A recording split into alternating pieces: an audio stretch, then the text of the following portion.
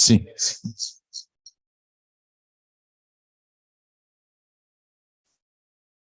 So I think we can start. As you know, it will be an international conference, so this has to be in English. Anyway, there is some speech which will be held in Italian for, let's say, opportunity reasons. But there is an automatic dubbing here, so if anyone needs dubbing, it should be easy to come here and pick one of these headphones and get the automatic dubbing. Now, welcome to the Systema final conference. This is the final conference of a European project, an Erasmus Plus project funded under the adult education program from the Italian national agency, Erasmus National Agency in Dire. The project started now 30 months ago. And after 30 months, we have finally come to its conclusion with, I would say, a great deal of satisfaction, also following the fact that we had pretty much good results, which we'll try to showcase also in the afternoon. So this afternoon, if you're interested in getting to know what are the project results in terms of the effectiveness of the training, and also what were the, let's say, modules that were developed, and also the satisfaction of the users, and also the perception of the need of having a systems thinking approach to sustainable development and digital transformation. This will be in the afternoon. In the morning, we will have some institutional speeches, and I am citing just a few of them. In particular, we will have Ms. Chiara Scalabrino, who has been collaborating with the Joint Research Center for the issue of the Green Comp study. She is an educator on sustainability, specialist on sustainability education. Then we will have Professor Gerald Migley from the University of Hull. I don't know if Gerald is already connected. He will tell us about moving beyond value conflicts over sustainability, systems thinking in action. Then we will have Dr. Eric Prout, former professor at the Delft University, now on his own and dealing with consultancy. He has set up the Center for Policy Exploration, Analysis and Simulation, and is actually going to tell us about the relationship between systems thinking and digital transformation and sustainable development. We will have a coffee break for you to know. Happy news. And then we will continue with Professor Alessandro Musumeci from the Dipartimento per la Trasformazione Digitale e Presidenza del Consiglio, Presidency of the Ministries Council here in Italy. He will tell us about the state of the digital transition in Italy and Europe. Then there was a last minute change in the schedule. We were supposed to have Dr. Mario Nobile from the Italian Agency for the digital transformation, and actually he has been substituted by Dr. Tommaso Ederoclite, who is anyway going to tell us about a few aspects connected to the public digital transition and a systemic perspective around that. We will end the morning with a roundtable moderated by Professor Ugo Bardi, which should be here somewhere in the room. I don't see him, but yeah, he should be around. And actually, there will be some participants online and physically. We will have engineer Maria Chiara Pettenati from Indire, which is an educational institution connected to the Ministry for Education here in Italy. Professor Michela Gallo from the network of Italian universities dealing with sustainability. Mariana Mirabile from OXE, Oliver Grasla, who is the director of Transcentis Consulting, a consulting company dealing with systems thinking and system dynamics, and then Professor Francesca Iandolo from Sapienza University of Rome. There will be even better news at lunch, and then, as I said, in the afternoon, we will proceed with the project presentation.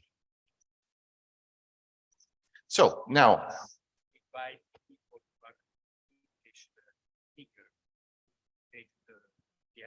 Yeah, I was mentioning it at the beginning. If you need dubbing, some of the people here will be speaking Italian, so you might need automatic dubbing, automatic translation. So that would be good. I hope that the automatic translation is also going online for our attendees online. No, that's not going to happen. Okay, I'm sorry for those who will be. It's only English. Okay. So without further ado, I would leave the word to Dr. Luigi Di Marco from ASVIS. ASVIS is the organizer, one of the partner of the conference, of the project, and the organizer of this conference. So Luigi, please. Thank you, Stefano. Welcome to the CNEL, that is our National Economic and Labor Council. And well, I want to introduce this final conference just because my colleagues are Italian speaker, I'm Italian speaker. I prefer to use my native born language. So if you need headphones, you can take it. Dunque ringraziamo il CNEL per l'ospitalità e chiaramente il grosso lavoro che è stato fatto da SID, il System Dynamics Italian Chapter, che è stato il nostro coordinatore di progetto, quindi non solo per l'organizzazione di questo evento, ma anche per tutto il lavoro fatto da prima che il progetto venisse anche finanziato dall'Unione Europea nell'ambito, questo è un progetto finanziato nell'ambito del programma Erasmus Plus, ricordo. Tutti i nostri partner che sono venuti, poi nel pomeriggio li conoscerete direttamente, sono venuti dall'Irlanda, dalla Germania, Grecia, Cipro, l'ampio numero di relatori intervenuti di cui Stefano vi stava prima illustrando, vi stava dicendo chi saranno. I colleghi di ASVIS ovviamente che hanno curato anche la logistica di questo evento di oggi, i presenti in sala da remoto, così non abbiamo dimenticato nessuno. Ecco, oltre a fare un po' gli onori di casa, perché come ASVIS siamo gli organizzatori di questo evento finale, il mio ruolo in particolare è stato quello anche di seguire questo progetto, e quindi è anche un'utile occasione di condividere insieme qualche impressione su questo progetto. Ecco, io ritengo che è stato, per quanto mi riguarda, un privilegio riuscire a partecipare, perché è un tema che teoricamente, occupandoci di sviluppo sostenibile, e sentiamo sempre dire l'importanza del pensiero sistemico, eccetera. E non è solo un principio il pensiero sistemico, è qualcosa di molto di più. L'idea del principio era già chiaro. Io mi ricordo questa frase in un libro che avevo letto negli anni '80, anni '80 del secolo scorso, quando ero studente, questo libro di Barry Commoner, Il cerchio da chiudere, The Closing Circle, un po' nel titolo già capito, un po' come un antesignano dell'economia circolare, ma scritto nel 1971, quindi con più di 30 anni d'anticipo. Ecco, Barry Commoner, che era un biologo americano, lui enunciava la prima legge dell'ecologia con queste parole: ogni cosa è connessa con qualsiasi altra. E questa frase io me la sono conservata negli anni, nei decenni, tant'è che ancora prima che esisteva ASVIS e l'Agenda 2030, io quando facevo dei convegni sullo sviluppo sostenibile iniziavo proiettando la frase di Barry Commoner: ogni cosa è connessa con qualsiasi altra. Come vi dicevo, al di là del principio, il fatto di lavorare in un progetto per l'educazione al pensiero sistemico significa chiaramente molto di più. Significa entrare all'interno dei meccanismi dei sistemi, perché ci sono degli elementi comuni tra tutti i sistemi che sarebbe molto utile conoscere, apprendere. Significa capire come le cose funzionano, entrare quindi nei meccanismi che le fanno funzionare e anche saper poi mettere mano ai meccanismi che non funzionano per aggiustarli, se no meglio ancora per ripensarli da capo. Ecco, un'altra frase che invece ricordo spesso, che anche a me è capitato spesso di citare, più recente, la troviamo nell'enciclica Laudato Si, che parla di ecologia integrale. Le conoscenze frammentarie e isolate possono diventare una forma di ignoranza se fanno resistenza a integrarsi in una visione più ampia della realtà. È quello che ci capita tutti i giorni, quando ci scontriamo con persone che chiudono il discorso dicendo no, quello che stai dicendo tu è ideologico. E quando le persone si dicono l'un l'altro che sono ideologiche, non parlano, non si aprono a una visione più ampia della realtà. Ecco, il pensiero sistemico ci spiega che la teoria che c'è dietro questo enunciato, questa frase che troviamo nella Laudato Si, è il concetto di razionalità limitata. Razionalità limitata nel senso io vedo solo una parte del problema e mi fermo lì, non voglio aprirmi a una visione più ampia della realtà, mentre il cambiamento è necessario se vogliamo aggiustare il sistema o ripensarlo da capo. E questo cambiamento può avvenire prima di tutto uscendo dalle informazioni limitate che possediamo, che si possono vedere da ogni singolo punto del sistema, cioè che ogni attore del sistema vede la sua, ma non ha la visione d'insieme. Quindi quando ci troviamo qualcuno che di fronte ci dice no, ma quello che stai dicendo è ideologico,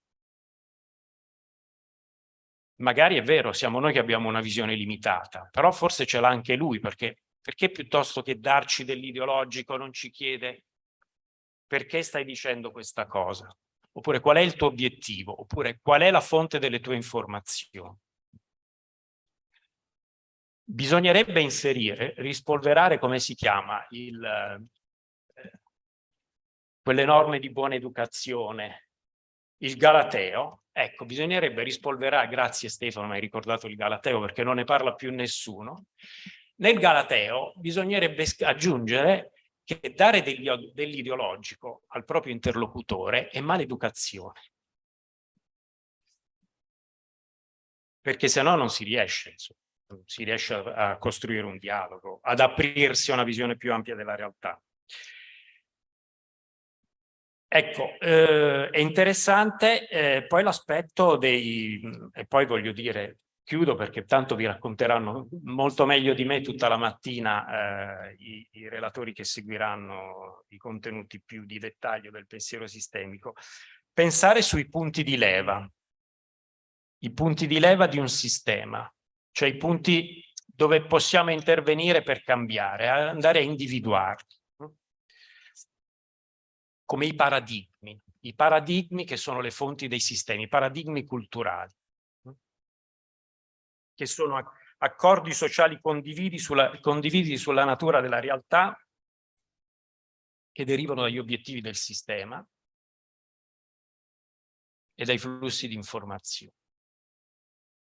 Qual è l'obiettivo di questo sistema, del sistema che abbiamo costruito oggi, che non funziona?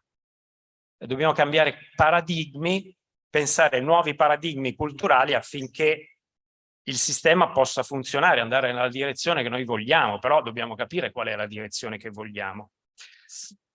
E infatti qui ci viene in aiuto sempre la teoria dei sistemi, in particolare Donella Meadows nell'ottimo libro che ha scritto sulla teoria dei sistemi, tra l'altro la traduzione italiana la trovate curata dal nostro coordinatore di progetto Stefano Armenia,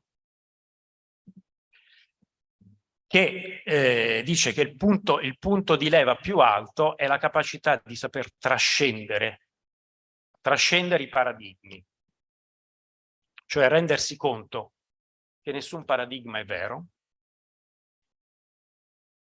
che ognuno di essi, vi leggo le parole tratte dal libro, che ognuno di essi, compreso quello che modella dolcemente la nostra visione del mondo, è una comprensione tremendamente limitata di un universo immenso e sorprendente che va ben oltre la comprensione umana. E allora qui ci perdiamo, se trascendiamo i paradigmi. Però quello che aggiunge Nell'ambito è: se nessun paradigma è giusto, potete scegliere voi quello che vi aiuterà a raggiungere il vostro scopo. E se non avete un'idea di dove trovare uno scopo, dice, mettetevi in ascolto dell'universo. Qui si complica ancora di più, mettiamoci in ascolto dell'universo.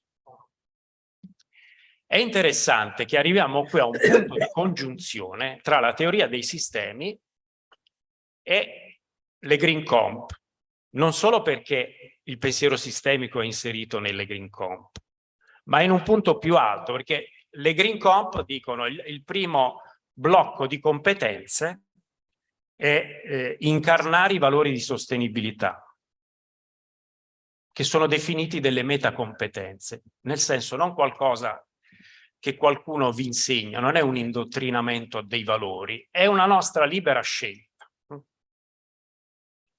Espressione quindi della nostra libera scelta di persone umane di un paradigma, che è quello dell'equità, della giustizia inter- e intragenerazionale, l'empatia con la natura, che è sostanzialmente la libera scelta da cui dipendono tutte le competenze di sostenibilità, perché se io non incarno questi valori non mi interessa la sostenibilità sostanzialmente, diventa uno strumento come l'altro per sbarcare il lunario, allora faccio magari anche del buon greenwashing, sperando che poi nessuno scopra che sto facendo greenwashing. Ed è comunque da questi valori che dipenderà il nostro futuro, la nostra sopravvivenza come specie sul pianeta. Per cui effettivamente è interessante, e qui chiudo, sviluppare la nostra capacità di pensiero sistemico, perché ci fa capire tante cose, è una fonte infinita in pratica di risorse che sono dentro di noi, però dovremmo entrare in questa capacità di lettura della realtà che non è un fatto che viene in automatico, a meno che non seguiamo il corso Sistema, per esempio. Questo è un utile suggerimento, credo anche un utile spot che c'è lecito fare. E a questo punto buona continuazione. Io prendo posto assieme ai colleghi e lascio di nuovo la palla in mano a Stefano. Grazie Stefano. Grazie Luigi. Thank you. I think Luigi brilliantly mentioned a few aspects. So I'm sorry for this switching from English to Italian, but I just understand that some of our online attendees might not have automatic dubbing. So I will try to. Okay, so the speakers, yes, but not the general public. Okay. Anyway, so we are moving forward with the next speakers. Anyway, let me thank again Luigi for a very good introduction, full of insights that we will take again anyway during the rest of the day. Just to mention that many of the topics that Luigi mentioned are characterizing deeply systems thinking and a systemic approach. So we've been talking about Donella Meadows, also the Laudato Si encyclic. So there will be several of these topics that will be recovered during the day.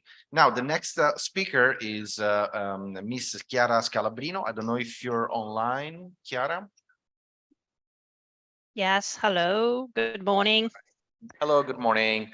So welcome. And yeah, as I was mentioning at the beginning, we are hoping that you can shed some light on the green comp approach and why systems thinking is so important for education to sustainability. Next in the row will be Professor Gerald Migley that I see connected. Good morning, Gerald. So Chiara, please, your turn. Thanks a lot. Hello, everyone. In the beginning, I will share my screen.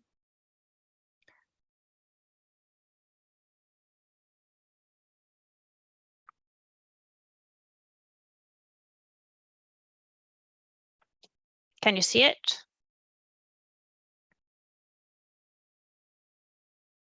I think you might want to put it into presentation mode, Chiara. We can see your screen, yes. Thank you.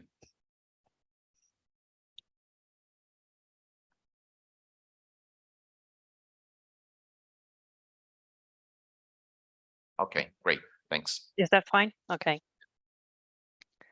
So good morning, and to all the attendees today. I'm Chiara Scalabrino, and I'm an independent sustainability professional. And in the last 20 years, I've been really challenged by system thinking and many other sustainability issues.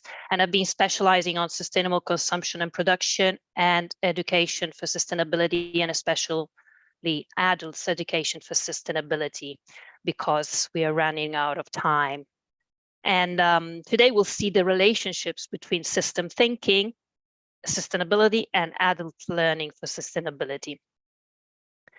So why it is important to the learning of the competences through all lifelong learning. So also in organization, as companies, as institutions, our startup incubators, also in schools, in families, in any individual.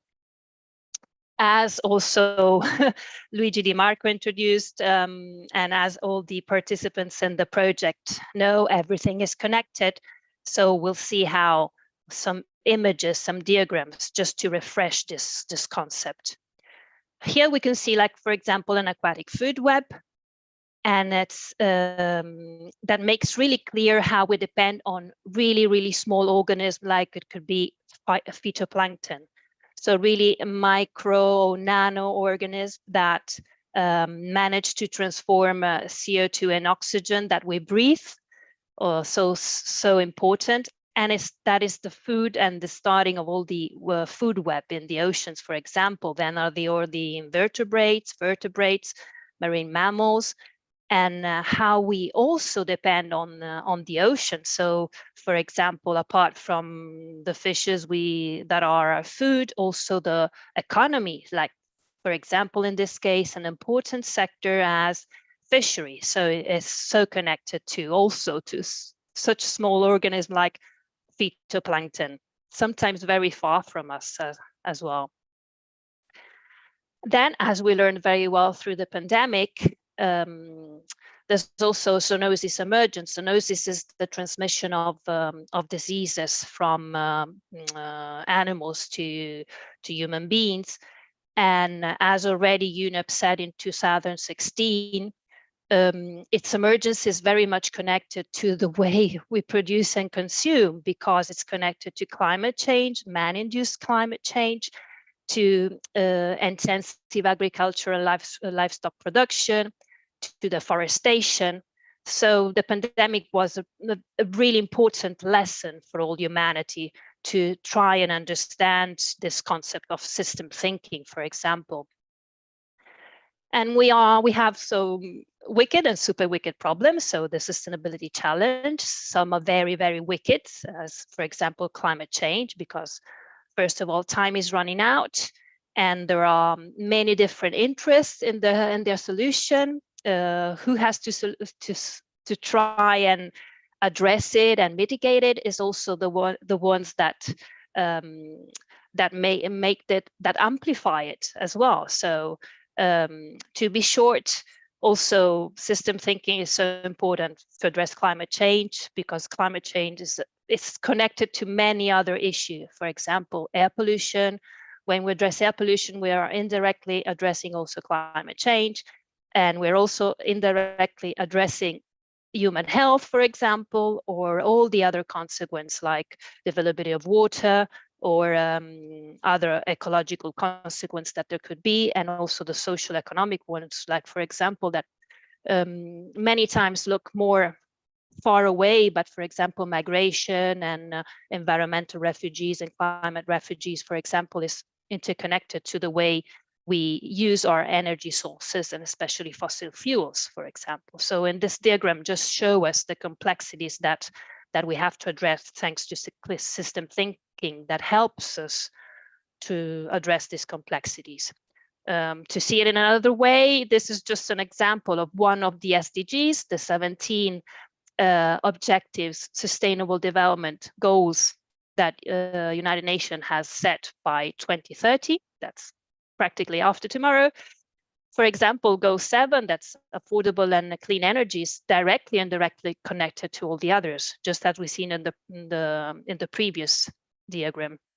So never like before, we are sure we are in this VUCA world, a world full of complexities, of volatility, for example, prices, as we're seeing today very well in geopolitical issues that are happening, ambiguity, uncertainty scientifically, or also because of the many misinformation message that go around social networks, for example. So if we want to move from a more linear take, make, waste economy to a more circular, low carbon and just economy, we need systemic change, and we need to address global supply chains like these ones, for example. The one on the right is the real supply chain, for example, of a solar cell. So just of a very little part of a solar panel, for example, while the one on the left is the simplified diagram. And if we want to address the challenge we have in a systemic way, we can't not see only ourselves, our behavior as individuals, but also our organization, and not only our organization, but everything that's before and after the products or the services our organization produces. And we have to collaborate with many kind of stakeholders, with many kind of different interests. As we said before, the supply chain, but also the sales chain. And then here are the customers, and there's all the communities of where we produce or we sell our products or services. There's the employees of the organizations, there's the boards, members, and here we can see how system thinking has to look at all these different actors and how it is related also to another sustainability competence, that is collaboration or communication. This is a very old graph that many of you must have seen. It was from the WWF, and it's the famous ecological footprint. That is an indicator that tries to put together the resources we use or the land we use of the planet to put our waste or our pollution.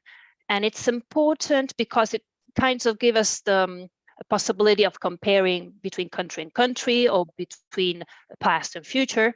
And as we see, for example, in 2010, we were already using more than a planet. Obviously, we don't have more than a planet Earth, but we were using the resources that we should have stored for the future generation.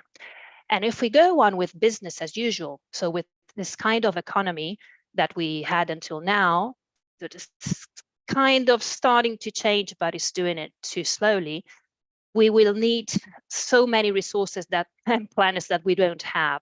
So we need to flatten the curve, as we learned with the COVID-19 pandemic, and try to get to consume and produce inside planetary boundaries, and so use the resources we have to leave resources for the present generation, that from a lower income country, that's for sure, and for future generation.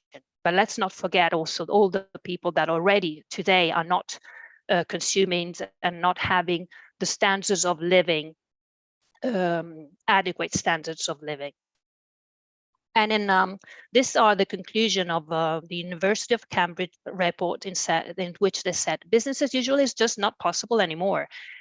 Companies have to align their business models, the process, their operation to the SDGs, and early movers will have more to gain and less to lose. We need a systemic change to transform our economy. And there's a need of educators to try and bring together more people in this mission altogether, and professional that can deal with that complex supply chain, for example, that we saw in the previous slides. But unfortunately, this is a comment by Elkington of 2016, in which he was commenting on a survey where they interviewed a lot of many CEOs from very big companies, and they were asked if they were integrating sustainability in their companies, and many of them, the majority, said, yes, we are already incorporating sustainability. But simply as that, in 2016, that wasn't at all so, as today, still starting, but still not really totally integrated. And he was thinking and reflecting and saying, yes, but CEOs are not liars.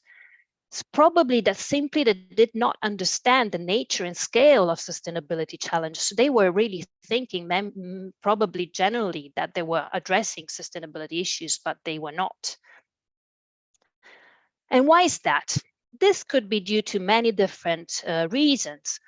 Probably also to our formal education in rich countries that brings from more multidisciplinary education at the beginning of the cycle in early childhood or primary, and it goes to ever more specialization, especially if you get to university, if you get to do a PhD, a postdoctoral. So the highest degree of education brings you to forget the whole picture, no, and you get more specialized. That could be one of the reasons. And as Morin said, we're probably not the knowledge society, but a society of separated knowledge. And if we look at the threads of the tapestry, just a little part of the tapestry, we won't be able to see the whole drawing. For example, in this case, we see just a little thread that could be a little leaf in a sky. But if we look at the big picture from all points of view, we'll see a much bigger drawing. And as Donna Lamidos, as Luigi Di Marco introduced her before, she said, we treat the world as if it was divisible, separable, simple, as this rhino does. Obviously, he sees his horn in everything he looks. We kind of do the same thing when we look at the world only from the point of view of the economist, or only from the point of view of the ecologist, or only from the point of view of education, but without keeping into mind the economy, the ecology, or the cultural issues, and so on. And so if we put together all the definition, description that exists in the literature of environmental education, education for sustainability in a quite a neutral way, putting all the views of the different authors together, it comes out that system thinking allows us to see this big picture, to see the relationships between the local, so what's close to us, and also what's very far from us, so the global perspectives, to link our thinking, our actions, and our values, our impacts, to see the social, economic, environmental, cultural, psychological, political dimension of the sustainability challenge, to address the causes of socio-economic environmental challenge and not only their symptoms. But also another problem is professional training. We see a lot in Europe, especially in the southern countries of Europe, that are the ones, for example, where I lived in, that professional training is not used as the best as possible, because most of the time it's just transmission of information, and the interest and the knowledge, the background knowledge of the learners and the participants are not taken into account, and that doesn't work. The high-income countries are responsible for more than 3/4 of the excess material use we are in the world and of the environmental and social challenges we have. And so high-income countries are like an overweight person. So we are over-consuming and we have to reduce the resource use. But if we are overweight, just a bit of information is not enough to change our behavior and our lifestyles, obviously. We need some more. A complex perspective helps us, but we don't only need to understand and have a knowledge of that everything is connected. We also need a dialogue between that knowledge and our skills and attitudes. And to do so, we have a really powerful tool, that is education for sustainability. Education for sustainability, that was the old environmental education. It has more than 3 decades of history, also almost 5, because it started in the 70s actually, but in a systemic way, maybe it became stronger in the 90s. But it has a really long story of methodologies and contents to make education more powerful. In fact, for example, if we see the main sustainability competences, system thinking is one of them, obviously, and they appear, all the concepts behind the competence, since the 90s for sure, but also system thinking especially is already on the documents of environmental education and the big UN conference on environment of the 70s. So as also the other Luigi Di Marco and others introduced before me. And education for sustainability has been addressing this in the learning since 3, 4, 5 decades. And it goes far beyond the transmission of information. Many think it's just introduction of ecology or biology in education, but it's not. It has to empower people to implement systemic change. It has to motivate. It has to engage, involve, and equip with abilities to put into practice in your family, in your house, in your organization. And it implies a wider range of teaching and learning processes and methodologies. To come to a conclusion, because obviously there would be so much to say, but the time is limited. We have 15 minutes. I just want to leave it with some references. Luigi Di Marco spoke about the Green Comp. Here we have some documents.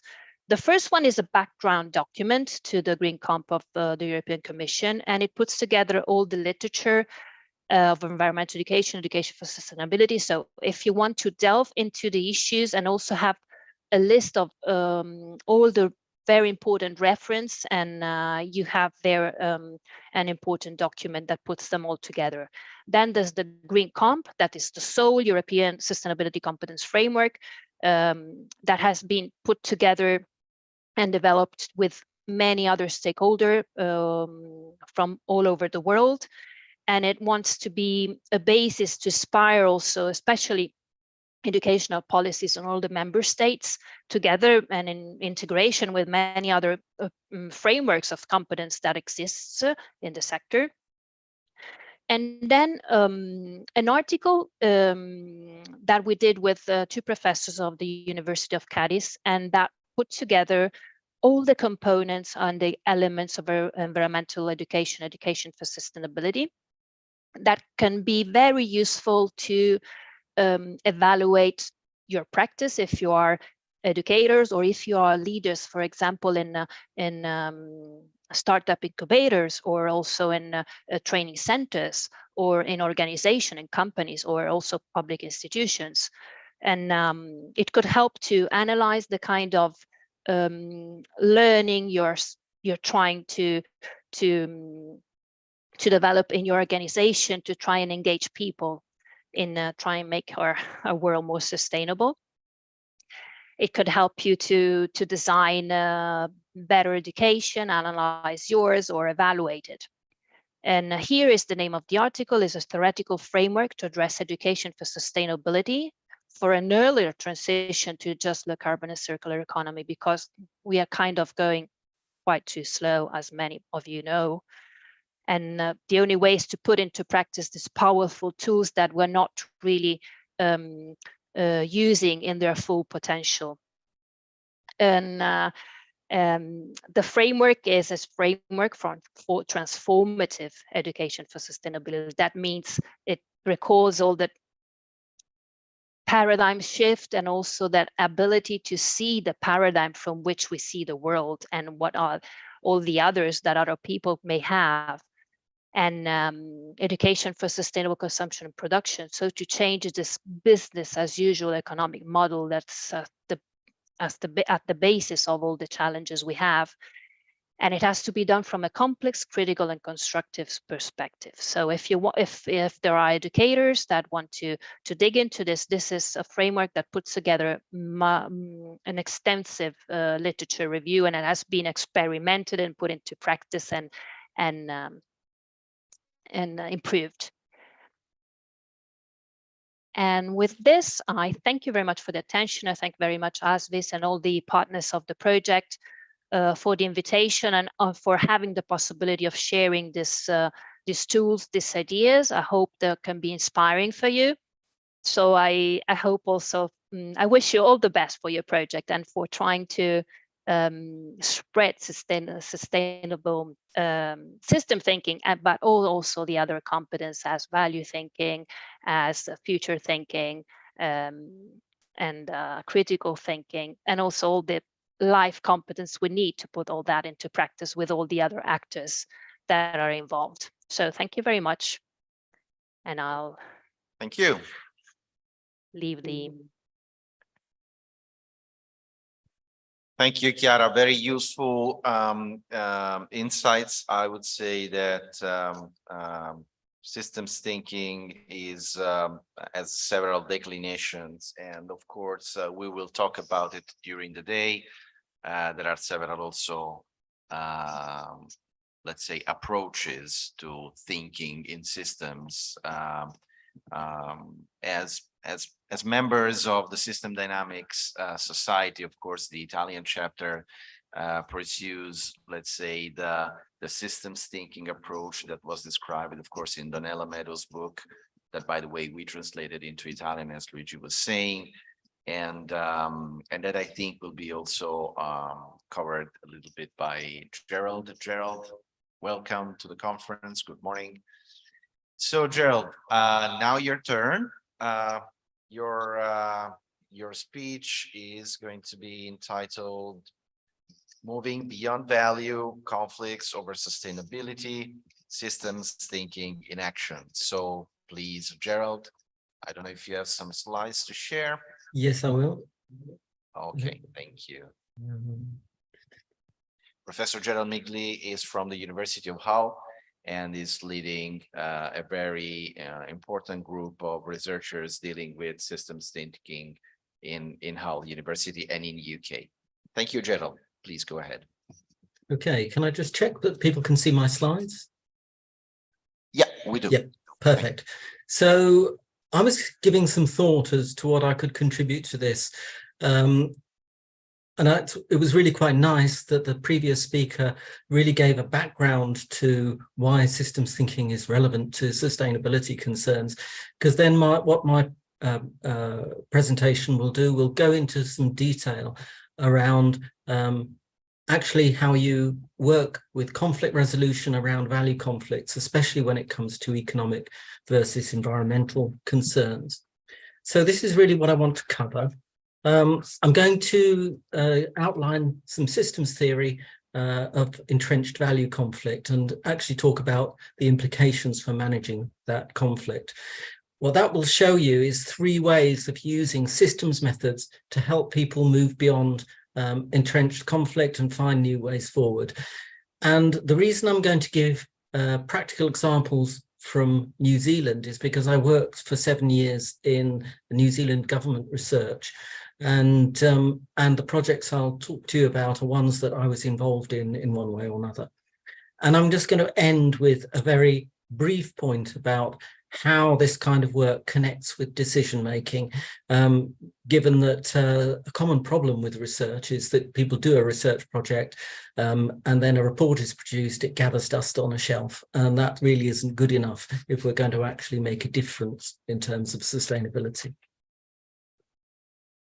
So I'm going to start with some very basic theory, and as the previous speaker said, systems thinking makes the assumption that everything is either directly or indirectly connected with everything else. So everything in the world is interconnected, directly or indirectly. The problem is, though, that we can't have a God's eye view of that interconnectedness. We always can see only part of the picture. And if you think about the word partial, our not understanding is partial. It has two meanings in the English language. One is that it's incomplete, so we have an incomplete understanding of any situation, and the incompletion is represented by a boundary. So all the time we're making boundary judgments, both about what we're looking at and also whose views we're listening to. So this is about the inclusion of both stakeholders and issues, and also at the same time the exclusion of stakeholders and issues. But the word partial has another meaning too.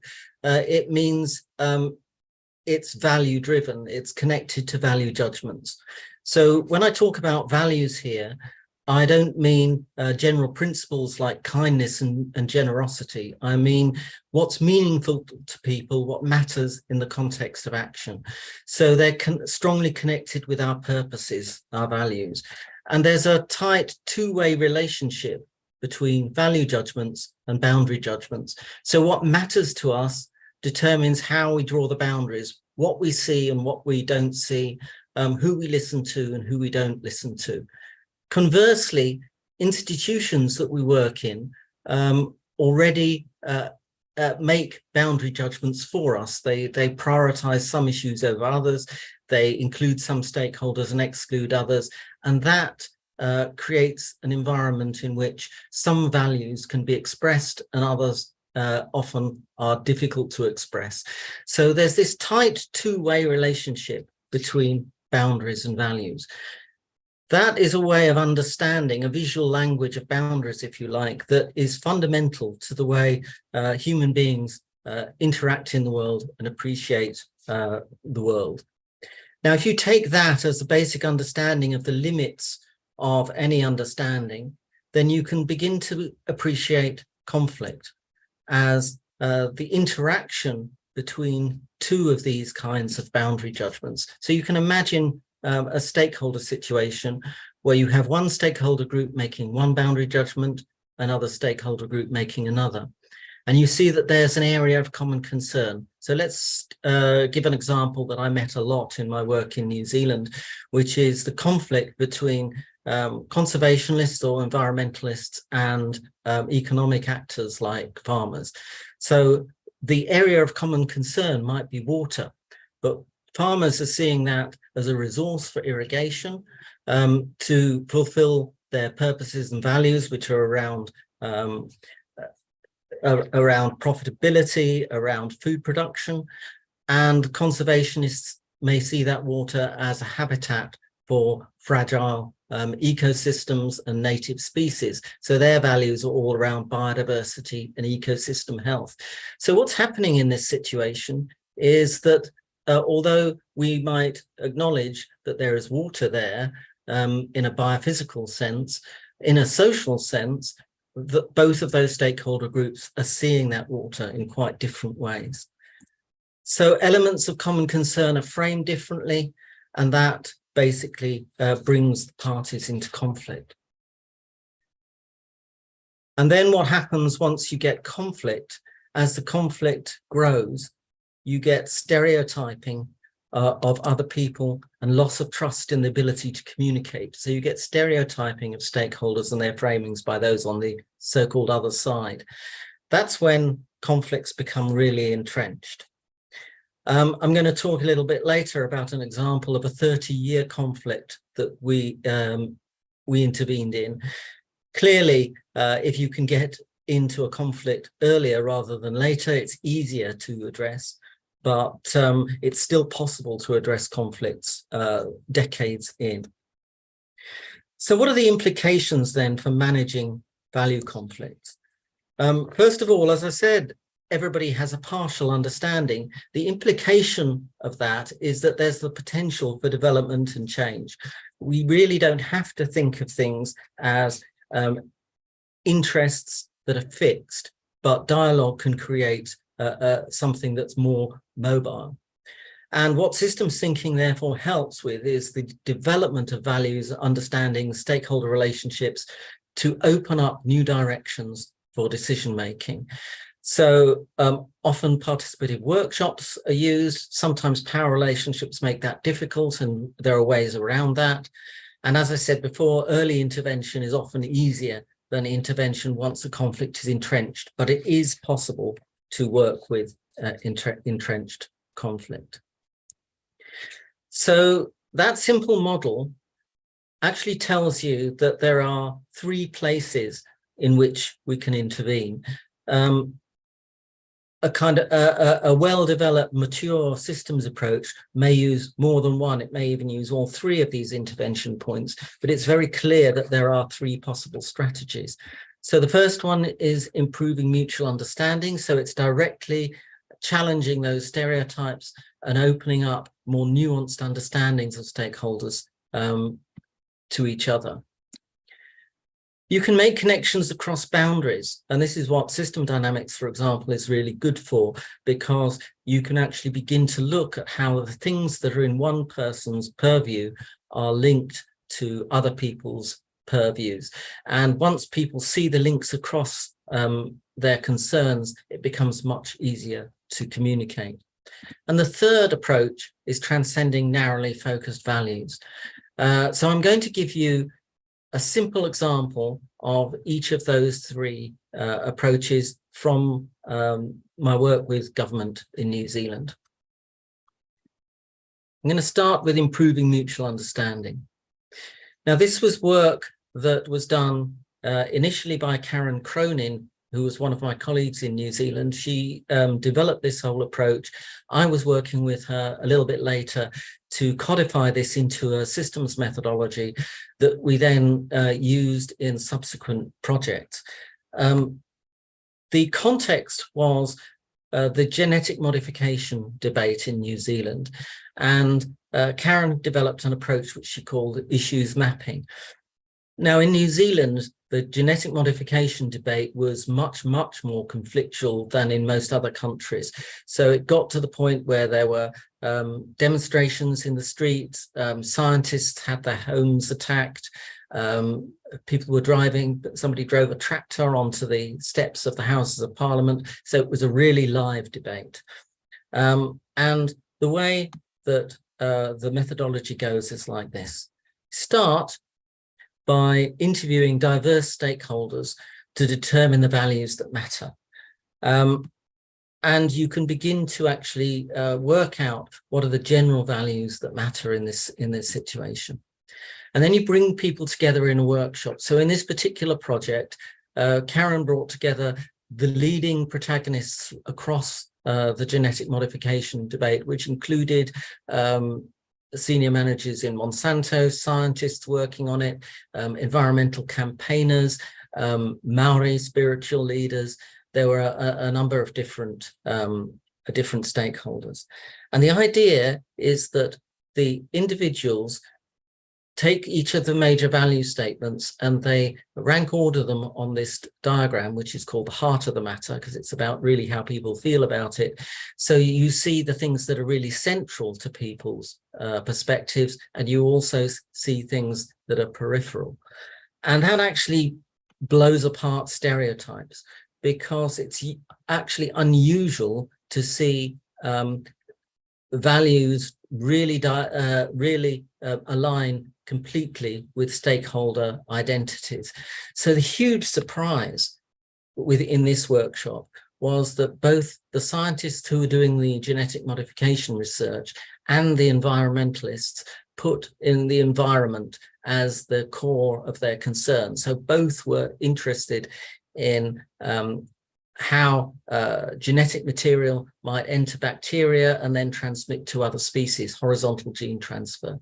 That was a core concern of both. And because that blew apart their stereotypes of each other, it actually enabled a kind of a deeper communication about policy that wouldn't have happened before.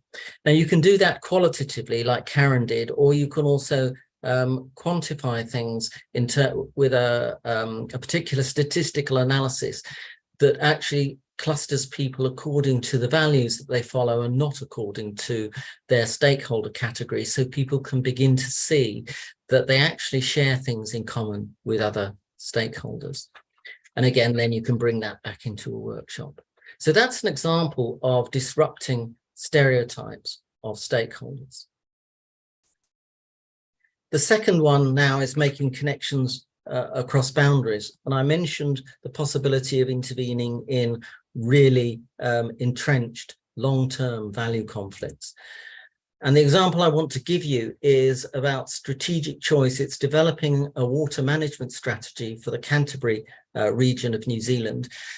So Canterbury is an area where it's the most economically productive in terms of agriculture, but it's also very dry land.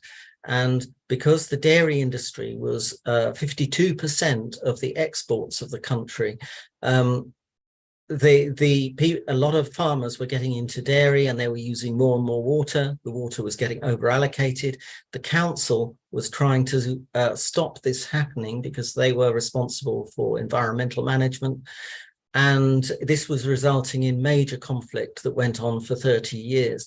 In fact, the conflict was so large that they were spending something like $3 million a month just on legal fees, and all the money that should have been going into environmental protection was being diverted into legal battles.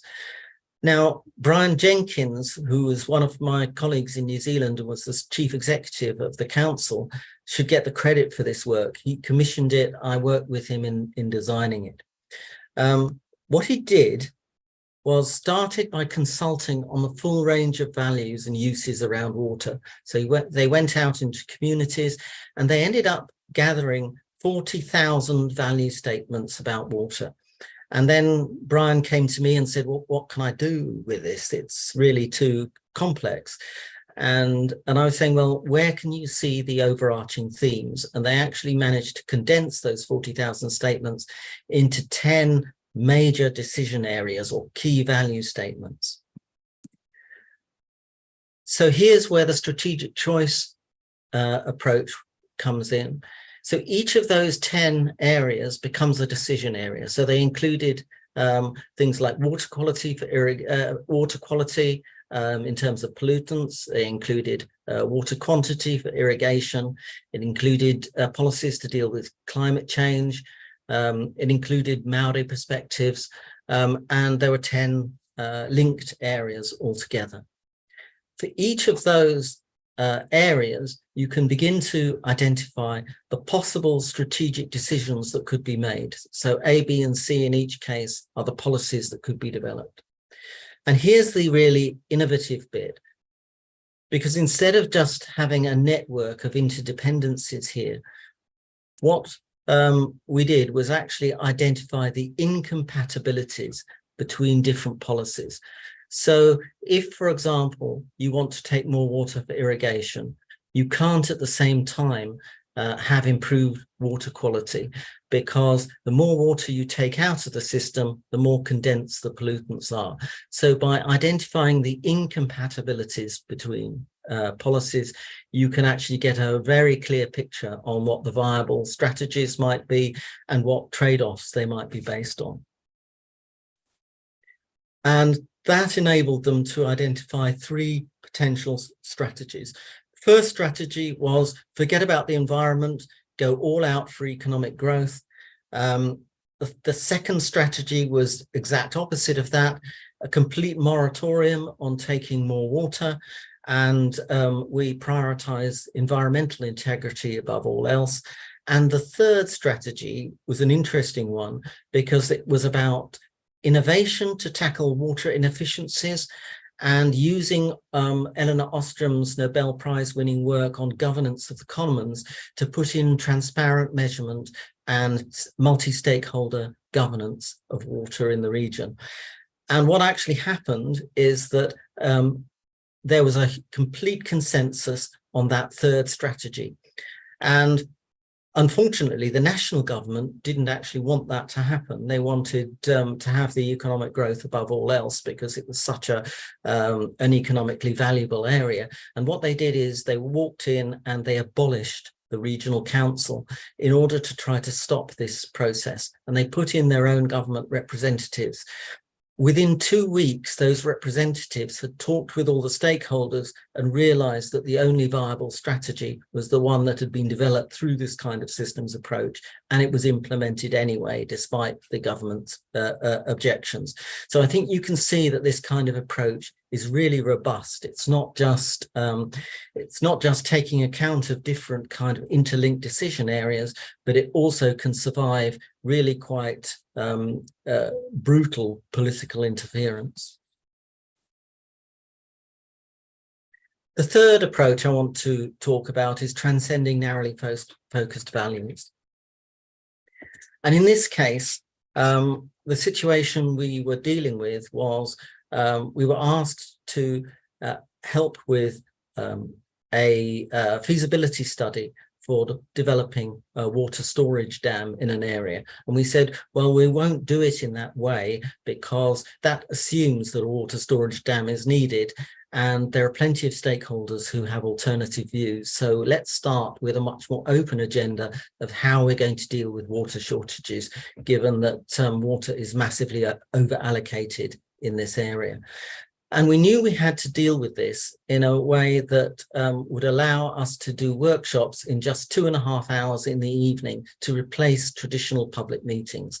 Now, in traditional public meetings, what happens is people, the council may present their preferred option, and people from the floor shout about it, they don't like it, and it's not a productive dialogue. So we developed this alternative way of dealing with it that could still be practiced in 2.5 hours. So first, presenting key facts about water systems, because some stakeholders, for example, didn't know about the existence of aquifers underground. We explored the meanings of drought to different stakeholders. Drought was a problem for everybody. We identified the values that mattered, and then we gathered all of the options that stakeholders could see, and people then worked in small groups evaluating each of the strategic options against that full range of values. Now, what I noticed during this process is that simply putting people in a situation where they have to evaluate options, not just against their own values, but against the values of other people who they initially might not have agreed with, actually changes people's perspectives. So I saw, for example, in the small group I was facilitating, one woman coming in saying, under no circumstances should there be a dam. And she realized very quickly that water conservation couldn't possibly address the scale of the problem. So then she changed her perspective and said, okay, so we do need a dam, but how do we make sure that this doesn't just release more land for productive use, and then in 10 years' time, we're back into drought and sustainability challenge?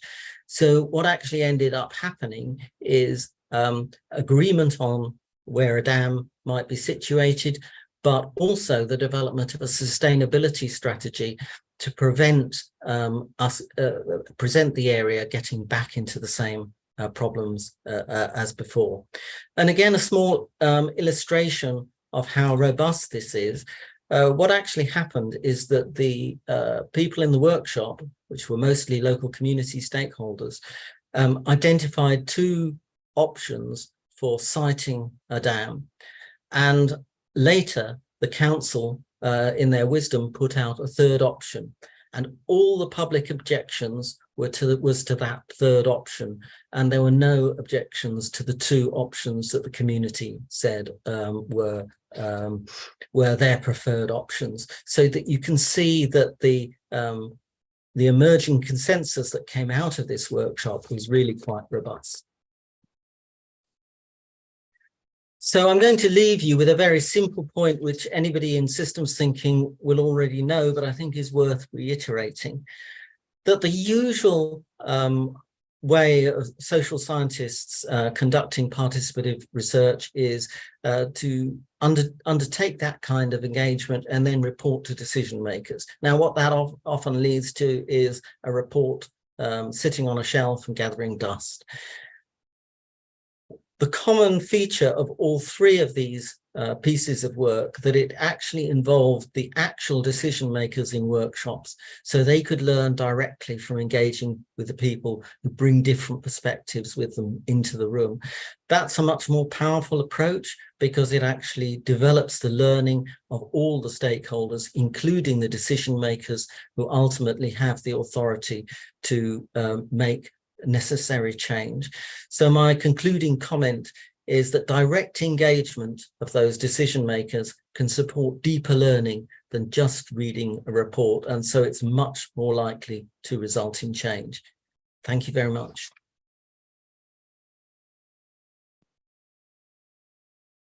Thank you, Gerald. I think yeah, the cases you presented were pretty interesting because they show how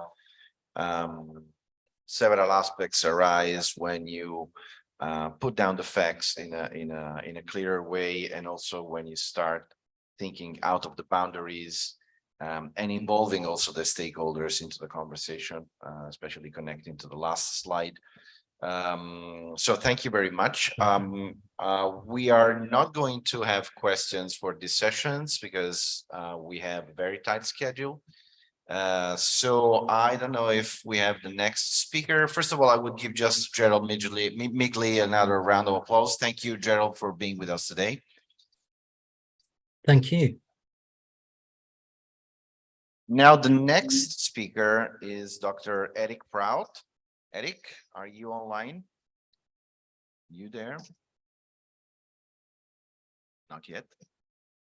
Okay, so maybe let me check what's up with him. Just a second. Okay, he told me that he needs 5 minutes. Okay, so we have 5 minutes. In which case, I think we could pick a couple of questions. I don't know if, Gerald, would you like to pick maybe 1 or 2 questions from the audience? I'm happy to take a question. I'd like to respond to what you said earlier about making clear the facts. Yeah. And I think it's also equally important to make clear the values, because the two things are connected. And one of the issues that we have, especially when involving scientists, is that they tend to prioritize the facts over values and think that lay participants have values and scientists have facts. And in traditional scientific paradigms, facts trump values. And that's a problem. You actually need to regard both as equal, and all parties have both facts at their disposal and values. Definitely. Thank you very much. So I don't know if there is any question from the audience. Otherwise, we can move to the next speaker. Okay, it seems that no question from the audience, Gerald. So thank you. I see Eric connected. Good morning, Eric. Welcome to the Systema conference. Now it's your turn. I don't know if you have already your presentation set up. You are going to tell us about the relationships between systems thinking, digital transformation, and sustainable development through some examples. As I mentioned at the beginning, Eric was teaching at the TU Delft. Now he set up a consultancy center, which is called PEAS, which is the Center for Policy Exploration, Analysis, and Simulation. And we've been long friends and colleagues into the system dynamics world. Now, Eric, please, if you want to share your presentation, the floor is yours. Yes.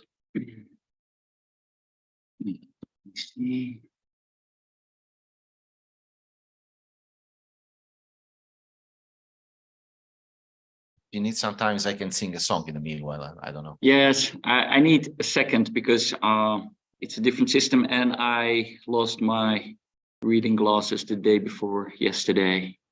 It's okay. So it's a challenge. Yeah, no, no worries. I'm just saying that now your presentation will be about 15 minutes, I suppose, 20 minutes.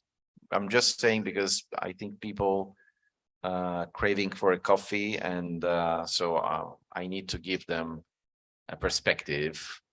Yes, I will start in 1 minute, but the only problem that I have is that I don't see how I can share just my screen. No worries. So just to know if your presentation will be about 15, 20 minutes, more or less. Yeah, because I need to give a workshop here. Okay. Yeah. Okay. So yeah, I don't see the option to just share my entire screen. So I'll go for. I don't know if there is any technical issue. Yeah, it's down there, the green thing that you're. Yes. I see you're moving with your mouse. No, I know, but then I don't know if then it's a slideshow. Yeah, I have it. Good. You got it. Okay, So, good. Go ahead, please. Thank you. Good morning, ladies and gentlemen. Good morning, Steph. So I will indeed talk a bit about the relationship between system thinking, and I will squeeze in system dynamics, sustainable development, digital transformation. As already mentioned, I am actually a systems modeler, and system thinking, which is the basis of systems modeling, is really all about connecting the dots, which I'm going to do in this first slide to connect everything, so that if we run out of time, you can stop me at any point in time, because I will have covered everything. So as I said, system thinking is really about thinking systemically, thinking in systems, connecting the dots, looking as wide as you possibly can. And there are natural system thinkers, but I only know very few. Most people need some sort of tooling to help them do so. And once you actually learn the tooling and you start experimenting with it and you become, well, when you master it, then it actually allows you to open up your view. And I regularly give workshops. And although for me, it is totally normal to look at everything in a systemic perspective, I mostly get to hear this changed my world completely. So that's already what can be done with systems thinking. Systems modeling is one step further, where we actually use computer software to not only link, you know, all sorts of variables and domains and issues, but where we actually really make a computational model that can simulate all sorts of potential futures or effects in systems. System dynamics is a particular systems modeling and simulation approach that was already developed many decades ago by Forrester, Meadows, and so on. And most people know it because it has been used for the limits to growth studies commissioned by the Club of Rome. And first, these modeling techniques were used for relatively small issues, a company, a city, but soon it was used for, you know, the world at large on supercomputers, because that was needed at the time. But nowadays we can make much bigger models using a whole lot more data and simulate it on a laptop in just a few seconds. So that really the techniques of system dynamics opens up systems thinking, but then making it computational beyond anything you can do by thinking through systems. So I really consider the limits to growth studies as sustainable development avant la lettre, and the techniques, system dynamics modeling and lots of other systems modeling techniques are used a lot for sustainable development type of questions. So sustainable development today, well, It's about connecting many dots across time and space. And in many cases, when it is actually done, it's not even done systemically. What I want to say is, in many cases, one actually focuses on, say, decarbonization, while not actually focusing on all the other issues at the same time. So a really good job is connecting all the dots, not just, for instance, greenhouse gases in one particular domain and how to reduce them. So,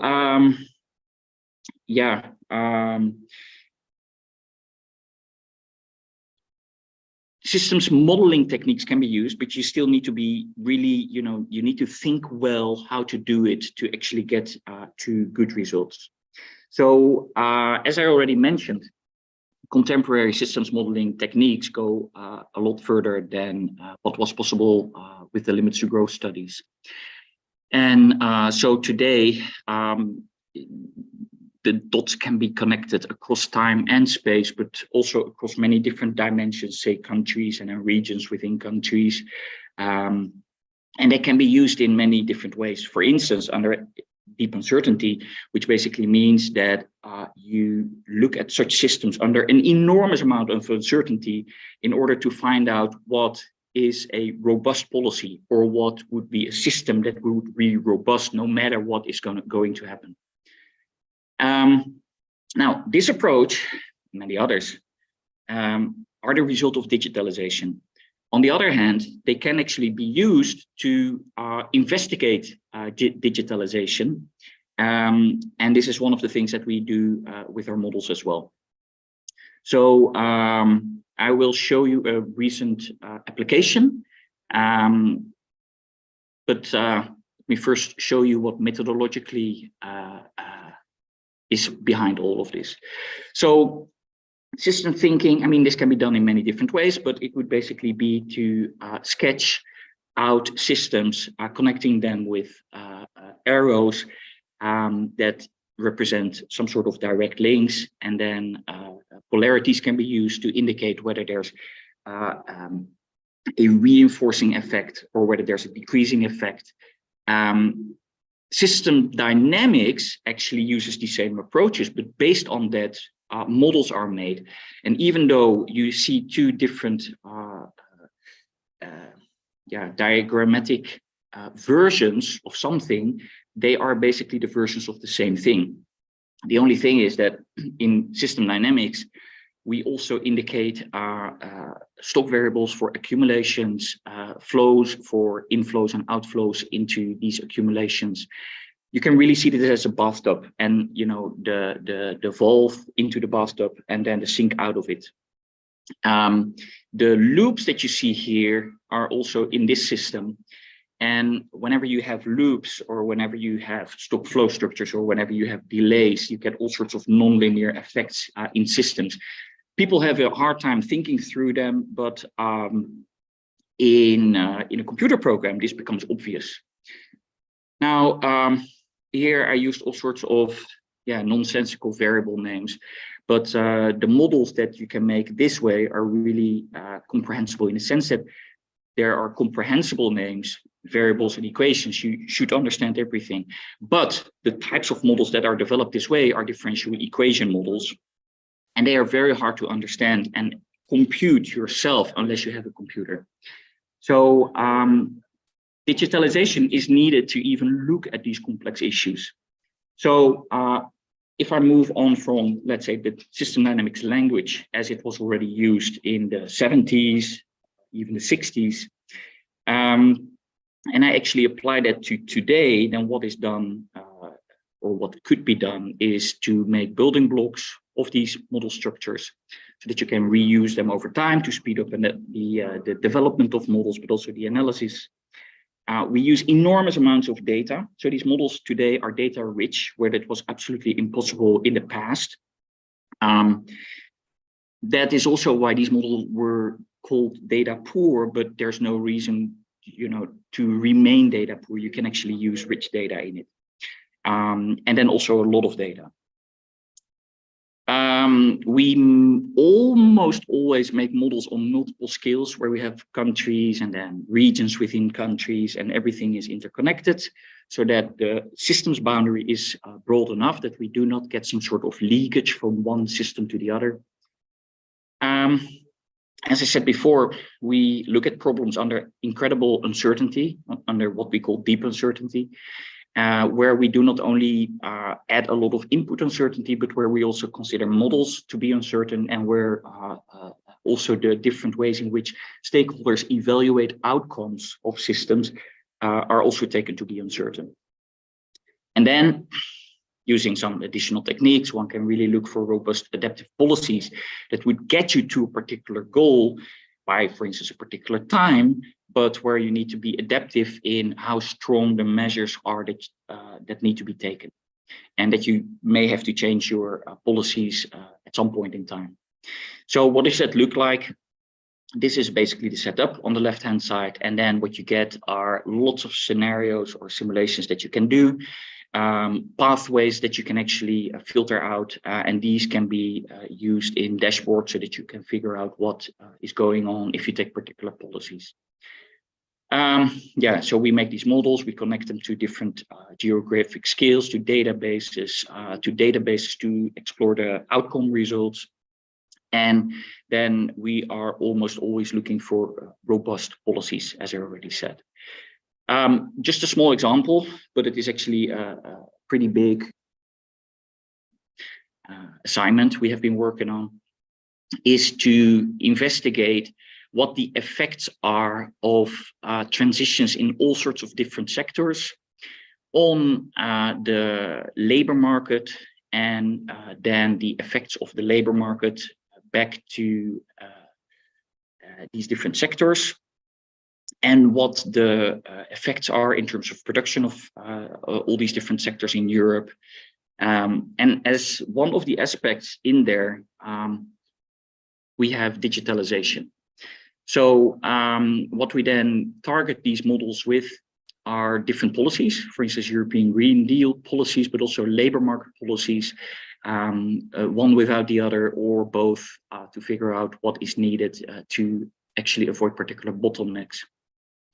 Ultimately, we look at what the effects are in terms of well-being, but also, for instance, in terms of material demand, pollution, and so on. But the important thing is here that if you simulate these systems and you really look at just letting the system go and not actually taking systemic measures, then we are actually destroying the world by saving the world.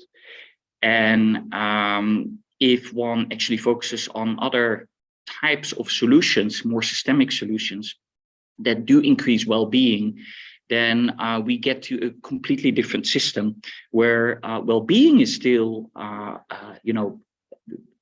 really, I wouldn't call it optimized, but where the well-being effects are actually very good, but the whole system setup actually changes. What is pretty important to understand is that there are also bottlenecks in such systems. One of these bottlenecks is really the workforce.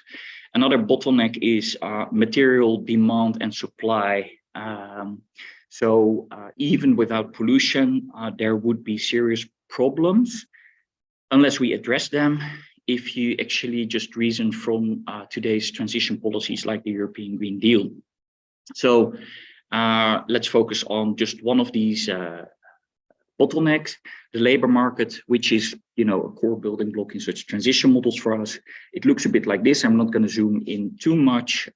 It's actually pretty simple, but the details are such that humans can just not think through it anymore, because of the fact that this is a model that simulates all European NUTS 2 regions, so 350 something regions, NUTS 1 regions, and then all countries in Europe.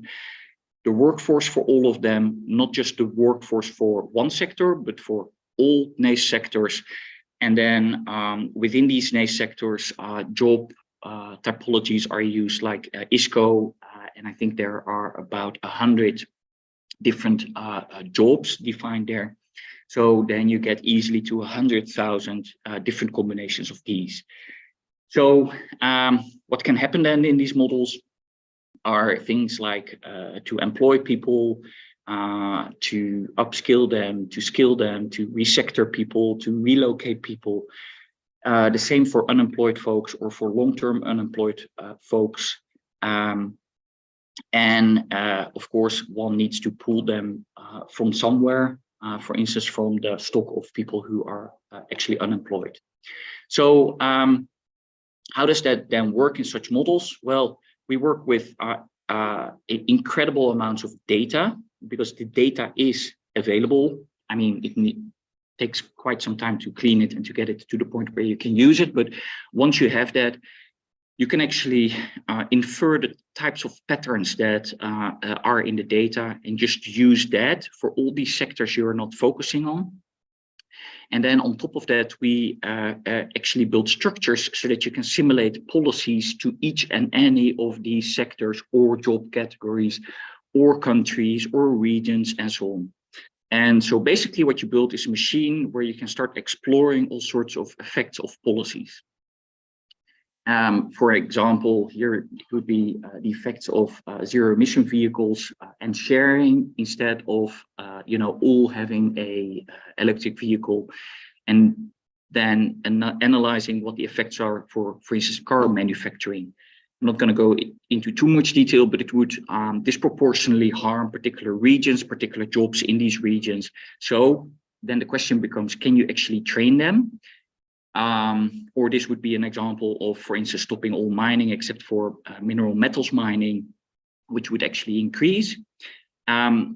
Now, that's not really looking at digitalization, but the clue is actually that in many sectors, we are not actually facing the problem of having a shortage of labor.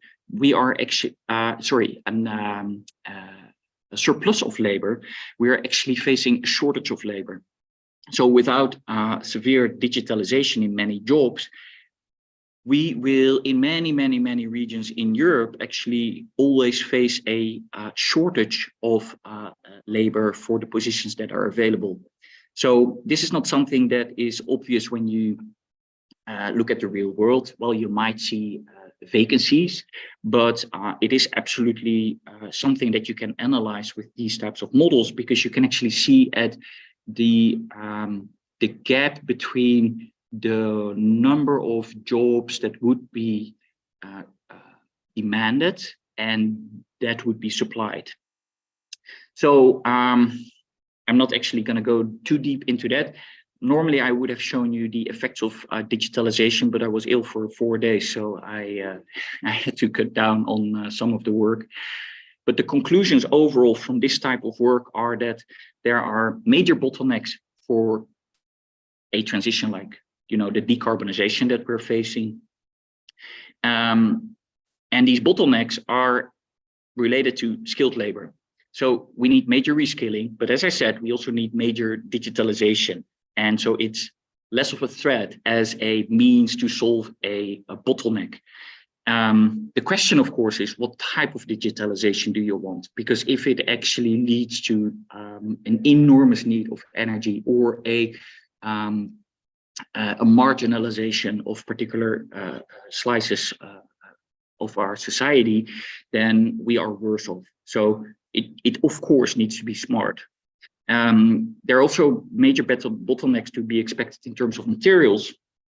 And in today's world, they might actually not be easily solved. So the question then becomes, how can we deal with that? And that requires major system change. And unless you can actually show that by sharing models or by different setups and different business models, we can actually do that, there's no way we will actually make that transition. So this is another means of, or another, potential use of models that is actually to show that we can go to particular futures that people are not normally transitioning to. What is also needed and what is a big bottleneck is the willingness to change, not only of politicians, but especially of people. I'm not a behavioral psychologist, so these are the type of things that need to be further addressed by these people. But unless we actually build in a substantial amount of willingness to change, we actually don't make enough change in the overall system. Then one of the major things that also results from lots of the transition work that we do is that the time and the delays in such systems are pretty important. If you don't take them into account, then you actually think that you can change things overnight, but that is just a big illusion, and also not actually very good for planning. So most of these issues really boil down to long-term planning problems where you need a whole lot of dots to be connected and data to be brought in for you to make sense of what ought to be done or what could be done. So the tooling is available to do that. However, one also needs to be using that wisely. And using things wisely also means that already now one actually needs to start thinking and looking at the side effects of anything that we introduce now. The waste that we will generate by wind turbines and solar cells will be incredible unless we actually design these systems such that they can actually be reused or at least recycled, which is not the case right now. So my main conclusion is that without radically changing our system, it might actually be less radical than the word radical implies. But without a serious system change, we will actually, I believe, and I can show that, destroy the world by saving it, for instance, for a decarbonization transition. And the worst of all is that decarbonization is not the only goal. I mean, what about dematerialization? What about strategic autonomy? These goals are much harder to quantify, and therefore they are not actually taken along while everybody in Brussels is actually talking about these aspects as well. But there are not any firm targets that have been introduced so far.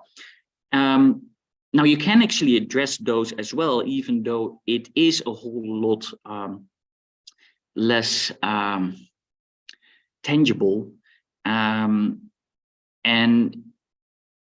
if you really want to do a good job in terms of system thinking, then all these aspects need to be taken along as well, which starts really from bringing all these issues to the forefront and connecting the dots. So that's the end of my presentation. Thank you very much. So, Eric, thanks a lot. I think that you hit a very good point, because, of course, systems thinking is not only a nice way of thinking, a naive way of thinking. I'm thinking in systems, I'm so cool. No, it's systems thinking is a mind approach which can be useful while you speak every day, because it can be really useful even in a conversation. I mean, the concept of feedback is so important that you can get a relevant feedback when you speak to a person, but if you don't hear that person, you don't get any feedback, and you can't change your even your logic or the things that you are going to say. But it's not only that. If we really want to tackle wicked problems, then we have to evaluate the impacts of our choices. And so it's not only a thinking paradigm shift, but it's also, let's say, a way of evaluating and assessing the potential impacts of our choices, which necessarily requires, well, tools, let's say. Well, simulation is one of these, of course, a pretty effective one, I would say. So thanks a lot. Thanks a lot, Eric, for your speech. I think it was very interesting. So trying to save the world and destroy it seems not a very good idea. So actually, we really need to make something in order to change the systems while we try to change it in a certain way. And this is also a very wicked problem to tackle. Thank you. Now, we have the coffee break. I'm sorry that you guys online won't taste the great coffee that I assume there will be here. But we will be back in about 25 minutes, just the time to refresh ourselves, stand up, have some gymnastic, and then come back. Thank you. See you in a while. Thank you, Eric.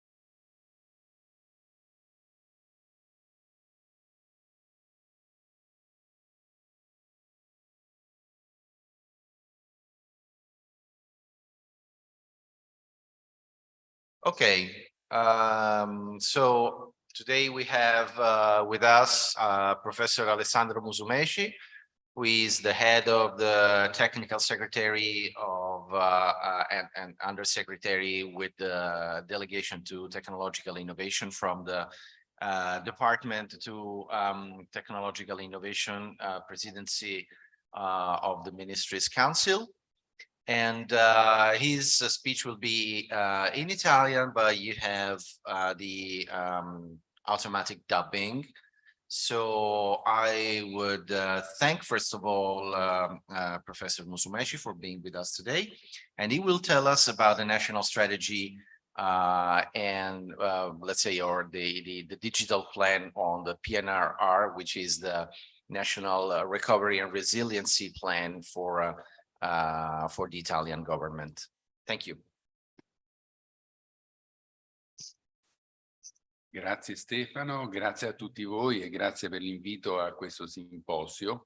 Vi porto i saluti del sottosegretario all'innovazione tecnologica, senatore Alessio Butti, che appunto mi ha incaricato, diciamo, di fare questo intervento, dove vorrei presentare in pochi minuti quella che è la strategia nazionale che stiamo perseguendo all'interno del Dipartimento della Transizione Digitale.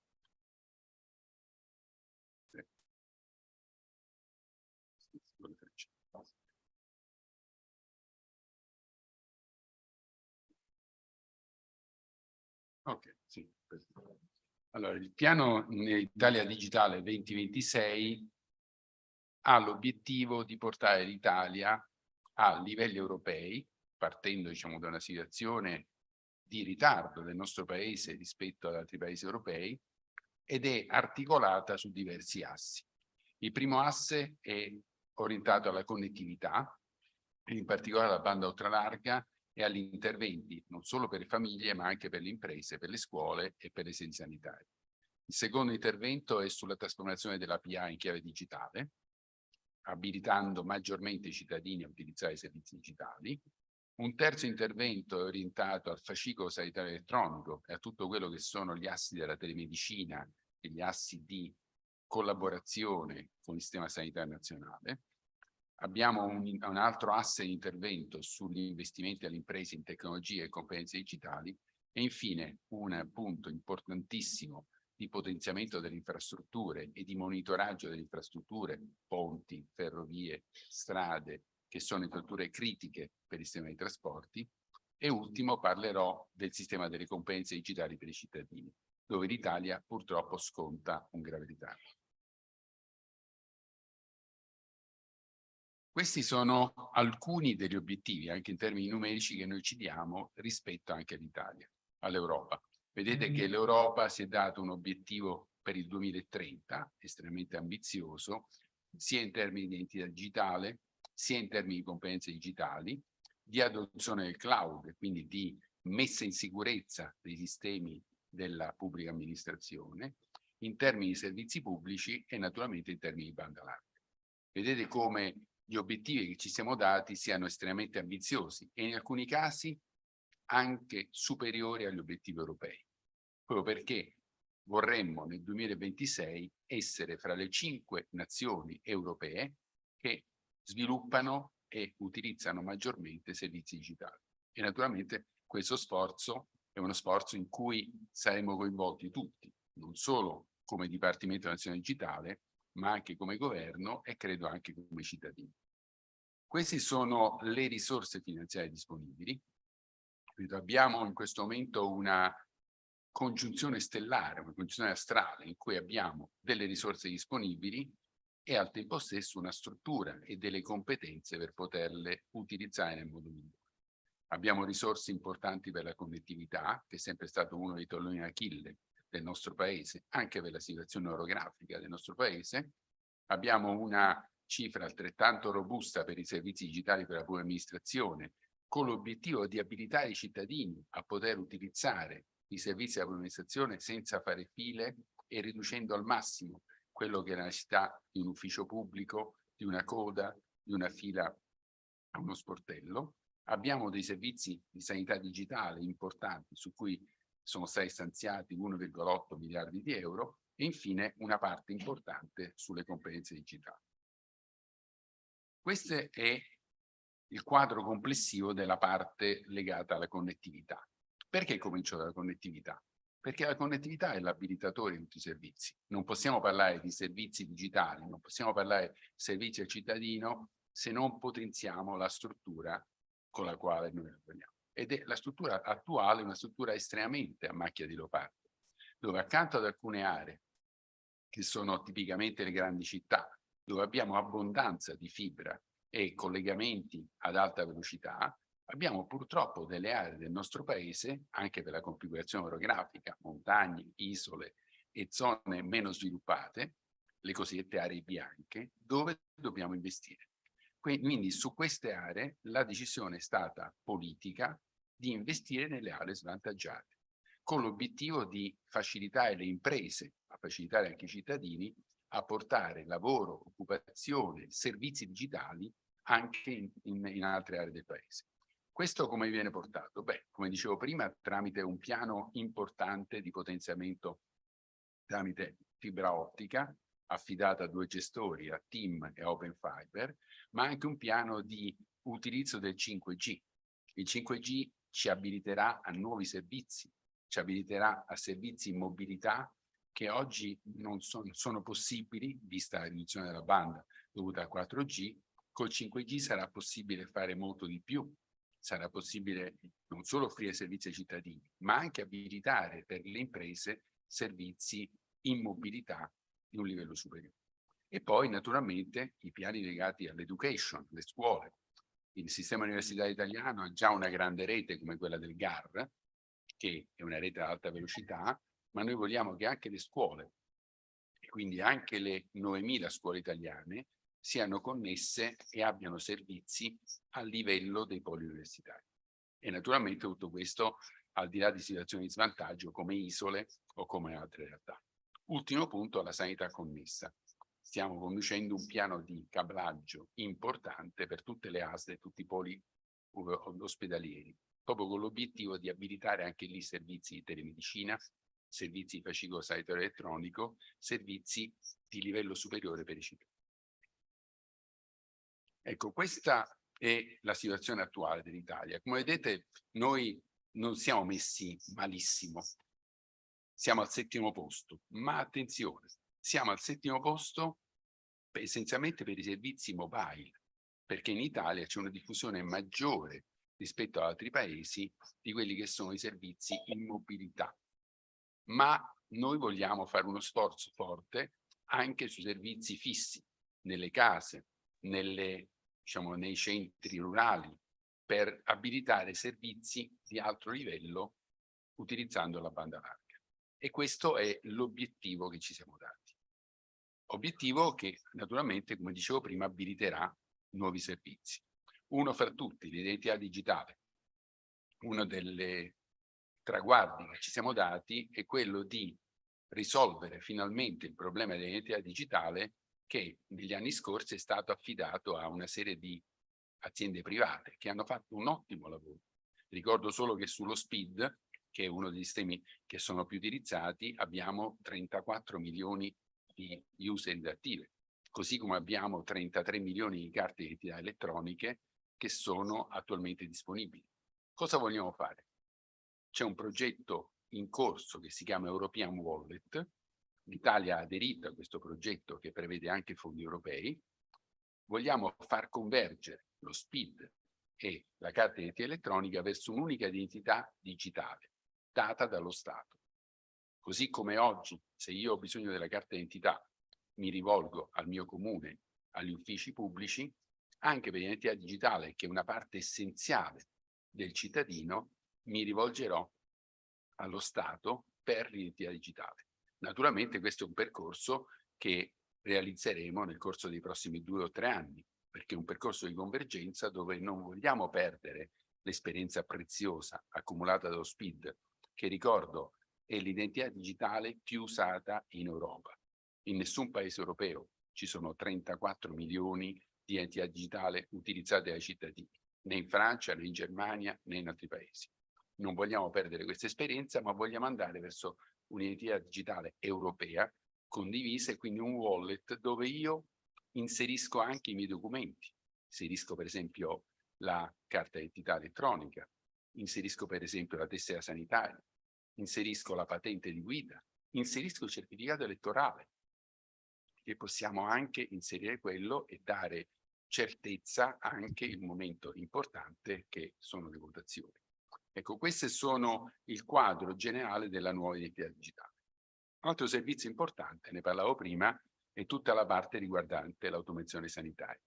Ecco, qui abbiamo realizzato un sistema che rispetta la identità regionale e quindi il fatto che sono le regioni a occuparsi di sanità, ma al tempo stesso accentra una serie di informazioni a livello anonimo, a livello centrale, con un sistema a 3 livelli dove il medico di base interagisce con l'ASL e garantisce la privacy dei dati dei cittadini, la regione controlla i dati sanitari e le politiche sanitarie dei propri cittadini e naturalmente a livello centrale viene fatta la governance, soprattutto per situazioni epidemiologiche o situazioni di prevenzione della popolazione a livello nazionale.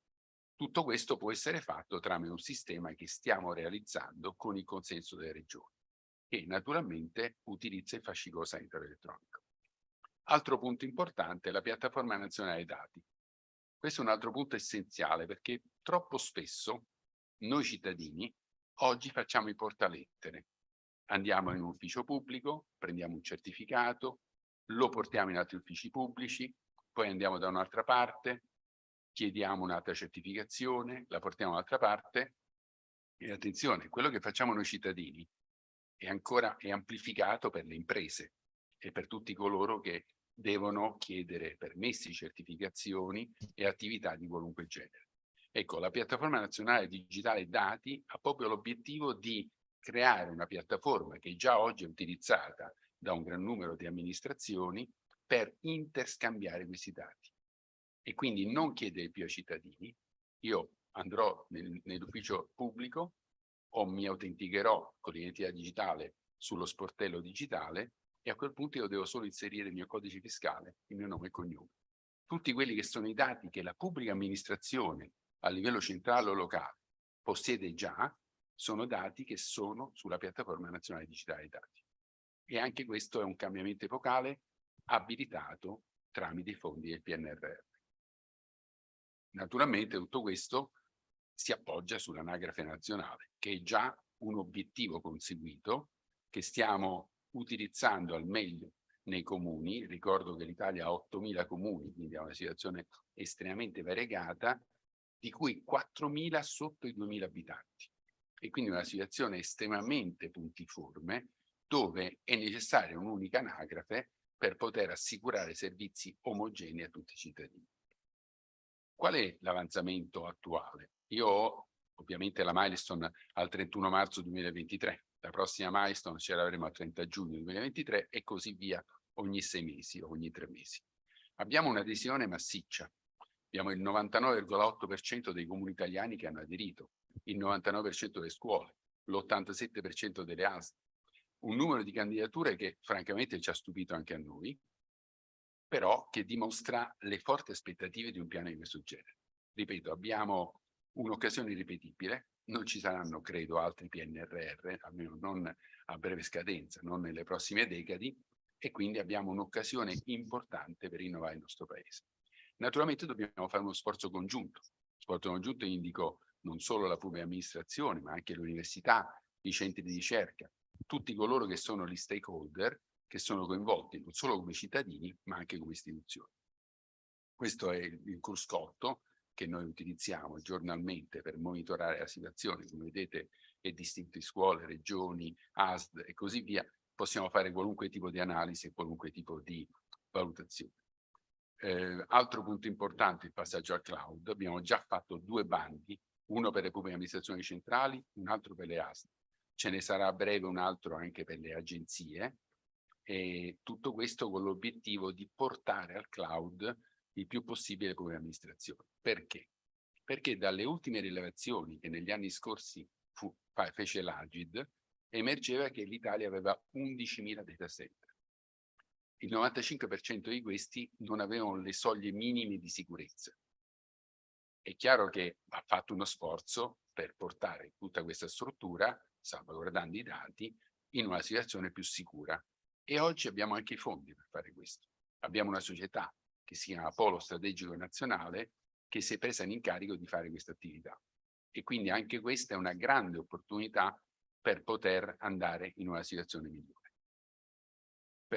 Andando verso la conclusione, altro progetto che volevo citare è il Mobility as a Service. Anche questo è un problema importante, soprattutto nelle grandi città, ma anche in alcune zone del paese. Abbiamo finanziato un progetto, abbiamo circa 40 milioni di euro per finanziare un progetto di Mobility as a Service, in cui stanno collaborando non solo diversi comuni, diverse aree metropolitane, ma anche alcune regioni.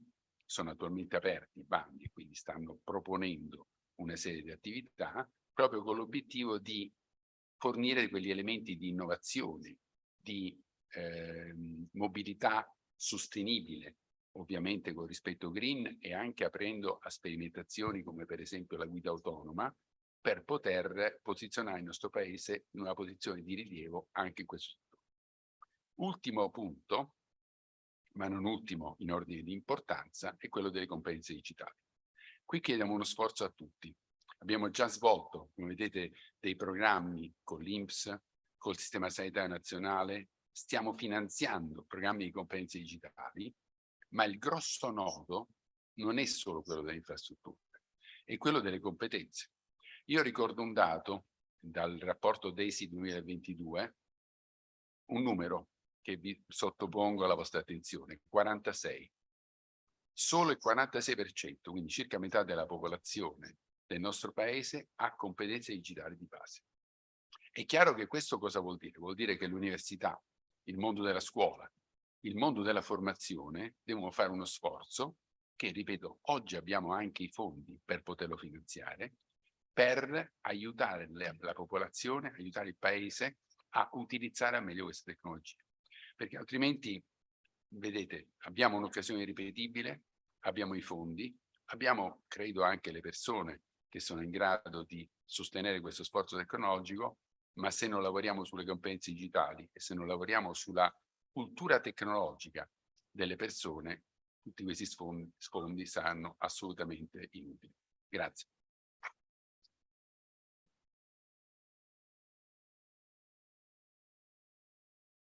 Grazie.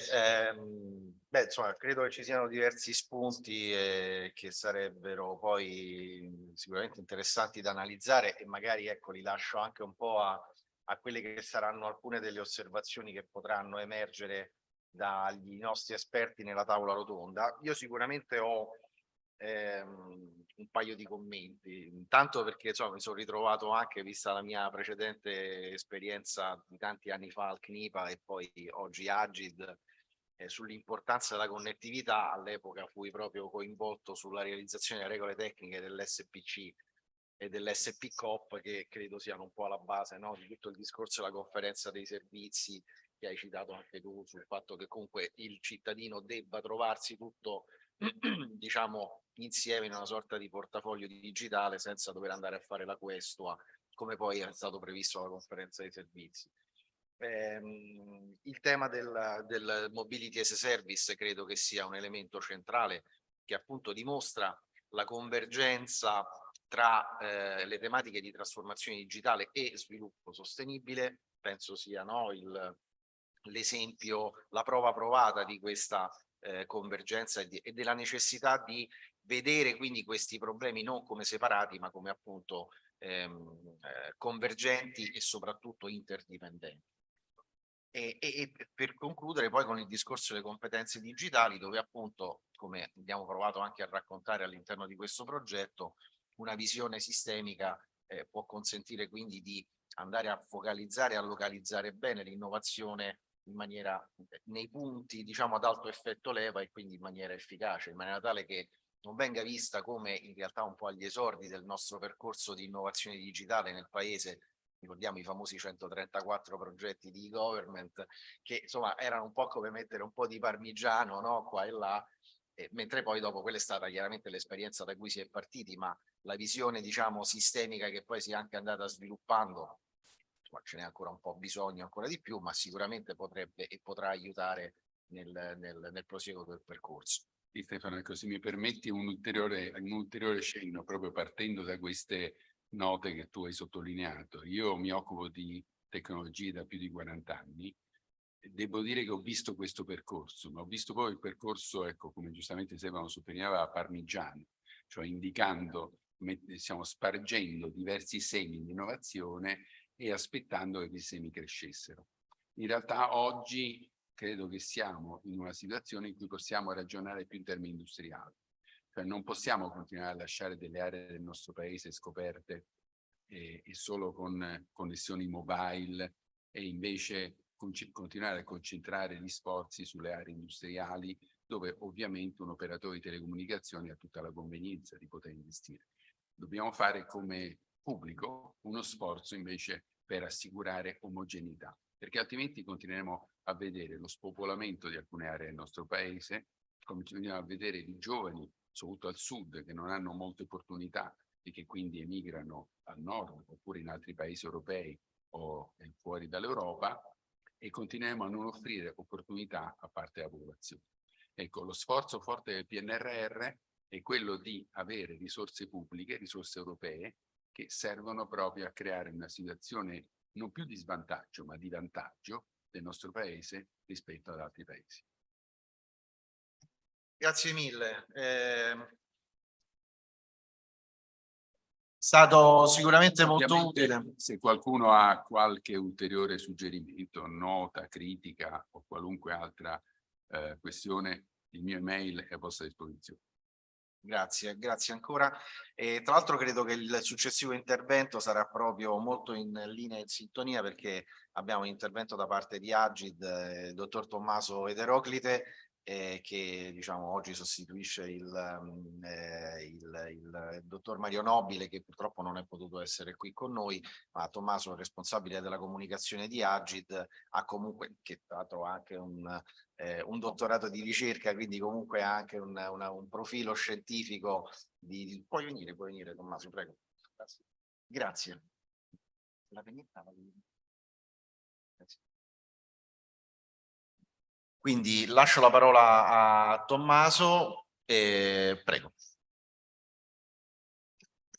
Allora, buongiorno e ovviamente grazie per l'invito. Noi avevamo come Agenzia per l'Italia Digitale un grosso interesse verso questo convegno. Quando siamo stati contattati circa 2 o 3 settimane fa, ne ho parlato col direttore generale, che ovviamente vi manda in bocca al lupo, un grosso saluto, e anche perché lui è arrivato da poco in un'opera, ecco, di riorganizzazione proprio dell'assetto, oggi era occupato, e ha chiesto a me, in quanto diciamo un po' esperto delle tematiche, sia dal punto di vista della ricerca scientifica, dal punto di vista della pianificazione e dell'implementazione, ha chiesto a me di venire qui e diciamo parlare, e confrontarci e soprattutto ascoltare, perché questo diciamo è venuto a fare l'Agenzia per l'Italia Digitale oggi.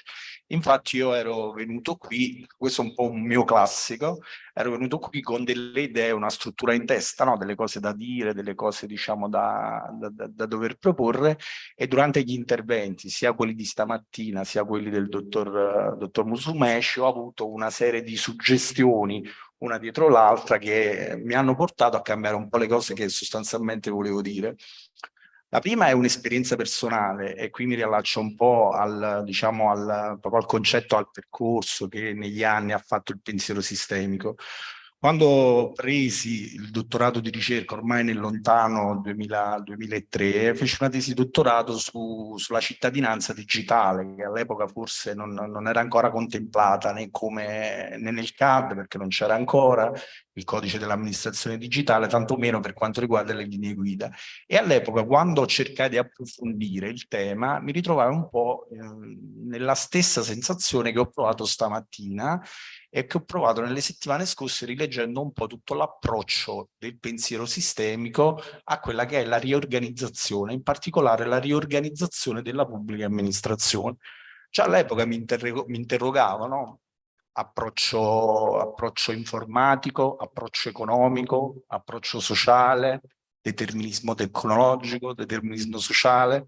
Mi ritrovavo in questa, diciamo, non visione d'insieme di quello che era all'epoca un cambiamento molto forte e che sta portando, come ha anche descritto il dottor Musumeci, a questa fortissima riorganizzazione su base digitale della pubblica amministrazione che coinvolge tutti, quindi con una prospettiva proprio sistemica, coinvolge il cittadino, gli operatori economici, quindi gli stakeholder, il terzo settore, l'Agenzia per l'Italia Digitale, in maniera più ampia il Dipartimento.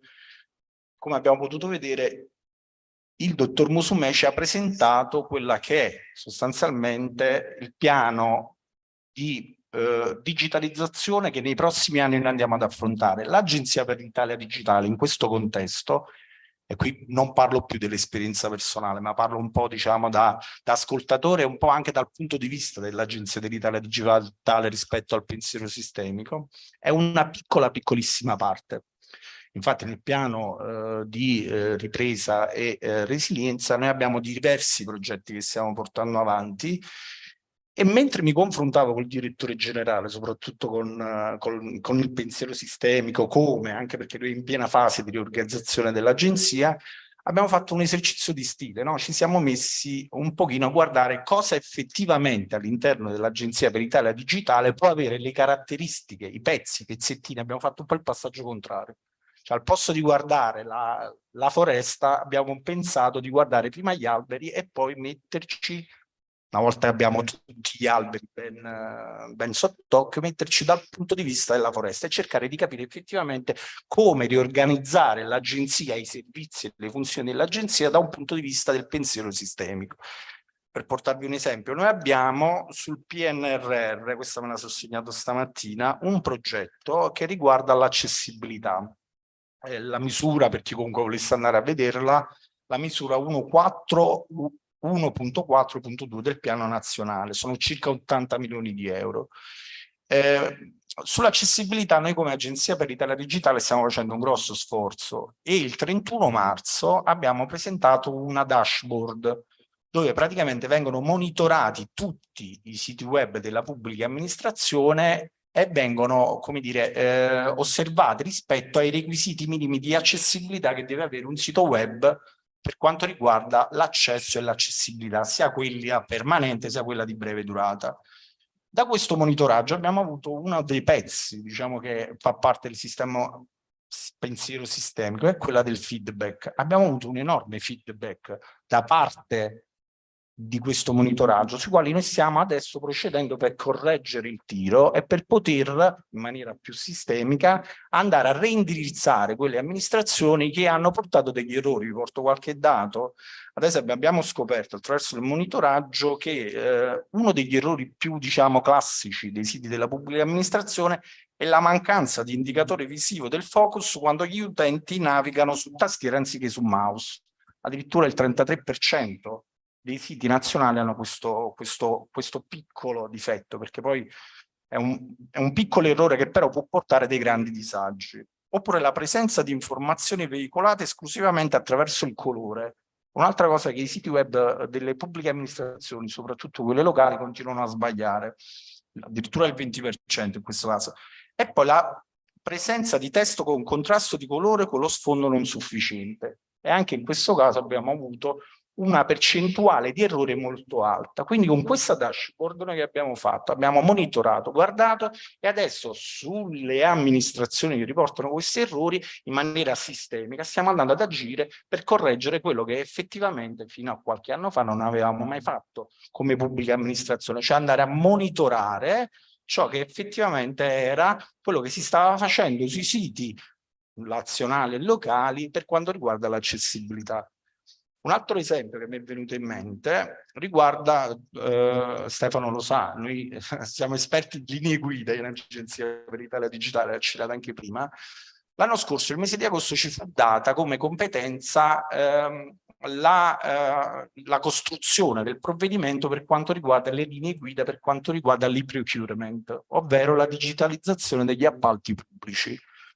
Abbiamo provato circa un anno fa a metterci in un'ottica di cambio di paradigma, cioè nel senso uscire dalla closed innovation e aprirci le regole tecniche in open innovation a coloro che effettivamente sono i detentori delle competenze rispetto a quelle che sono le regole tecniche. Ebbene, noi in 12 mesi abbiamo fatto una quarantina di consultazioni pubbliche. La consultazione, badate bene, non è né obbligatoria né decisoria e tantomeno veicolante, però ci ha permesso in questi 12 mesi, soprattutto su un tema molto tecnico come quello della digitalizzazione degli appalti, di riuscire ad andare a verificare su ben 500 operatori economici che si occupano di piattaforme digitali dell'e-procurement, capire loro che cosa richiedevano rispetto a quelle che dovevano essere le regole tecniche.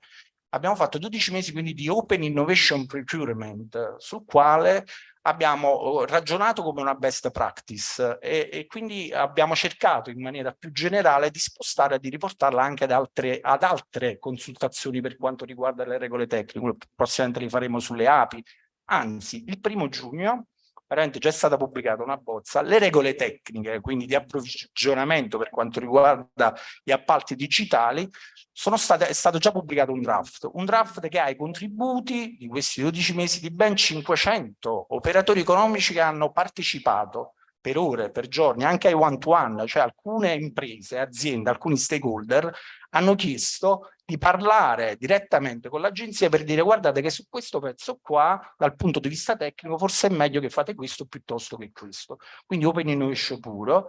E le regole tecniche per la prima volta, rispettando anche le consultazioni quelle standard, quindi la resa del documento, la partecipazione attraverso dei documenti di ricerca scientifici, per la prima volta il 1° giugno verrà pubblicata in Gazzetta Ufficiale delle regole tecniche con la partecipazione di gran parte, se non quasi la totalità, di coloro che dal punto di vista degli stakeholder partecipano direttamente e attivamente a quello che è il mercato per quanto riguarda la digitalizzazione del procurement. Un altro punto, qui tendo a chiudere, poi c'è una cosa che volevo fare, diciamo, in base sul pensiero sistemico, e qua ritorna all'esperienza personale. Noi di Agid stiamo portando avanti un altro servizio, un altro progetto, che è quello là di riuscire a portare avanti questo nuovo strumento, una nuova procedura, che è quella degli appalti di innovazione, gli appalti innovativi, che sono, diciamo, un po' diversi rispetto alla procedura standard degli appalti che si fanno dal cestino fino a, che ne so, al catering o a cose di questo genere. Gli appalti di innovazione sono esclusivamente orientati all'innovazione e alla ricerca di proposte e soluzioni innovative non presenti sul mercato. Cioè noi andiamo alla ricerca con gli appalti di innovazione di proposte di ricerca che non sono state né commercializzate, attualmente non hanno nessun tipo di presenza sul mercato, ma idee. Quindi noi attraverso gli appalti di innovazione, quindi attraverso per esempio la ricerca del fabbisogno dei comuni, delle regioni, degli enti locali, andiamo a mettere in contatto i comuni, gli enti locali, coloro che cercano un determinato fabbisogno di innovazione non esiste sul mercato, con gli operatori, con gli stakeholder. Facciamo da matching e gli appalti di innovazione hanno una formulazione che è ancora quella della consultazione. Il percorso degli appalti di innovazione è fabbisogno, c'è un'amministrazione che cerca il fabbisogno, poi c'è la consultazione che, ripeto, non è obbligatoria, e poi infine, dopo aver consultato il mercato, si va sugli appalti. Noi sulla consultazione abbiamo spinto, come abbiamo fatto sull'e-procurement, e su questo punto abbiamo avuto un grandissimo eco anche mediatico, perché gran parte di coloro che comunque si occupano degli appalti, soprattutto negli enti locali, non conoscevano questo strumento, questa procedura che esiste ormai e sulla quale l'Unione Europea spinge tantissimo dal 2012. Quindi noi attraverso la consultazione, quindi attraverso Open Innovation, abbiamo fatto un duplice scopo. Quello là innanzitutto di ricercare attraverso il fabbisogno dei comuni, innovazioni che non esistono sul mercato, ma un altro punto, abbiamo fatto formazione su una procedura che non tutti i funzionari della pubblica amministrazione, soprattutto quelli che si occupavano di appalti, effettivamente conoscevano. Questi diciamo sono i 3 pezzi della scacchiera, perché se noi vogliamo ragionare diciamo per metafore del pensiero sistemico, io oggi per esempio ho descritto soltanto 3 pedoni che noi abbiamo mosso in quel senso là. Insieme al direttore generale ci siamo ripromessi innanzitutto di continuare questo colloquio con Systema, con il progetto e con tutti i partner che oggi hanno partecipato, e visto che siamo in un'ottica di riorganizzazione proprio stretta dell'agenzia, di metterci in un'ottica e di far sì che questi 3 pedoni diventino parte integrante di una visione generica, che è quella di guardare tutta la scacchiera. Un ultimo punto, questo diciamo, sul pensiero sistemico io spingerei tantissimo sulla comunicazione. Sulla comunicazione, soprattutto nella pubblica amministrazione, sia interna che esterna. Perché non solo la comunicazione dal punto di vista dell'informazione, dire che esiste il pensiero sistemico, ma come quello che avete fatto voi, formazione. Ne abbiamo bisogno, come è stato più volte esposto, abbiamo bisogno di figure ibride, manager della complessità di persone che comunque non hanno soltanto formazione per quanto riguarda tecnica, sociale ed economica, abbiamo proprio bisogno come il pane di figure anche coraggiose. E la formazione, quindi la comunicazione, è importantissima affinché questo pensiero sistemico si dipani e si allarghi e prenda piede all'interno di quella che è una delle cose più complesse che esiste anche dal punto di vista sociologico, che è la pubblica amministrazione. Grazie mille. Grazie Tommaso, penso che diciamo, hai toccato anche tu dei temi particolarmente interessanti. Parto da come me li sono un po' appuntati ovviamente qui sul mio foglio. Allora, certamente prima gli alberi e poi la foresta, giusto, perché se non hai contezza di quelli che sono gli elementi del tuo sistema non puoi capire come metterli in relazione, quindi che è poi anche uno dei metodi che si usano quando si realizzano delle sessioni di modellazione collaborativa chiamati group model building, quindi si passa ad identificare prima le parti che si ritengono utili per poi iniziare a metterle in relazione, salvo poi, come diceva anche Gerald stamattina, espandere la frontiera cercando di capire se ci sono dei punti che escono e poi ritornano nel sistema da qualche altra parte. Il feedback è fondamentale, è evidente, insomma, in tutti i sistemi adattivi, e quindi è diciamo la forza trainante della complessità poi dei sistemi e della loro anche complessità. L'importanza delle procedure è fondamentale, perché ogni procedura, diciamo, sottendono diversi processi che sono interdipendenti tra di loro, e quindi nell'interdipendenza sappiamo che nasce la complessità e nuovamente il feedback. Mi piace l'analogia degli scacchi che hai citato, anche perché uno degli altri progetti che abbiamo, insomma, come SciDic, prevedeva proprio la formazione al pensiero sistemico attraverso gli scacchi, e quindi diciamo questa è diciamo, giusto una citazione così di così autoincensamento, me lo perdonerete.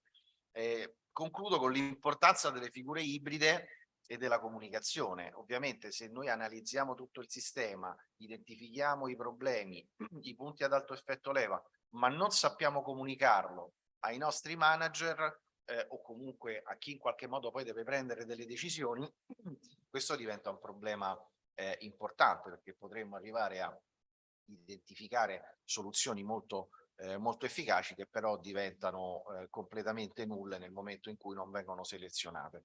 E l'importanza di avere figure ibride che quindi riescano a comunicare efficacemente, oltre che diciamo a non essere solamente diciamo verticali tecnicamente sulle singole tematiche, è fondamentale, e l'abbiamo detto anche all'interno del progetto, per cui grazie, insomma alcuni commenti mi sembravano interessanti.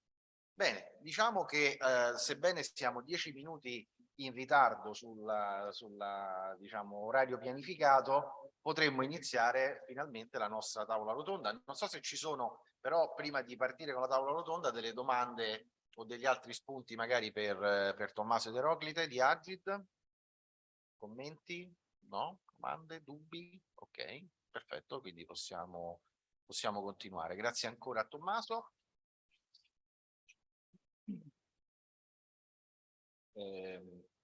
Perfetto, quindi io inviterei il professor Ugo Bardi dell'Università di Firenze e membro del Club di Roma e la professoressa Francesca Iandolo. Then we have online, I'm not sure that there is Oliver, Oliver Grasla, he sent me a message that he has risposto, metto io di qua, Francesca. Vai.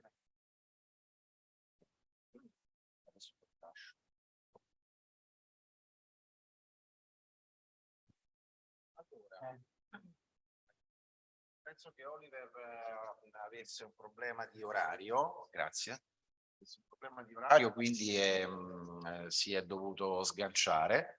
E comunque proverò io semmai a riportare alcune delle considerazioni, diciamo, per quanto riguarda lo sviluppo di prototipi che possano servire diciamo, alla valutazione degli impatti del business, ma anche di altri ovviamente aspetti. Abbiamo con noi online l'ingegner Maria Chiara Pettenati di Indire. Buongiorno Maria Chiara. Buongiorno.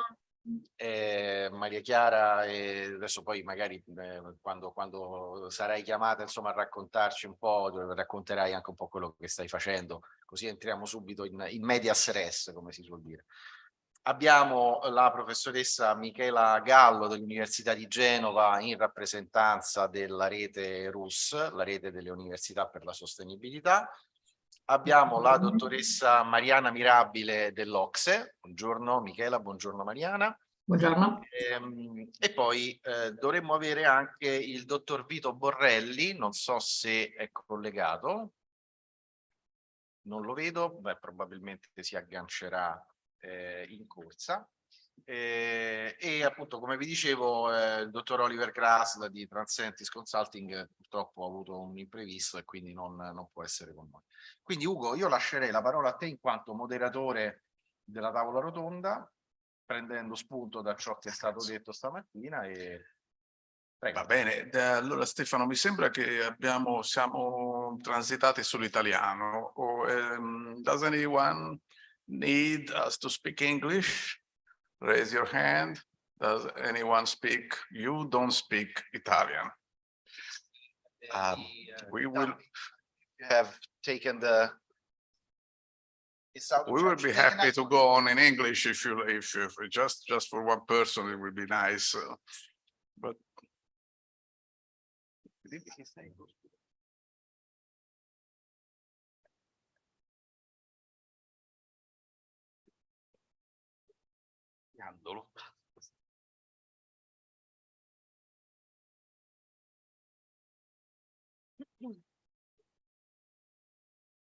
and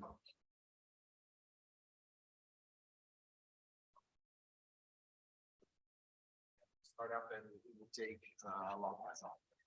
Okay, so let's go back to but then we keep to English, which is fine. It's all right. Absolutely fine. So thank you everybody for being here, and we start with this round table. We are about 10 minutes late, which is normal for Italy, I think.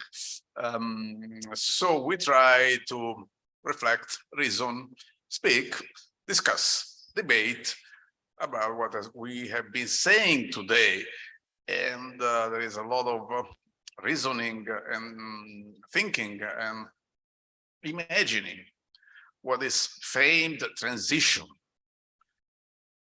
energy, materials, social, cultural transition is. And I was impressed this morning by the words of Professor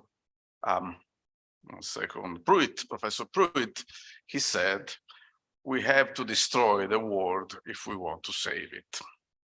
This is a good program, I think, but we have to somehow to flesh it out in a way which is a little bit more acceptable for the public, I think. And so I can tell you also, just as a very quick note, that I was a little late this morning because I was engaged in another conference which is going on now in Amsterdam, organized partly by the Club of Rome, which is called the Resource Wende. I think it's a mix of German and English, which means the transition is not just about energy, but the transition is also about materials. There are a lot of things that we have to take into account, and so it's a little bit of a tall order. Surely for me, I don't know if for my colleagues.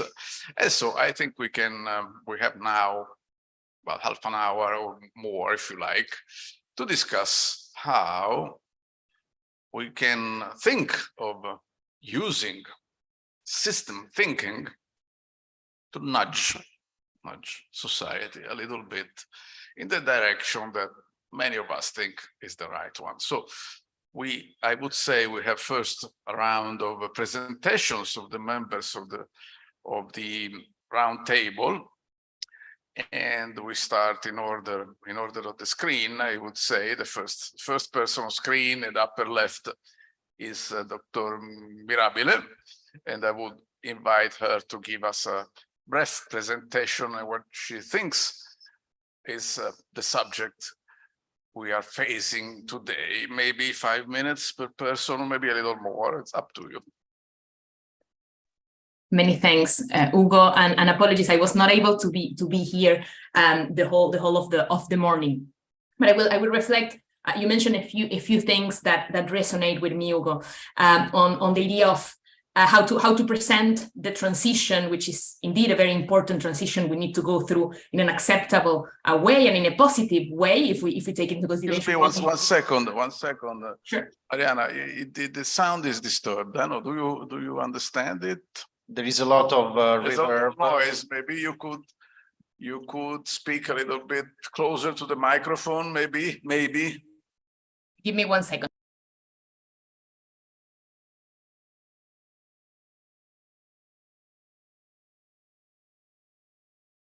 Hello. It's now better. Yeah, let's try. Yeah, okay. My headphones do not work in this computer, so I cannot do much more than this. Is it okay? Can you hear me? I will make it slower. Yeah, super. Many thanks. So you mentioned as well, Ugo, that the transition is not only about energy, it's also about materials. And how can we think about using system thinking to nudge society in a direction that is a better one than the one we are heading to? And in a sense, I could argue that system thinking can help us a lot with that. What I mean by system thinking, or taking a systemic approach, is to first envision the results a well-functioning system achieves, that direction you were talking about, Ugo. To then use some of the tools we have, like system dynamics tools, and a lot of other visual and collaboration tools that we have in the system thinking toolkit, to really understand what is it in the system that would need to be changed so that we can head to that direction rather than the direction we are heading to today. One of the key insights, at least for me, of system thinking is that the behaviors we observe today, the lifestyles we choose, are not the result of individual preferences. They are really choices embedded in systems that are designed in a way and not in another way. And if we change that design, if we understand what is the current design that is leading us to a direction that is not desirable, and if we understand where to intervene the notion of leverage points to change that design, then we can use the system energy to really accelerate towards a more desirable direction. So first, envision the results we want to achieve. And this is really about well-being, people's well-being and environmental sustainability, which is necessary for people's well-being, of course. Then understand through systemic tools the system's functioning, rather than just focusing on parts and improving those parts. And that's a lot, if I link it to the idea of digital transformation and technology, what we do a lot today is to, I could say, limit the potential of technology to improving parts. Rather than use the huge potential of technologies to improve the way systems functions as wholes. I can give some examples later on if useful. Once we have envisioned the results we would like to achieve, and we have understood why in the system, what is the system structure that is hindering those results, then we can move to a third step, which could be to redesign those systems so that we get to more desirable results. And this is where I could argue public policies and technology and the private sector, all of us, we need to work together, can really intervene in a way that is more effective by having understood what is at the roots of the problems we are trying to solve. I will maybe stop there, and I would be happy to provide more examples or tell you more about our work. Thank you. Okay, thank you very much, Mariana. It's okay, let's go to the next one on the screen. Michela Gallo, please, would you give us your interpretation of the discussion? Thank you. Just a quick, let me introduce me. I'm professor at the University of Genoa, and my two main fields of research are related to the application of different tools for greenhouse gases emission reduction, climate change, and the other main fields of my research is the life cycle assessment. Why I mention this? Because probably when I started my research on the life cycle assessment, I learned what was the system thinking approach. Why? When we start in 2000, we moved by the life cycle analysis from the analysis, for example, the local impact, so process, manufacturing process. So I make an environmental impact here and now to global impact categories. We move so the perspective away from the production plant to a global system, to a global ecosystem.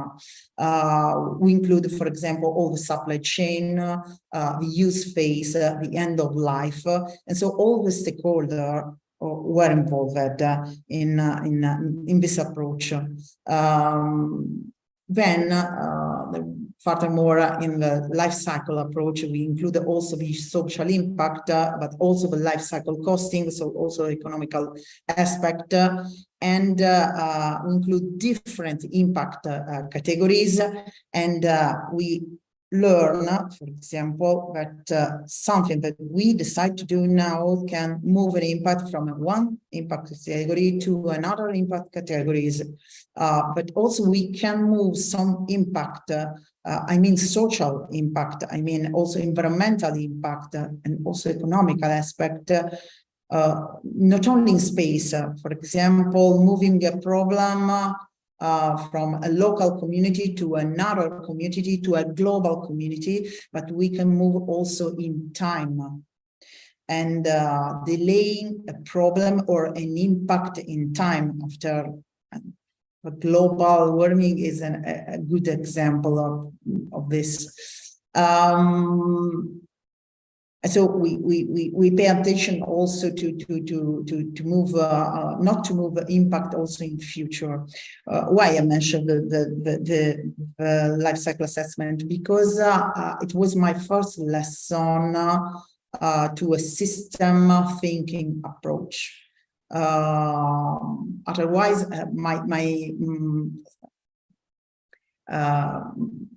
my approach was related to a very specific approach because I come from the academic, the scientific world. So generally we are specialized on a specific point of view or focused on a specific problem to be solved. So today I'm, of course, in representation of a RUS network that probably not all of you knows, but the RUS network, so la rete delle università sostenibili, so the network of a sustainable university, try to develop a system thinking approach.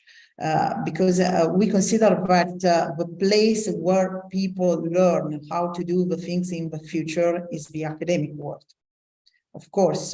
And this is the reason we constitute 8 working groups on, for example, climate change, food, education, energy, inclusion and social justice too, mobility, resource and waste, and also the working group on the University for Industries.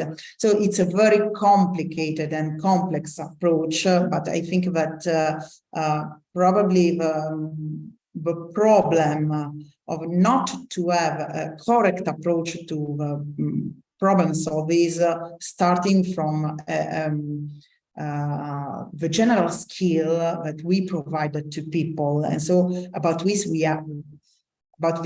aspect we have to pay more attention, and specifically at academic level. So this is the reason we start operating in a common network. The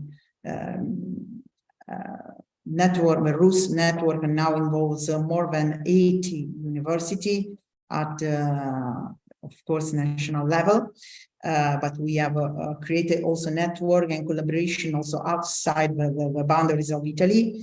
And so this is a way, for example, I just want to provide a possible solution to how to create competence on this matter, because this network operates in many fields.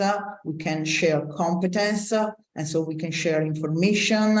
And if you have new information, new competence, you can also change your mind and change your approach to solve a problem, for example, to analyze a problem.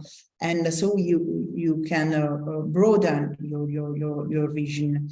You can, for example, share best practice in the network. We share, for example, many competence and best practice that probably are unknown from an academic organization to another. And so we can find also possible solution to very complex problems. So I think that, for example, the academic world is moving slowly to the system thinking approach, but it's moving really. And we are a place where we create the skill for the future manager, for example. And so it's very important. Also this change of mind at academic level. So that's my opinion about where the problem starts, probably. Okay, thank you very much. And Maria Chiara, would you please introduce yourself and give us a brief presentation of what your work and opinion on this subject is? Yes, thank you, Ugo. Good morning, everyone. And yes, I'm research director at INDIRE. INDIRE is the National Italian Institute for Documentation, Innovation and Educational Research. And I am also co-coordinator of the Italian Alliance for Sustainable Development Working Group on Goal 4 and Transversal on Sustainable Development Education and Global Citizenship Education. And I'm eventually also a voluntary European citizen and a member of EU Climate Pact ambassadors nominated by the European Commission. And yes, my interpretation and contribution, you asked Ugo to today's discussion, is that the topic discussed in this conference is really extremely important, since the topic of digital skills has been already mainstreamed for a long time, even if we all know that we have still a long way ahead. But we are starting only now to discuss and to talk about system thinking competencies. And this is extremely important in school system, in university system. And of course, this is happening because thanks to the Green Competency Framework, which has introduced system thinking competencies among the 12 competencies of the framework. And this is extremely important and an improvement.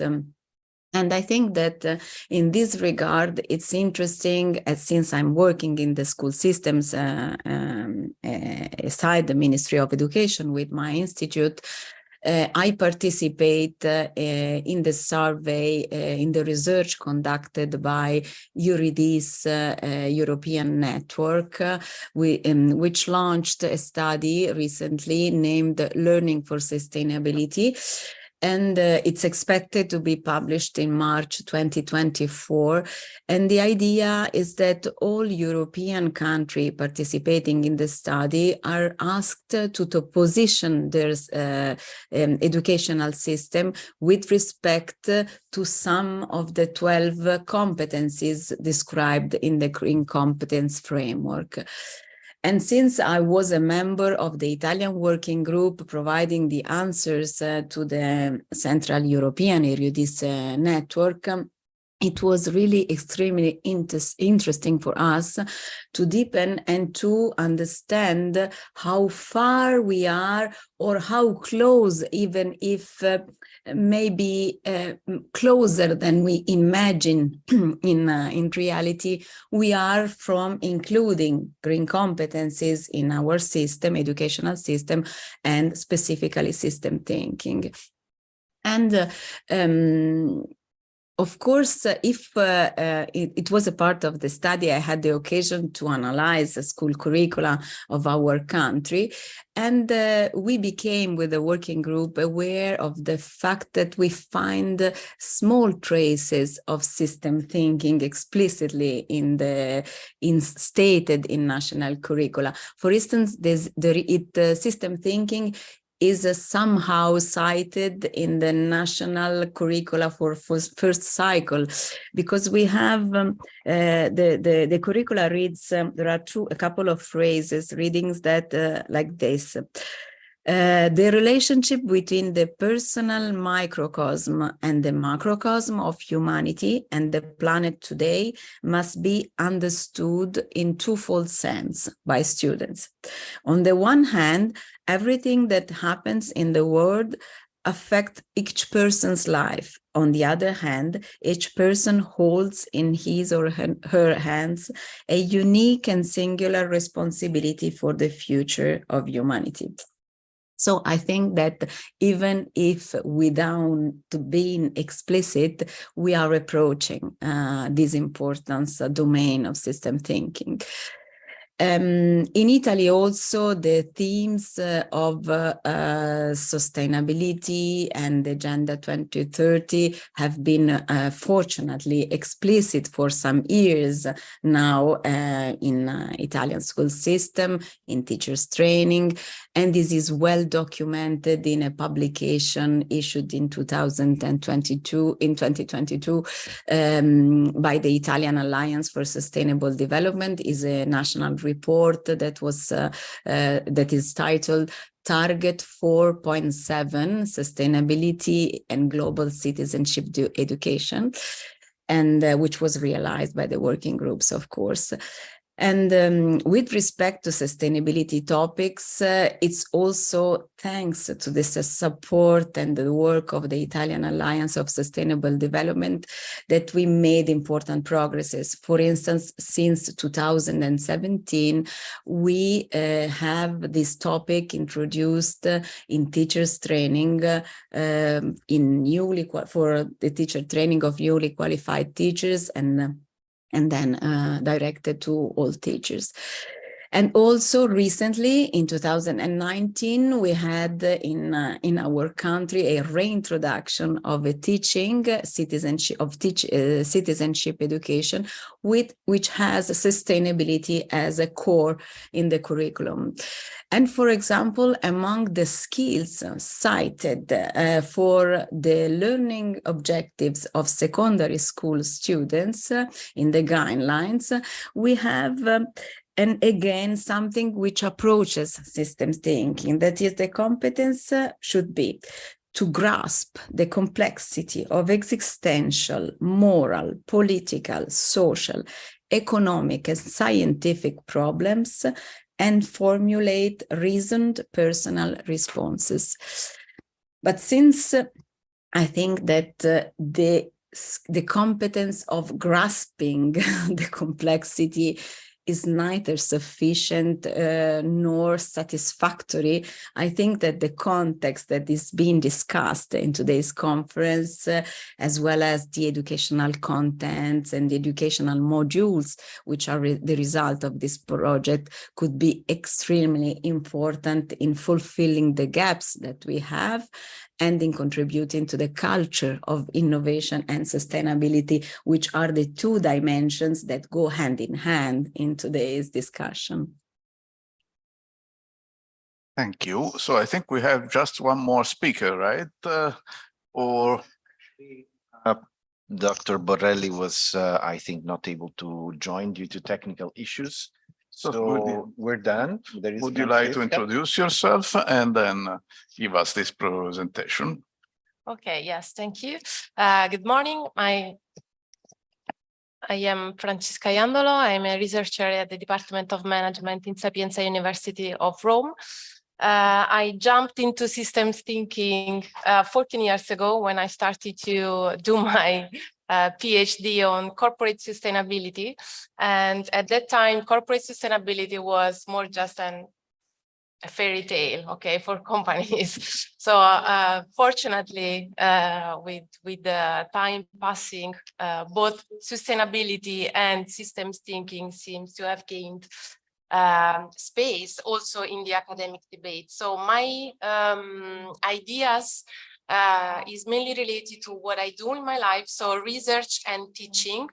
I am also trying to connecting with the previous speeches. So in teaching, both at the university and also with some projects that we have in the Italian universities that are the PCTO, the secondary schools university projects.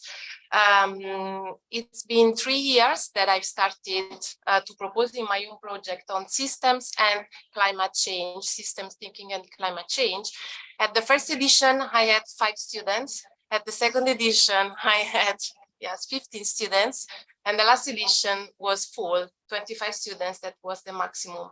And the same is happening with the dissertations, both at the bachelor and at the master's degree level. So this is my positive for the time experience. For what concerns the systems approach to my research, I found it particularly interesting what came from today's speeches, especially in the sense that we are facing, in my opinion, 2 transitions, or one transition that has just the same faces of the same coin here again. We have green transition or sustainability from one side, and we have digitalization, digital transition on the other, or maybe again they are the faces of one coin because they share something, some issues. They share the divide. For example, we heard this morning about connectivity, infrastructures. They share something about literacy, education on sustainability, education on digitalization, digital competencies. They have also something in common from the economic side, and this is my economics background. So basically, they are both related to costs, but in different ways. From one side, digitalization can, of course, reduce cost, can improve effectiveness, okay?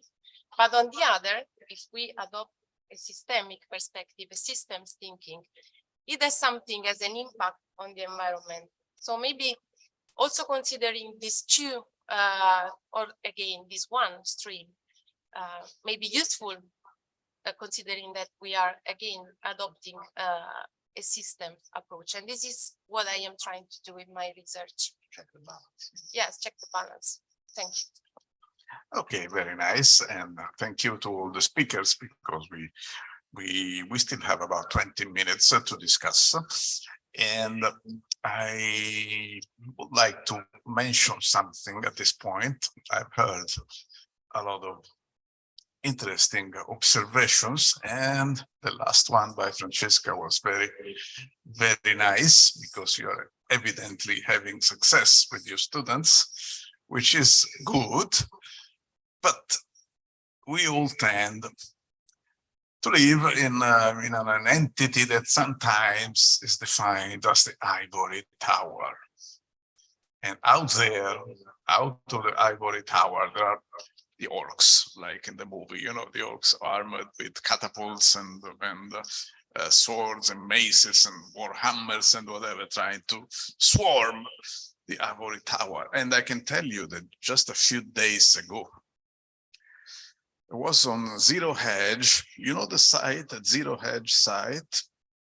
It is a very well read, I mean, it's a radical site, American site, a radical thought, and sort of revolutionary, sort of people want change, but you would think that they could be sensitive to the concept of system thinking.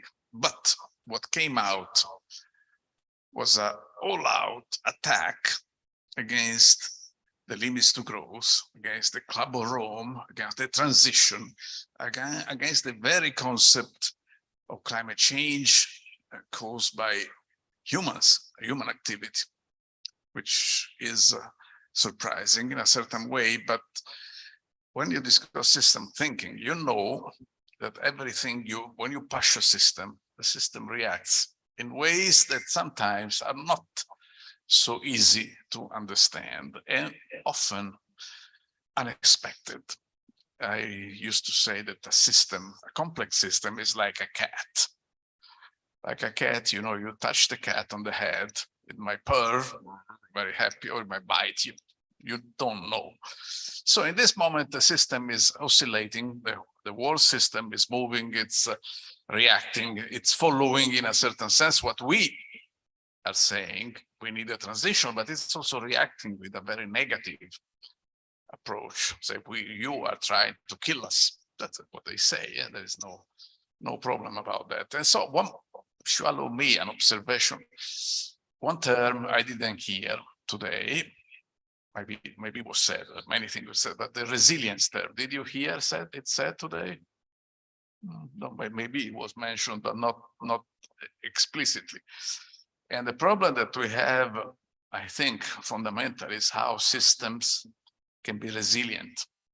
Resilient means that you don't collapse, you don't crash, you don't explode, you don't go to pieces, which is what we're trying to avoid, because this, you know, this, excuse me, I have my own display. That's to show you that this is the limits to grow 1972, and the problem in 1972 was that you had a prediction. I'm sorry, you're right. You had a prediction of collapse. These curves told you that, okay, if you keep going like you have been going, you will collapse. And this is what we're trying to avoid. And a nice concept that came out, I think also system thinking is really resilience. Resilience is the properties of some systems. All complex systems are resilient, but in different ways. So I would ask a question to our colleague who spoke to us about the digital transition.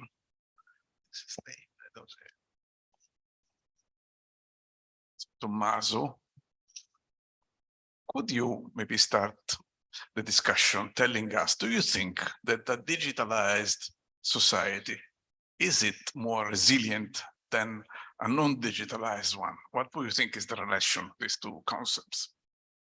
Posso rispondere in italiano perché comunque ho un inglese un po' impolverato, riuscire ad esprimermi in maniera più precisa è un po'... Te lo traduco io on the go, vai.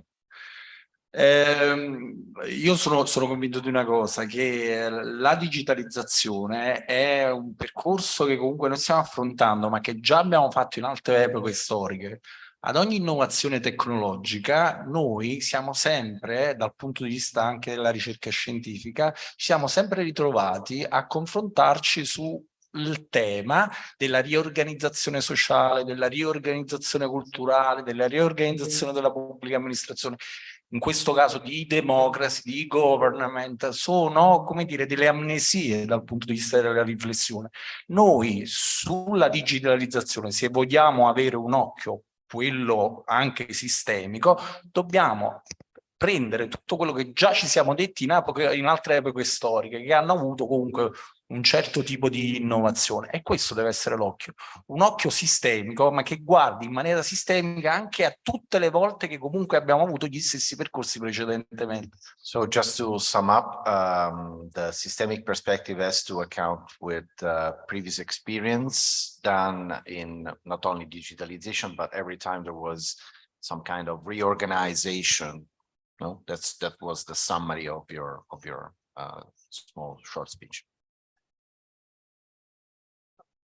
Thank you. That was interesting, and correctly said that that is not enough to digitize. It is, you have to take into account the fact that this complex systems always kick back, as somebody said. So you digitize, seems to, you don't change anything, instead the system changes because of what you do. And that's at least something that happens. It's good, because a lot of what is being said inside academy is said but does not happen outside. So we have about 15 minutes more. Would you like any one of you comment, say something, propose something, express your opinion on system thinking and related subjects?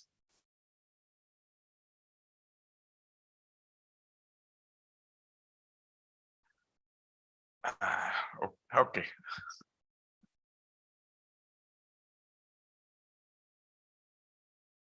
Could you speak close to the microphone, please? And press the little button, please. Okay, sorry. Can you hear me? I would like to hear some of you to comment on artificial intelligence from a perspective of system thinking, because I'm really engaged into the problem just as an educator, and I don't see that ASVIS or anyone is really addressing the topic at all. So this is a very good, very good question. I'm not sure if anyone can provide an answer. But even if not an answer, as maybe someone said before, Marianna Mirabile, just the direction of where we are heading to, and what would be the leverage point to start addressing the direction. So, any comment? This If I want, I can fundamental comment, question. Yeah.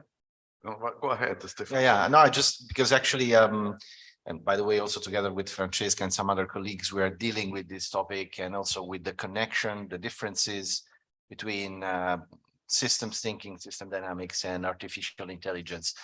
To give you the basics, in a first instance, artificial intelligence is, doing big quantum leaps, but basically and ultimately it's based on data. And it's based on evidence, which we could call also the symptom of a system. So when you try to cure the symptoms, maybe you don't get the real understanding of the root causes of what is producing those symptoms. So you're trying to infer the root causes out of the symptoms, and you can get very accurate in doing this, but artificial intelligence and data-based decision-making systems, decision support tools can tell you that your variable is growing like this, and at a certain point it could keep on growing like this, or like that, because you are just observing how the data are behaving beforehand. On the other hand, if you know the structure of the system, you might know that if you come up to this tipping point, then afterwards there is a downfall.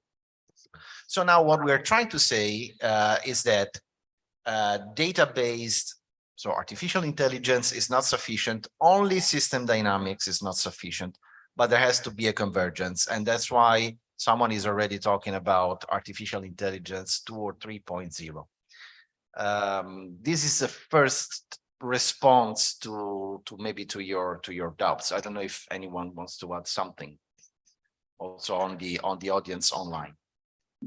Maybe on my perspectives that I would like to address and listen to what you have to say is the sheer unsustainability of research on artificial intelligence because of the amount of CO2 that goes into the atmosphere every time this huge quantity of data is running into the Amazon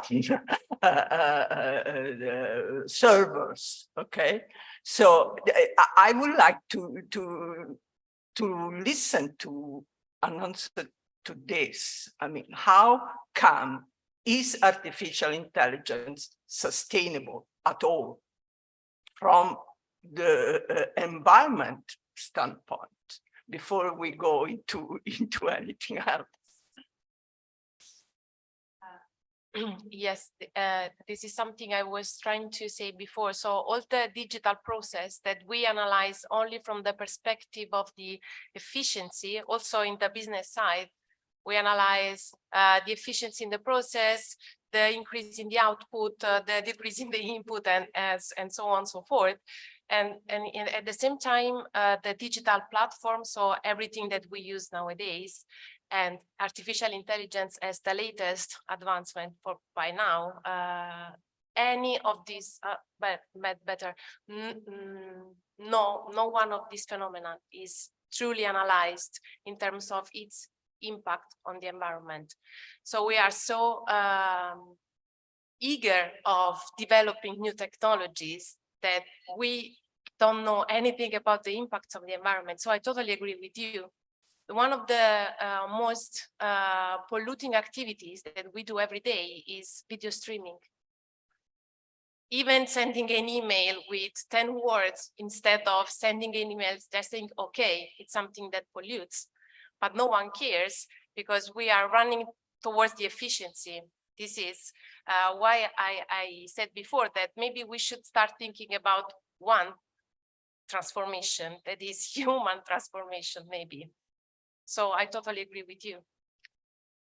And if you allow me a comment, you made me remember that in the latest book that we wrote with other authors of the Club of Rome, which is Limits and Beyond, in my chapter, I wrote that the limits to growth, this study, was one of the first examples of application of some of the techniques that later on would have been called artificial intelligence.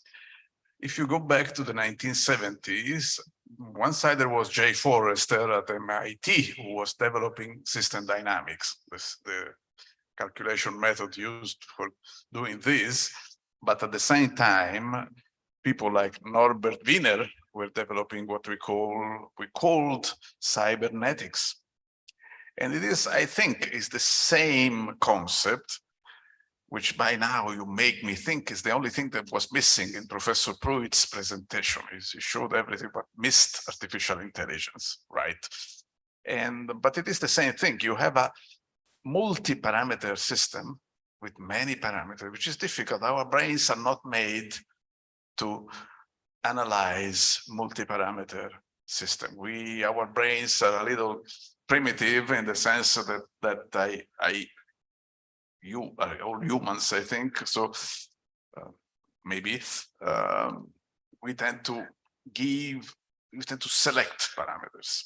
So if I think maybe Stefano wants to kill me, for instance, maybe I react immediately, killing him first.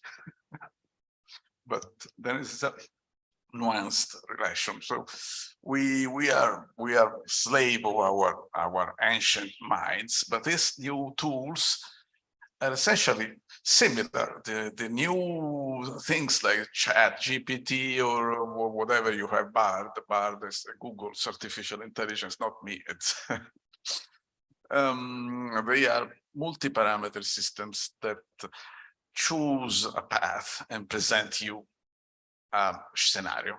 Exactly what we're doing back in the 1970s here. You have a multi-parameter system. The intelligence of the system takes all the parameters into account and presents you a scenario. And then at that time, it was not obvious, it was not clear that that was the evolution, that 50 years later, we would have arrived to language-enabled artificial intelligence. But I think the basic idea is very similar at the bottom of the algorithm which is used. It's just like the first edition of The Limits to Grow presented you with 12 scenarios. Now, if you go to ChatGPT, it will ask, would you repeat the question? Then it will give you a different answer. But that's intelligent, I think. Don't you think so? Just to add something, I try to ask ChatGPT how much do you pollute? Can you? I don't know if you have ever done this experiment. If you talk with ChatGPT and ask it, do you know how much how much energy are you using? Do you know what is the CO2 or any other kind of footprint? Yeah, the footprint or anything. It doesn't answer you. No. With numbers, no? It's very vague. It Yes. says what we already know, that it's very difficult to calculate. I think there is Mariana who wants to raise her hand. So Mariana. Many thanks. Mariana, Yeah, then Michela. Yes, many thanks for the question, and it's I think it's a very important one. It's a concern that I personally have as well on how AI will impact.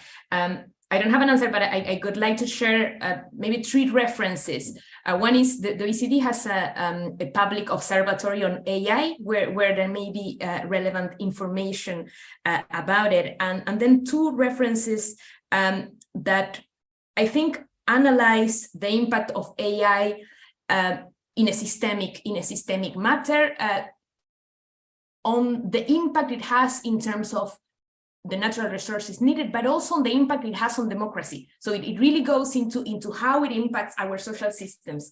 And this is analysis by an American researcher whose name is Daniel Schmachtenberger. I will put a link in the chat. He studies what he calls the meta crisis.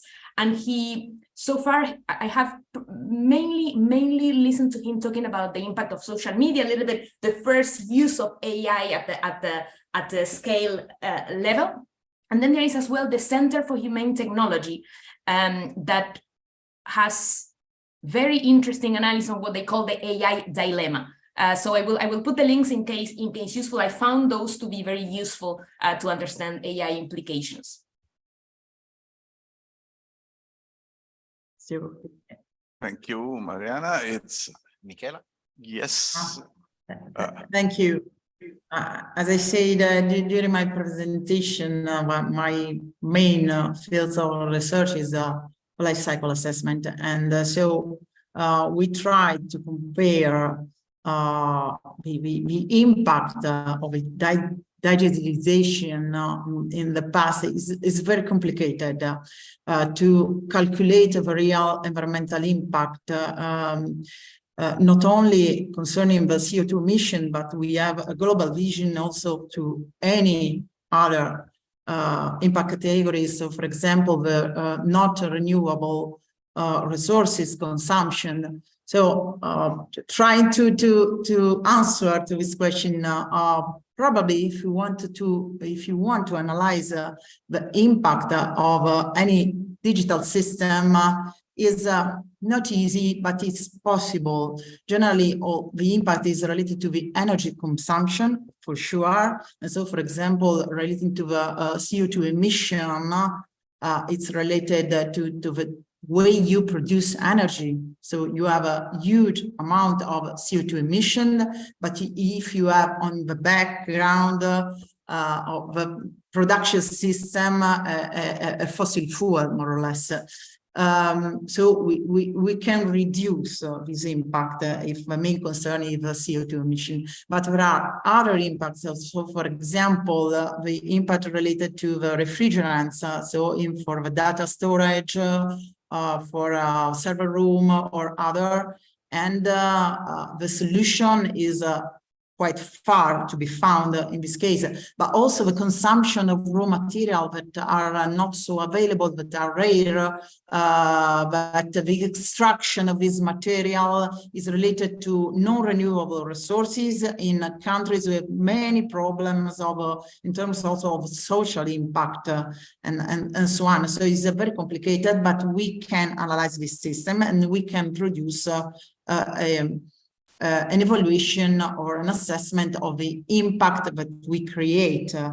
But the other aspect that, in my opinion, is a really black hole is, okay, but the digitalization and or the AI, what type of function can it solve? And we have to compare what type of alternative system. So, for example, I make a very easy example. Nowadays, probably we have everybody was as a smartphone. Okay, so the impact of a use of a production and of use and also of a end of life of this device is quite simple to be calculated. And is higher than the mobile used 20 years ago, of course, more material, but it has more function. So by using my mobile phone, I avoided also the production of a camera, for example, of a navigator, of a device for listening to music. So probably I have the substitution of 4, 5, 6 different function. I avoid the wrong travel by car because I have all the information on my mobile. I avoid also the production of material in paper, avoiding the mapping or the production of tons of paper. Sorry, tons of paper.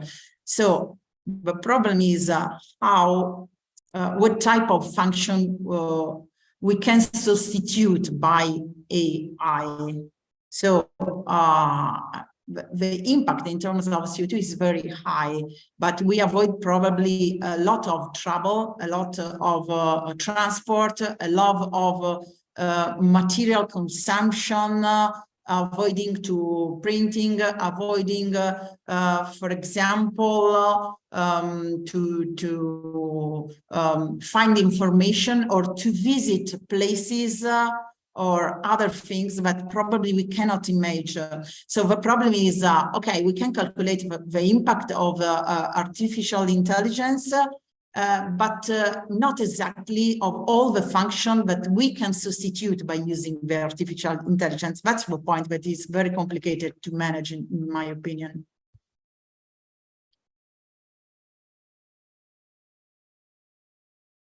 We have one more question. I think we still have a few minutes.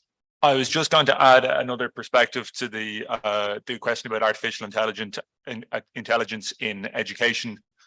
So for those of you who I haven't met, my name is Diarmuid O'Maurice. I'm from OLS Education, and we work a lot with schools on a whole variety of things. But obviously the question of artificial intelligence has been very much front of mind for people over the last 6 months in terms of its use in education. And particularly the concern is, I think for a lot of teachers, it's around cheating. It's around how do we detect the use of artificial intelligence? How do we prevent students from using these tools? And it struck me in preparing to come to this event here, and obviously the work that we've done on Systema, a very striking example of lack of systems thinking, that in all of these conversations we're having, it's very focused on how do I solve this tiny little problem in front of me?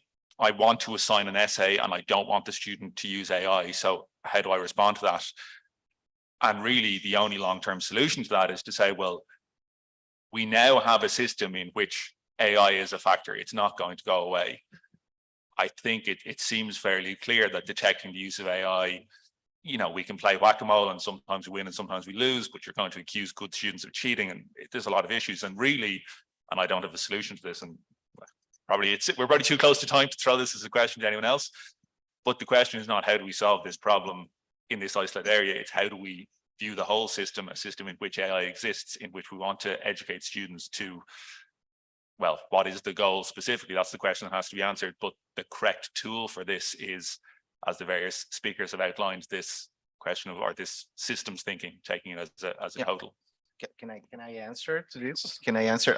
I would like also then later to hear Maria Chiara's perspective on this, as she is dealing with education, of course. But I can tell you that in the systems thinking and system dynamics community, there's a lot going on with reference to how ChatGPT and AI can really provide answers to complex questions.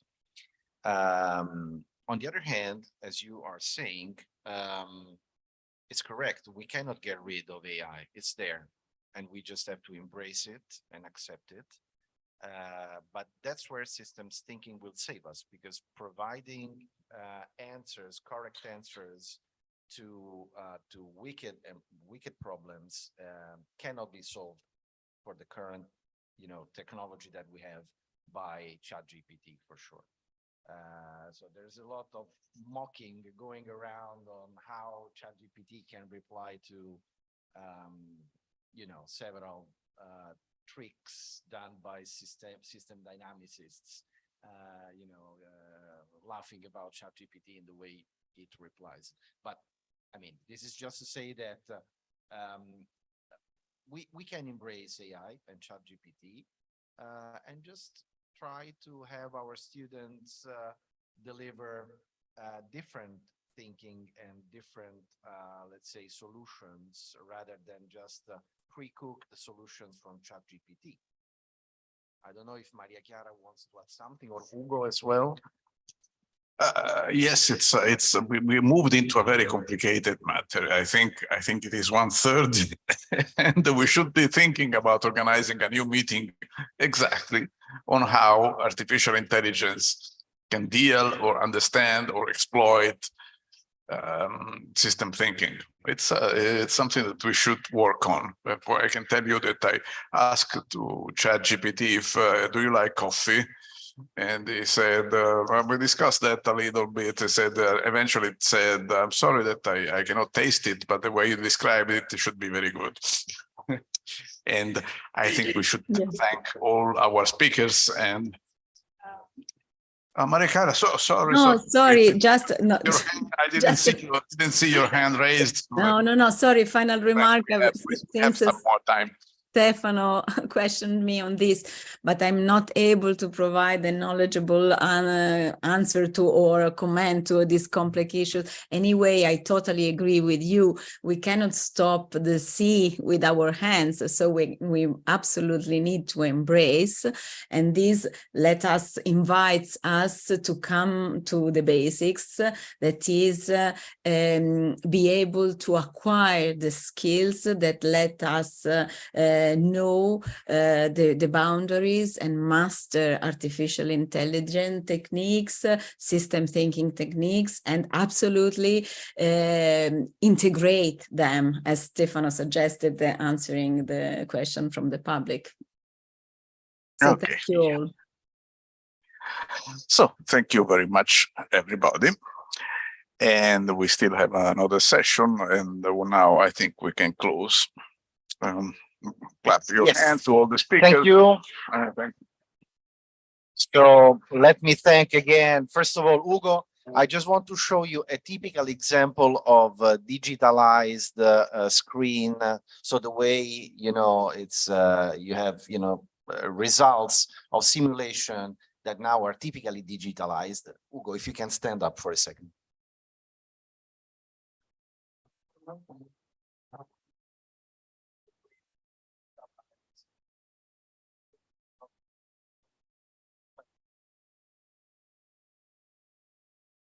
Can you repeat the microphone, Stefano? We have to recover also different types of digitalization, but it's okay. This is another conference probably. Thanks a lot. Now we are bound for lunch, and we will be back in about 1 hour, 1 hour 10 minutes for the next session presenting the project. Thank you. Can you wait? Can you wait just 1 second? Wait 1 second. Yes, Ugo has a surprise, another example of digitalization.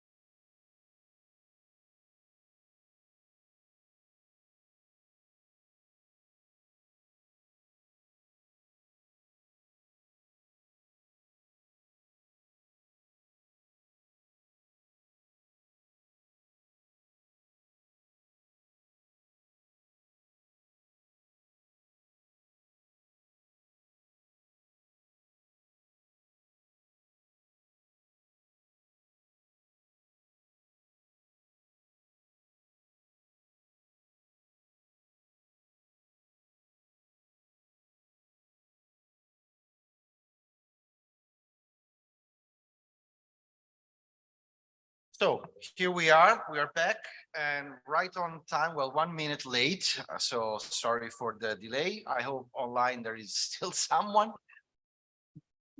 Okay, good. Now in this afternoon session, we're going to present the results of the project. Again, this is an Erasmus Plus project, which whose main goal was to produce a training course for educators, managers, even students, aimed at introducing the systems thinking perspective into training on sustainable development and digital transformation. Now we're going to present the various intellectual outputs, which are the main deliverables of the project, starting with Georgios Tsaples from the University of Macedonia, who is going to provide us with an overview of the project, as well as of the e-learning platform that has been set up for the purpose of, giving out the training. Thank you, George. Hi, everyone. My name is Georgios Tsaples. I'm a researcher at the University of Macedonia. Fortunately, I have been part of this project since the very beginning.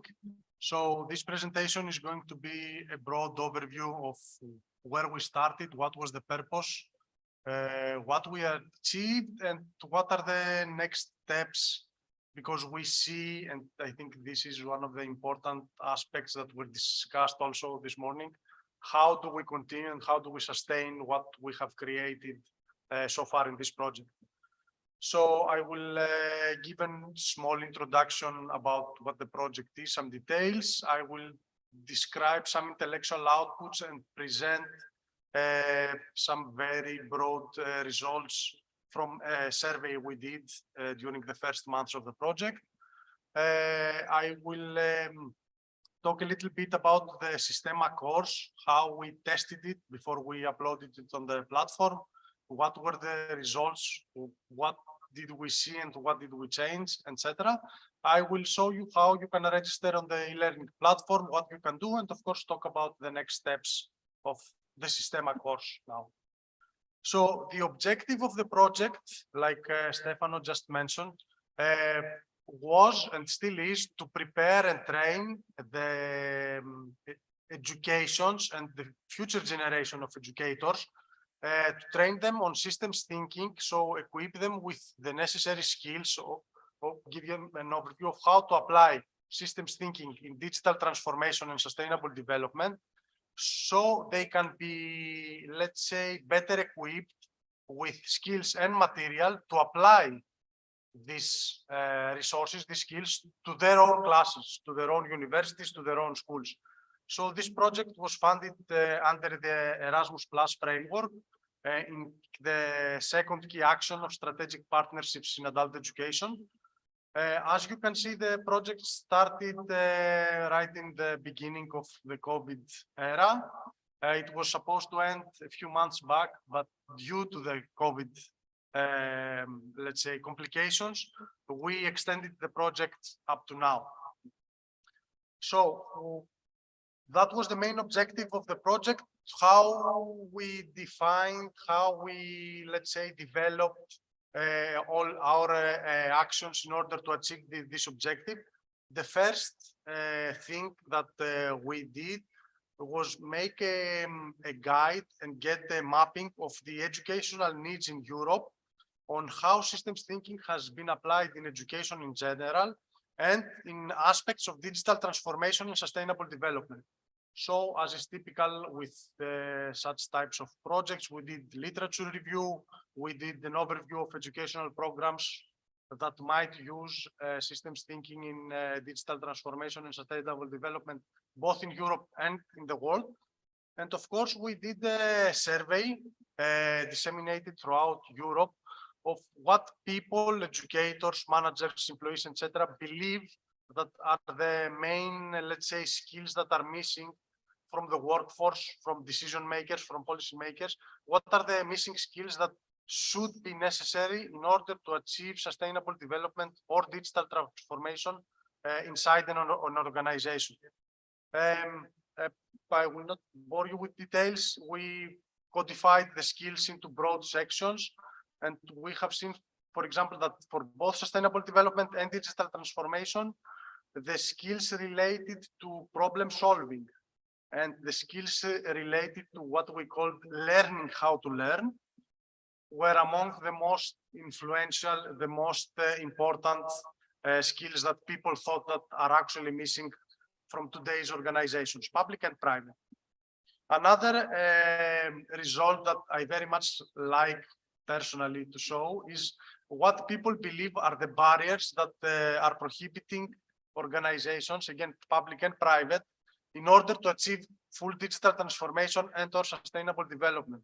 And for example, when maybe implicitly even our team thought that these were the missing skills of the workforce, like I said before, the majority, the major barrier that was identified in our sample was the missing skills of employers and managers, rather than the missing skills of the employees themselves.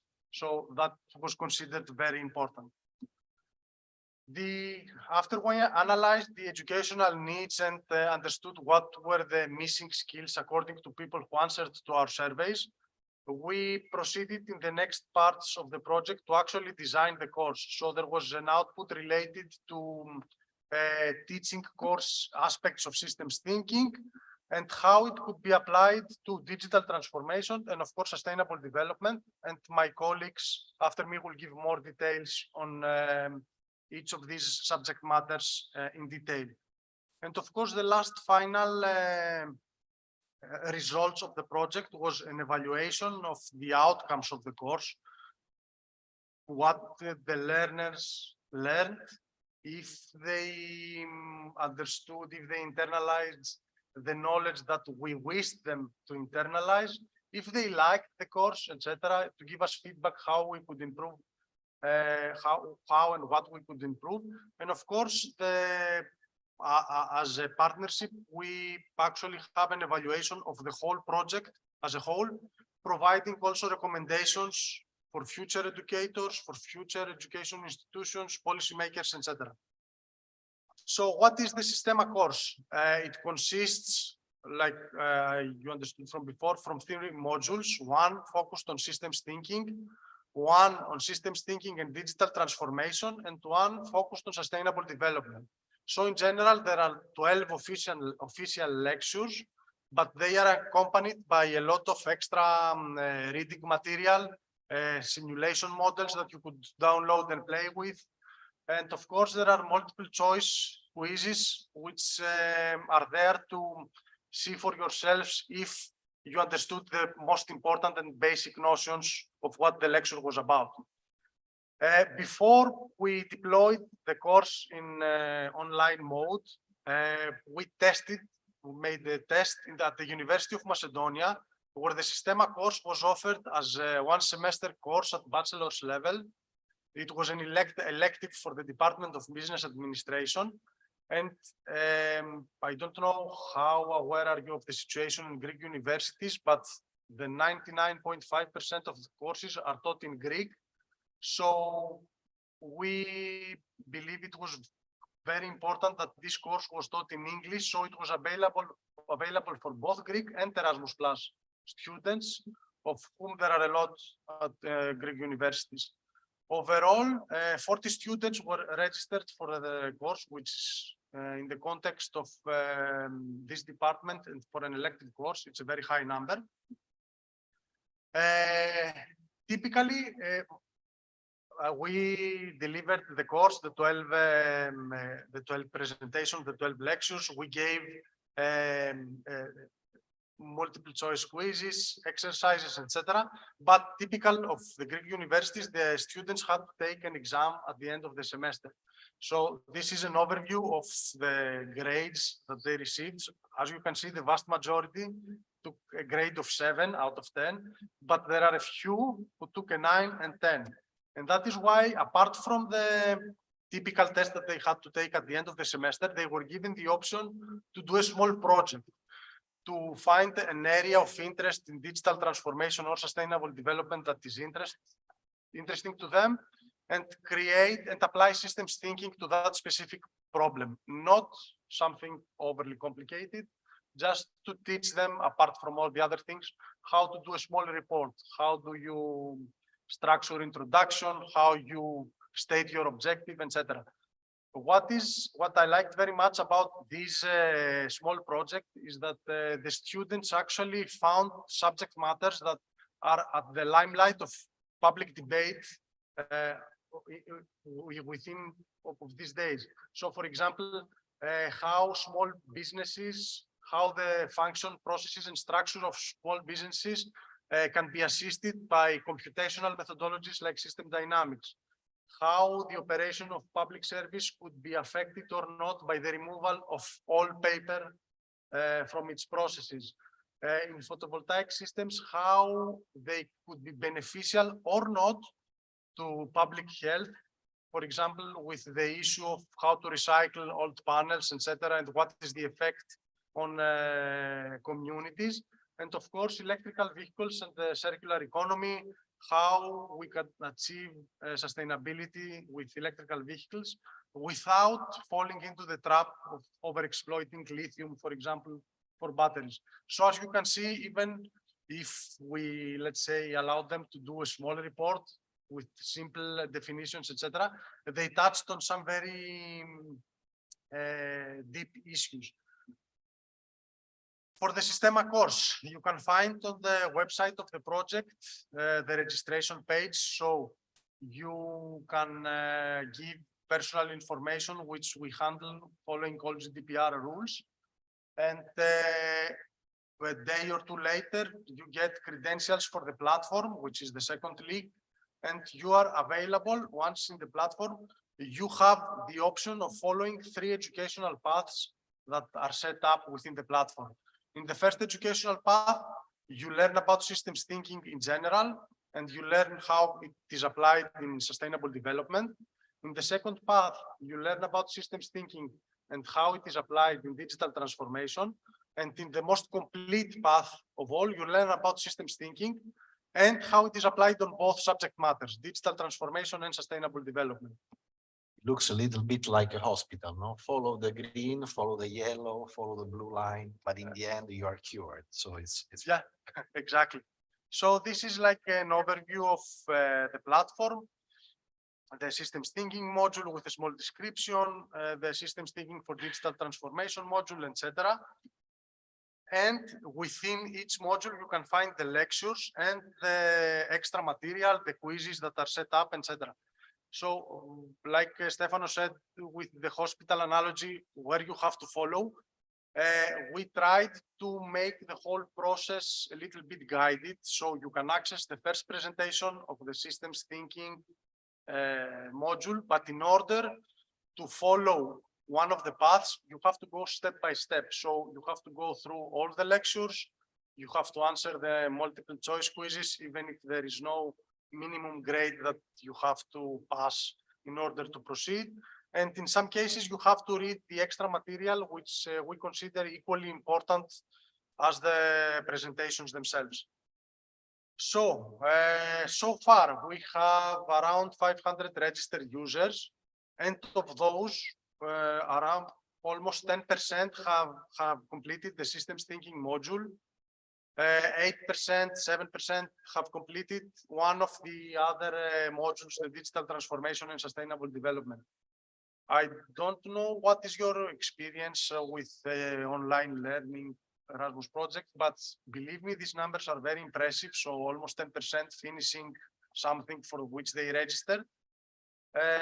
And we like, let's say, to congratulate those people that have completed the course, and we offer certificates of attendance and the option of getting micro credentials if they wish to do so. And some information on the participants. As you can see in the figure on your left, the majority is from Italy, followed by people from Cyprus, Greece, but overall, and what is impressive, from all Europe, all the partner countries. And we have a lot of people from countries outside Europe. So, for example, thanks to the efforts of one of our team members, we had a whole university in Taiwan that were interested in participating in the course, and we had a lot of students from there. And as you may remember from the objective, we targeted educators and educational institutions, but we found, to our great surprise, that there were people from different professional sectors that were following the course. So from IT, ICT, from manufacturing, education, of course, health sector and social services, energy, etc.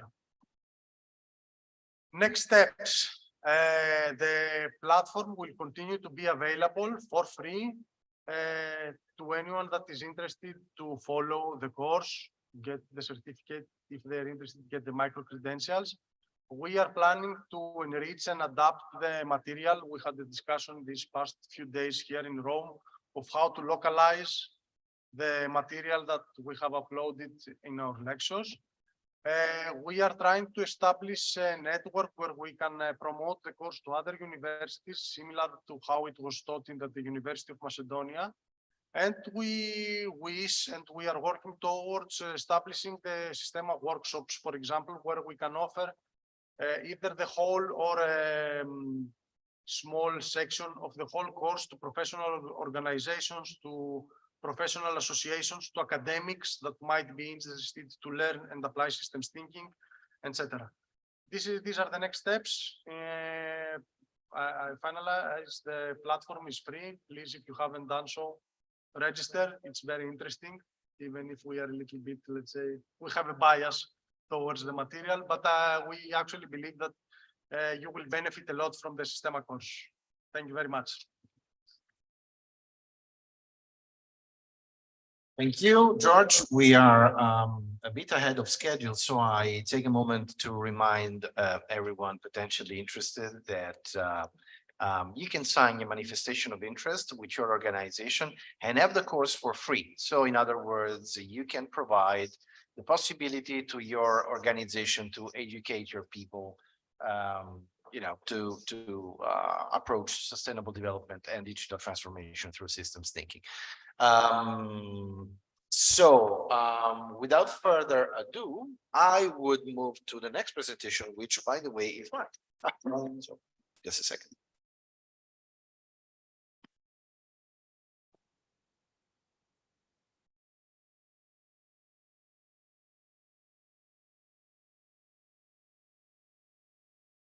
Okay, I have to take it from the USB stick.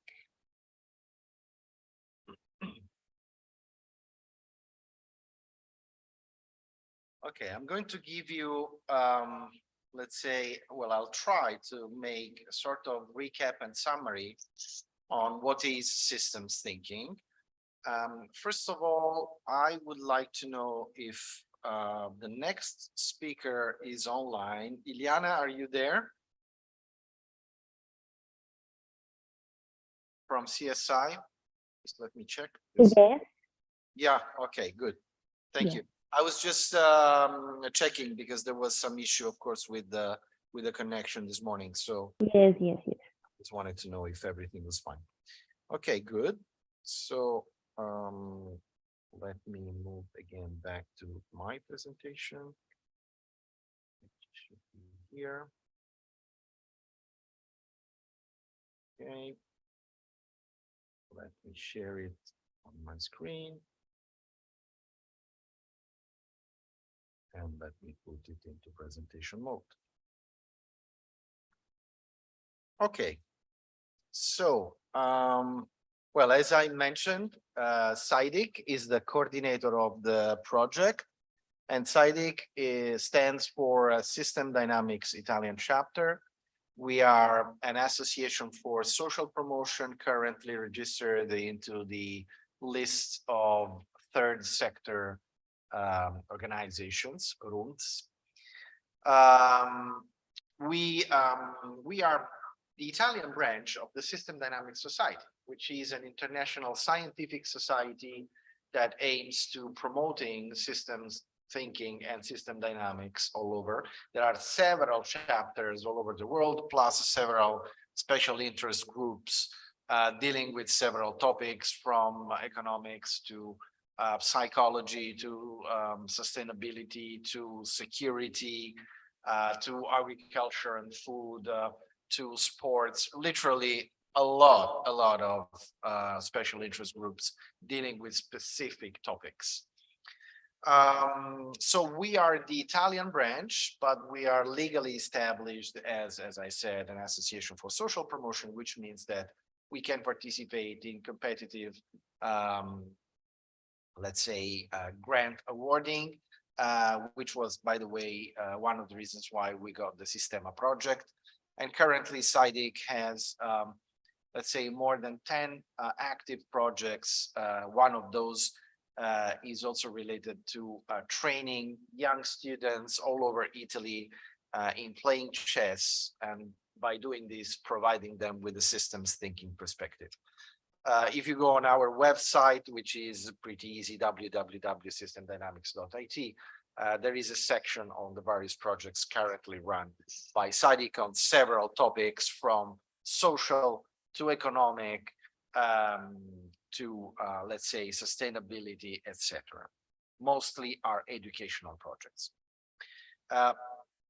In the slides, I will point you to one very interesting project we finished a couple of years ago, and another one which is still active as of today.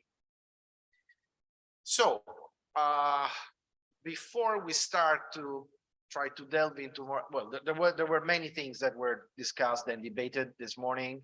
Many were technical, but pointing at the systemic perspective. Now I'm trying to recap a little bit all of these and try to, summarize what it means to think in systems. Well, this guy here was telling us a few years ago, or more than a few years ago, that the problems we have created in the world today will not be solved by the level of thinking that created them. And actually, this is somehow true per se. It could be a tautology, but if we think about it, if we had the skill to solve those problems, then probably we wouldn't create the problems themselves.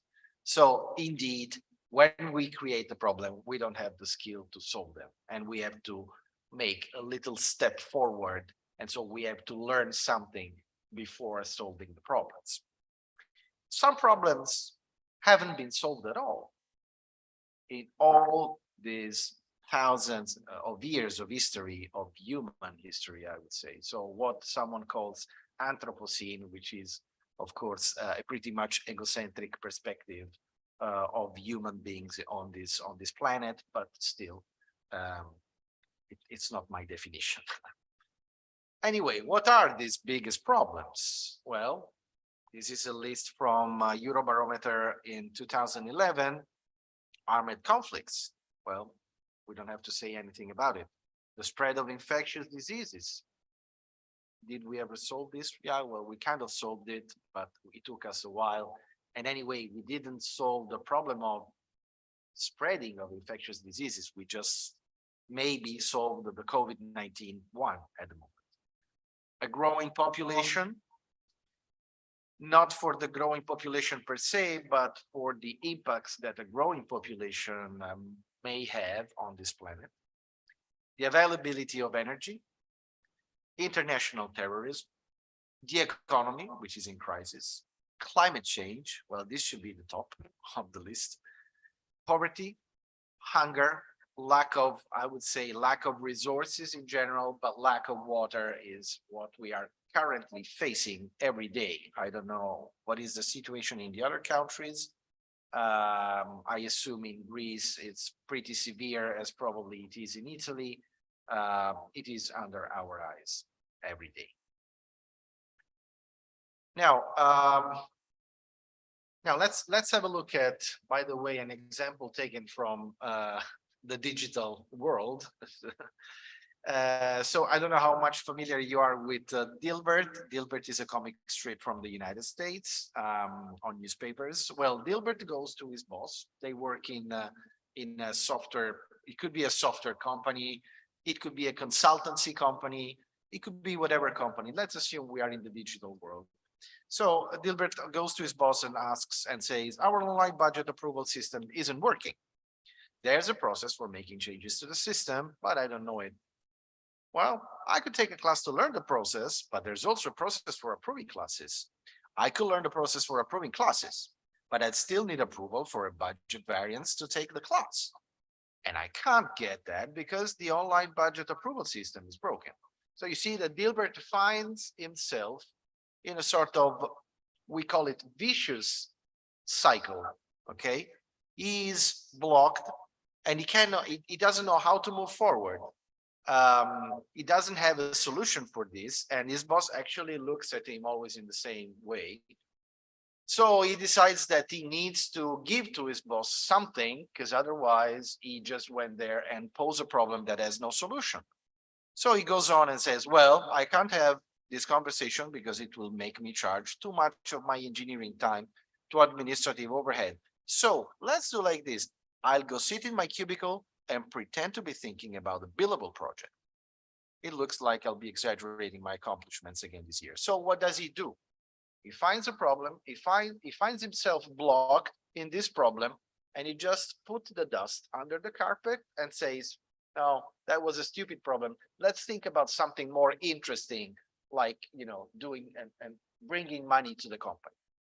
So in other words, is hiding the real problem in order to, you know, put a solution to a wrong question.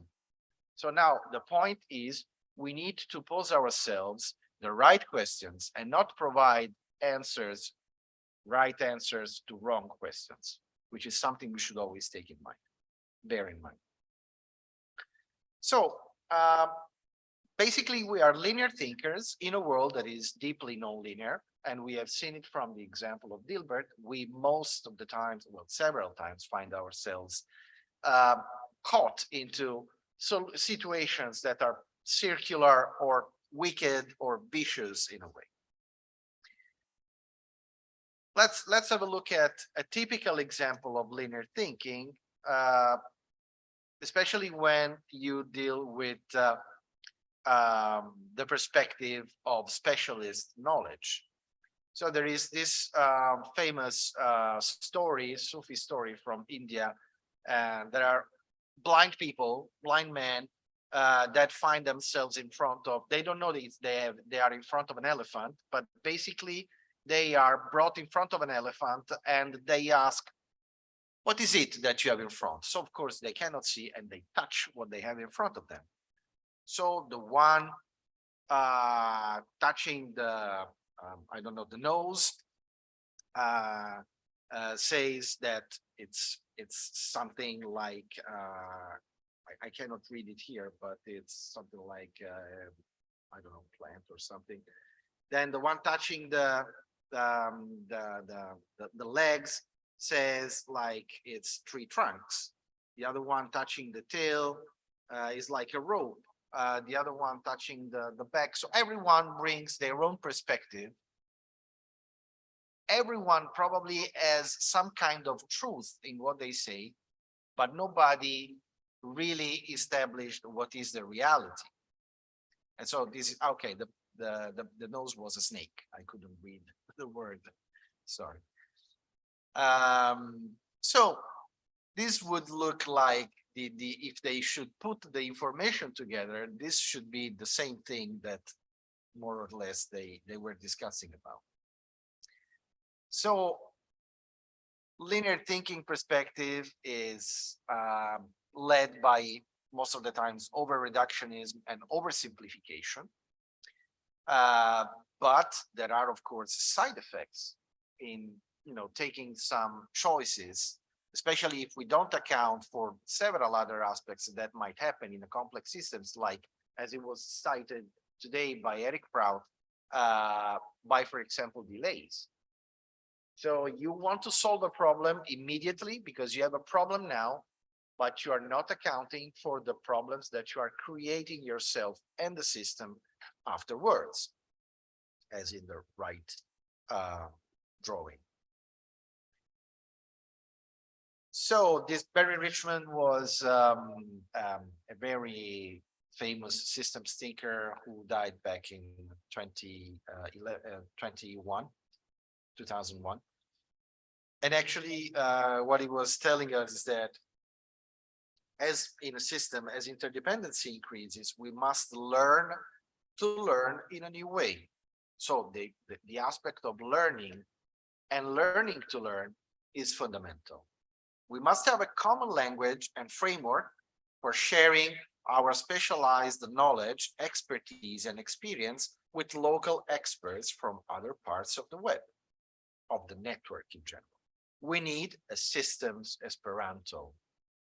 And this is why I always call systems thinking as the knowledge Esperanto, because it's a way to learn how to learn. It's something that everyone can learn. It's not difficult. It takes a little bit of practice to be able to recognize how systems are built and how to, let's say, describe the complexity of systems. But then it really becomes the lens through which you see reality.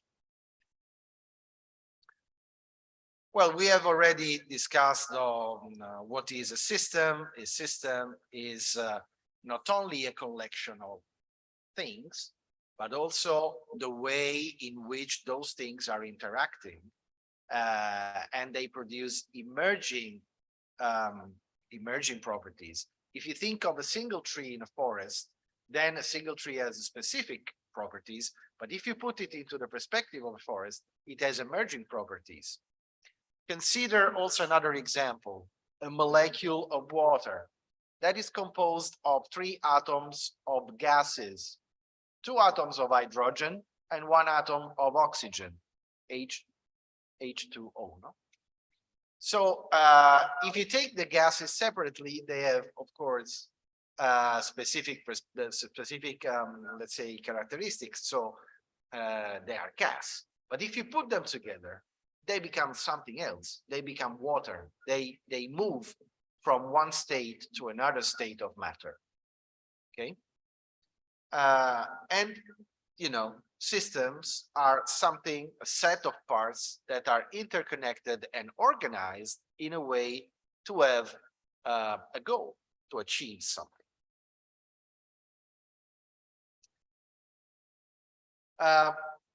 Also, systems have specific purposes within larger systems, and that's why also something that was mentioned today, we most of the times talk of system interdependencies or embedded systems into other systems or systems of systems. The interesting thing is that the behavioral system emerges from the way the system is structured. Now you see here we have this graph that was something that was shown also by Eric Prout. This is called causal loop diagram. I'm going to tell you something in a second about it. It's basically a graph that displays in a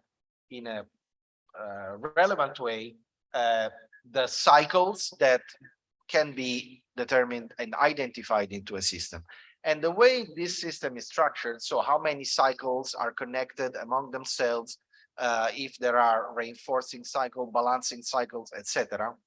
They're also called feedback loops, basically determines not only the structure of the system, but also the behavior. If you consider an electronic device like an oscillator, that device is meant to reproduce in an oscillating way a signal that gets in input to that device. If you get a dampener, whatever signal you put into the dampener, the output signal gets dampened. An amplifier amplifies a system as a signal in input, okay? This is an example of what it means structure influences behavior. And systems, which are all around us, we are a very complex system. This room is a system of people. These devices are systems. The air we breathe is a system. So there are systems literally all around us. And when you start to think in systems, you are going to recognize the systems that really surround you everywhere. So the linear perspective, which is also called sometimes event-oriented thinking, is, okay, let's find, once you have an event, let's find what are its causes and reconstruct what are the causes, period. But if you think in systems, then basically you determine the root causes, which are not individual nodes, but are somehow into a circular perspective. And basically the behavior is emerging out of the feedback loop. Okay.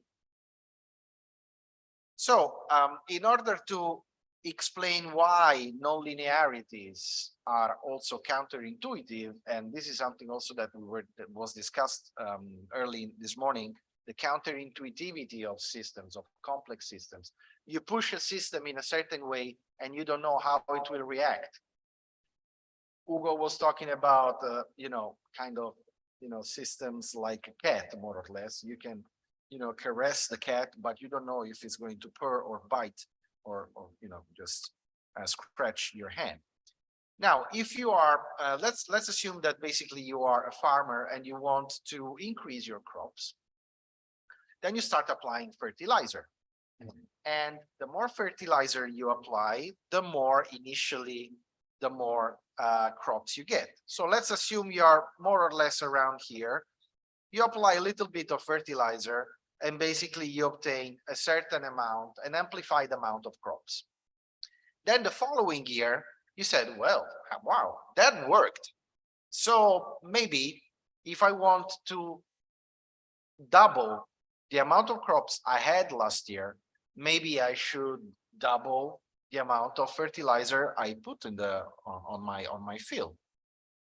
And so you basically double the fertilizer.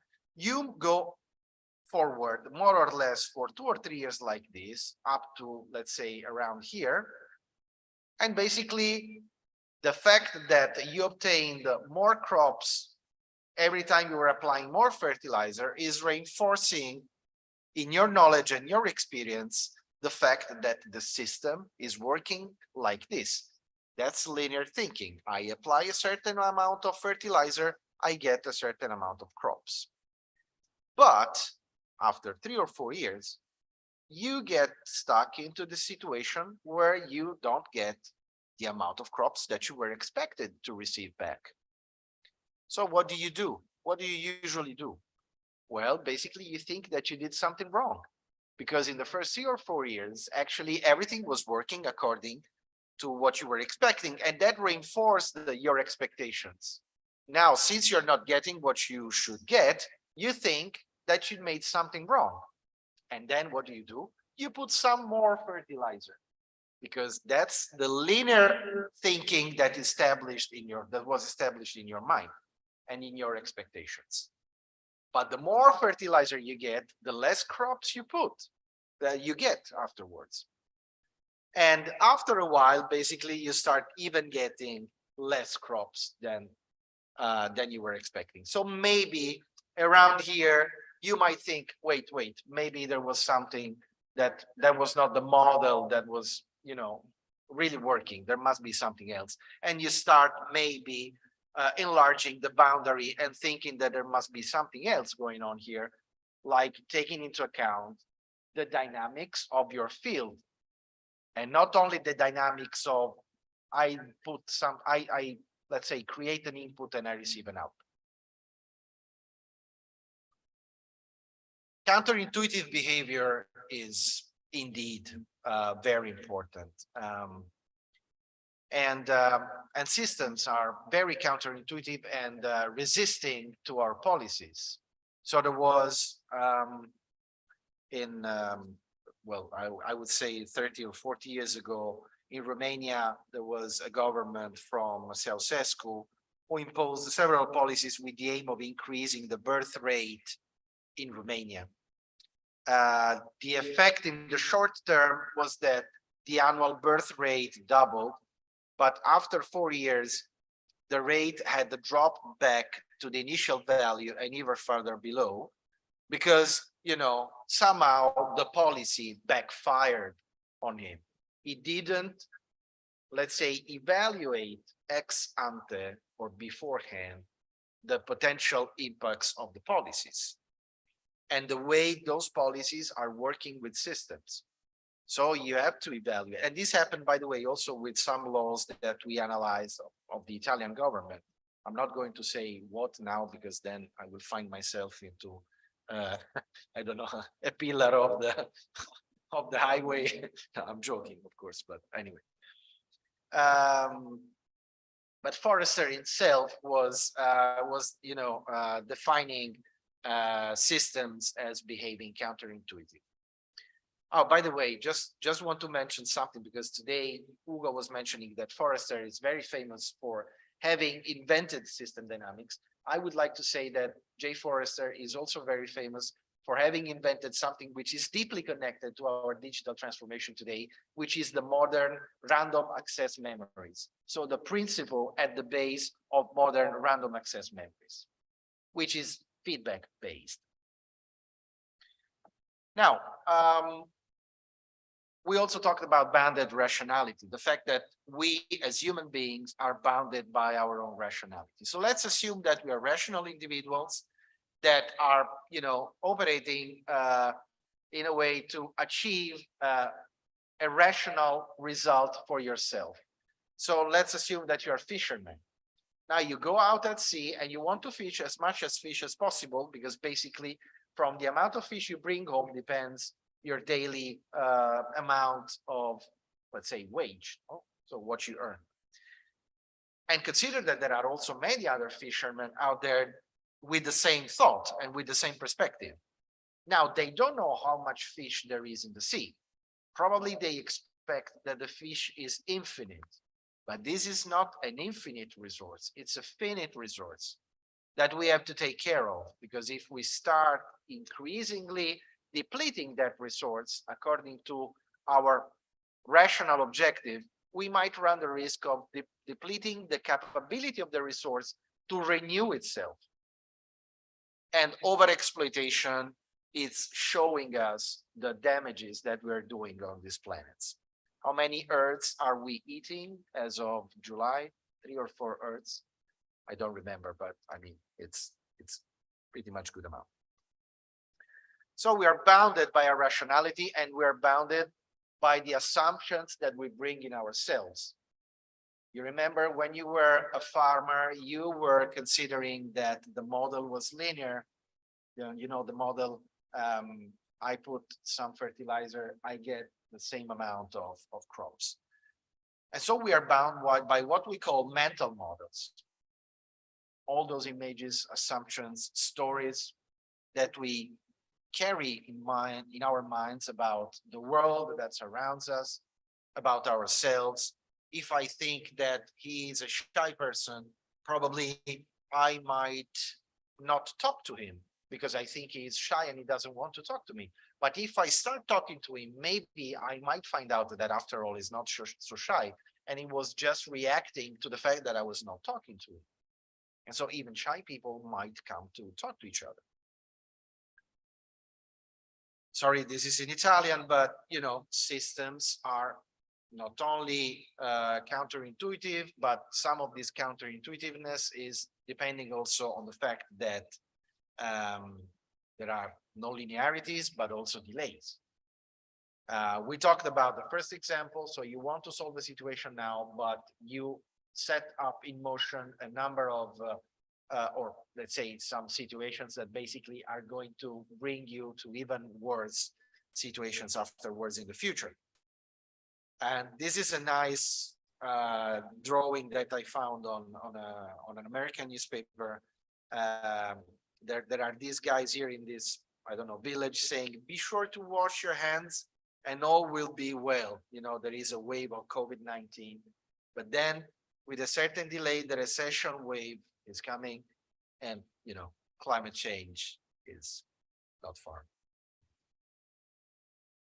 So talking about counterintuitive behavioral systems, something that we don't do as well is understanding when feedbacks are in motion. And I'm not going into the details because this is a long story about being a gardener now. But basically, the number of lilies are growing with the power law of doubling each, let's say, amount of time, let's say 1 week. So if today you have 1 lily, in 1 week from today, you have 2 lilies. In 2 weeks, you have 4 lilies. In 3 weeks, you have 8 lilies, and so forth. So if you want to avoid that your lilies are covering the whole pond, you have to react well in advance and not wait that the whole pond is going to be covered from one day to the other. Okay. So understanding what is the dynamics of systems and being able to intercept it before it is too late is very important. Like, for example, in the case of infections. Okay.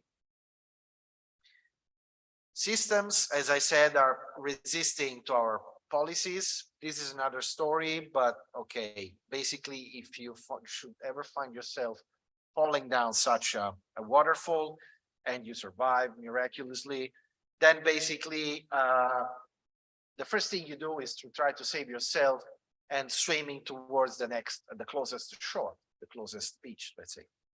But the problem is that if you swim on the surface, you get a counter reacting force, which brings you back towards the waterfall, because on the surface, basically the current is doing like this. This is the waterfall and the current is bringing you back. So if you understand how the system works, basically you know that if you dive, you might use that very same force on the surface that, you know, underwater will push you away from that place and basically will save your life. So understanding how a system works means finding the point for high leverage intervention, for high leverage potential for policies.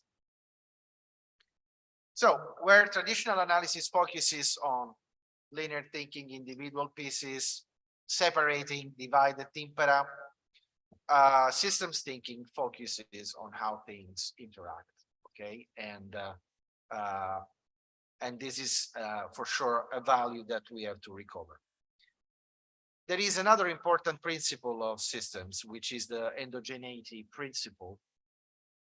I introduced this principle by looking at this poster, which was reported on a poster developed in 1970 for the Earth Day, for the first Earth Day. Look at that. The problem is still there 50 years later, and it was there also 50 years ago, 53 years ago. Garbage. Okay. Let's have an example of what it means to have an endogenous perspective, which will, by the way, introduce the way we describe systems through systems thinking, causal loop diagram. So if we consider that there are 2 persons living together, Sam and Pam. Let's take the perspective of Pam. Pam is not very happy because Sam is always mean to her. It's all his fault. He really behaves badly. If he would be nicer, Pam's life would be better. Okay, this is just an oversimplification of a potential situation. I don't want to get into trouble with my wife or whoever wives or whoever husbands, of course, the other way around. Okay, so this is just an example of a potential similarity to a potential situation, but just to understand how this works. Now, if we consider that Sam's mean behavior is the cause, the effect is the feelings being hurt from Pam. So you read this relationship as a causal link, and basically if Sam's mean behavior grows, then Pam's feelings get hurt more. So this is what we also call direct causal relationship. Causal relationships can also be opposite, like reversing. So which means that if A grows, B decreases, which introduces a little bit of different things. But you know, the easiest relationship to understand is the direct relationship. If A grows, B grows. Now let's put ourselves into an endogenous perspective by making the system a little bit bigger. But maybe there is also something that in that system Pam is doing. So it's not only the system of Sam, there is also Pam, because it was mentioned in the let's say description of the problem. And we could find out that as soon as Pam's feelings get hurt, then probably she is also having not a nice behavior towards Sam. And so as her feelings get hurt, she starts having a mean behavior towards Sam, and Sam's feelings are getting hurt as well, which leads to a meaner behavior of Sam, which leads to Pam's feelings being hurt even more, which leads to a meaner behavior of Pam, and so forth. This is called, you might call it a vicious cycle, but technically it's called a reinforcing cycle, because they are all direct or positive relationship. And so basically, this is the root of, and it's called positive feedback loop, and it's the root of exponential growth. Now, events also fools us because they present themselves as single events. So if you think about the 1929 crack in the United States, basically that event arrived only at the end of such behavior over the previous 29 years. So if you just look at events and you don't take into consideration what led to that event, you are only accounting for the symptom itself in the moment you see it. And by the way, which would mean act reactively, not being able to, see forward and be forward looking. But if you start looking at the patterns of behavior, then you might find out that some of these dynamics might tend to show you that there is a certain structure that is producing that behavior. So if we consider that the main tenet of systems thinking is that structure influences behavior, if you establish or if you find out that there is a certain behavior and you're able to correlate that behavior to a specific structure, you know what is that structure that is creating that behavior, and you can change the structure in order to change the behavior. So you're not going to affect the symptoms, you're going to work on the root causes.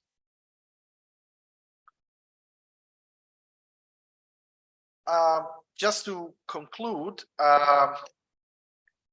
and I'm on time, I would say, because actually I was meant to finish at 15:40. These are the habits of a systems thinker.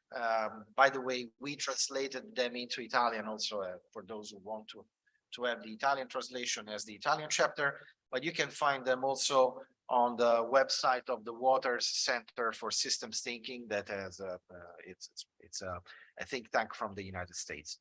So the systems thinker seeks to understand the big picture. He observes or she observes how elements within systems change over time, generating patterns and trends. He recognizes that a system structure generates its behavior. He identifies the circular nature of complex cause and effect relationships.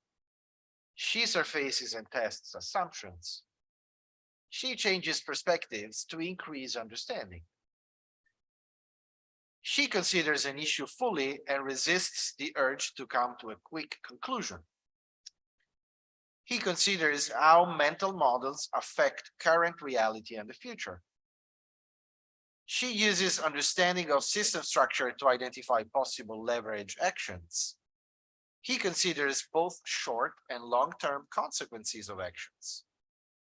She finds where unintended consequences might emerge, recognizes the impact of time delays when exploring cause and effect relationship, and ultimately checks result and changes actions if needed, which means proceeding by successive approximation. This is the book that we were discussing today several times. This is the Italian edition. It was edited and published by Guerini Next. There was a preface by well-known scientist in Italy, Carlo Petrini, and even some sentences and the collaboration of Piero Angela, who I had the pleasure and honor to interview a couple of years ago. There are some other systemic books that have been edited in Italy. Pensare per Sistemi was edited in 2019. Then there was the Fifth Discipline from Peter Senghi. which is more into organizational learning, 2020. And in 2023, we are bringing back The Limits to Growth, the book from 1972, with a brand new Italian translation with several errors corrected, and also with the correct title, which is I limiti alla crescita, and not how it was wrongly translated back in 72, I limiti dello sviluppo. Just a last mention on the projects that I told you about. We are currently engaged into several projects aimed at bringing awareness on climate change and the current situation about climate change in Italian schools. There are 2 projects funded by the Association for Cooperation and Development here in Italy, well, the agency. Two of these projects are dealing with this software simulator, which is called En-ROADS, developed by Climate Interactive, which basically lets you understand how working on certain leverages related to energy, you might potentially solve the global warming, or try to solve the global warming by, let's say, decreasing the projected increase of temperature rise. Okay, this is a very, very interesting simulator that is currently being used in many schools, and that introduces the systemic perspective with some wrap-up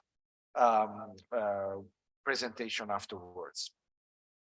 There is a new model coming out, I think today or tomorrow. So there is an improved model which is going to be published by Climate Interactive, I think in a few days.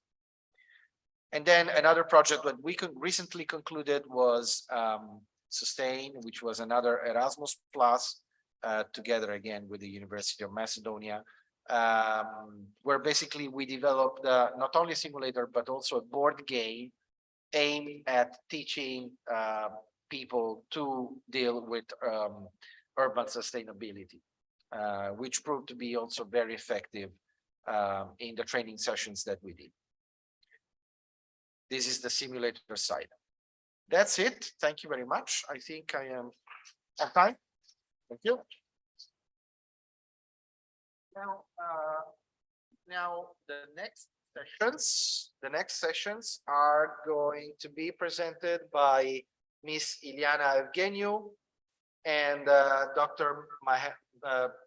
Jarmuit. Sorry. Yes. Hi, Iliana. I don't know who is starting. Iliana.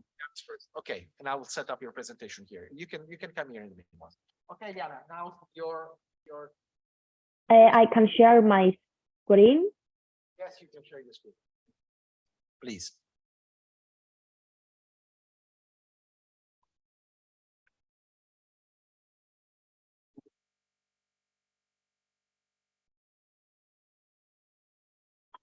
Can you hear me?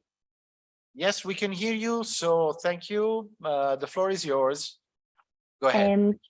Thank you. Good afternoon, everyone. Thank you for having me to this interesting conference. It is an honor for Social Innovation Center to be part of this very interesting project. Iliana, sorry to interrupt you. It's very difficult to hear what you're saying because the voice is a bit muffled. I don't know if you have a microphone or. Yes. Can you hear me? Yeah, we can hear you, but when you start talking, rapidly, the voice is a bit muffled. I don't know if. Okay, just a minute. Are you from a phone, maybe?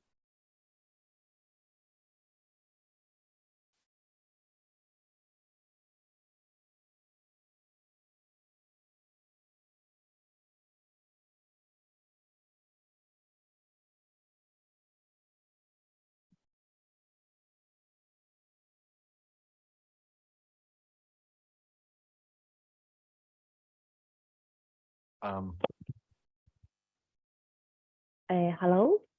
Okay, you want to try again? Yes, can you hear me now?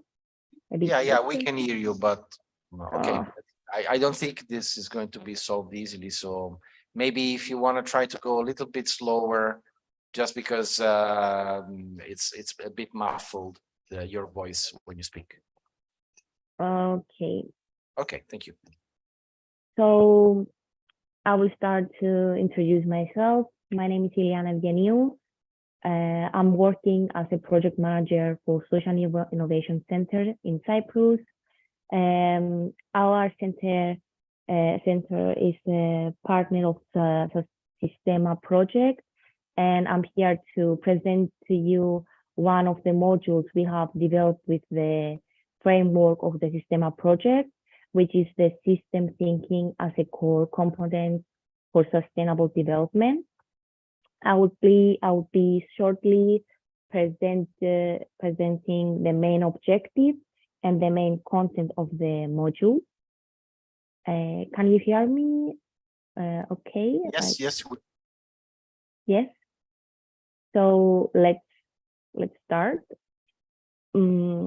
The Center of Social Innovation was responsible to develop one of the modules, as I said, for the Systema project. The system thinking and the main objective of the course. The first one is the learning about sustainable development and various models and frameworks, as well as the UN Sustainable Development Goals. The second one was about to learn about system thinking and understand the relation between the system thinking and the sustainable development. Learn about the essential sustainability skills that are important for every business professional, and learn how to set and measure and assess the impact of sustainability goals. The methodology of that project was firstly the content of the module, mainly based on surveys and interviews conducted with business professionals and academics. Each of the projects of the Systema built on the knowledge and skills of the previous one. So we have a continuation and built that from our module trainings. And thirdly, the material that has been used includes some videos, learning activities, theories, and of course quizzes, with the goals to provide more holistic picture of the project. The module of the Sustainable Development course content include the introduction to sustainable development with some definitions, models, and of course the sustainable development goals. Also, the sustainable development and the system thinking, analyzing the theory and the practical applications. The third, focusing on the skills for sustainable development on soft, hard, and green skills. And the last one was we kind of analyzing the setting, the measuring and the assessing of the sustainable development, including the key performance indicators, the impact measuring, and other very important parts of the topic. So let's move to the next one. The main structure of the Sustainable Development course consists of, firstly, the A, which is the learning outcomes. We'll familiarize them with what we'll be learning through this course, and then we have the course requirements in order to inform better the users on what is required this course. And then we are moving to the overview, which shortly presents the topic and the context. And then we have the keywords in order to for the users to easily understand the main topic of the course. And then shortly we have an introduction explaining a bit the rationale and the topic.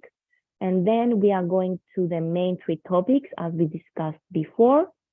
And in the end, we have the conclusion where we trying to summarize the content of the course. And of course, we have a mini quiz in order to implement a self-assessment. And in the end, we have the references if the users want to go deep or deepening their knowledge based on the references as we use for this course. Let's move to the next one. Now I will present to you a bit in detail the module of our course. We go to the module 1.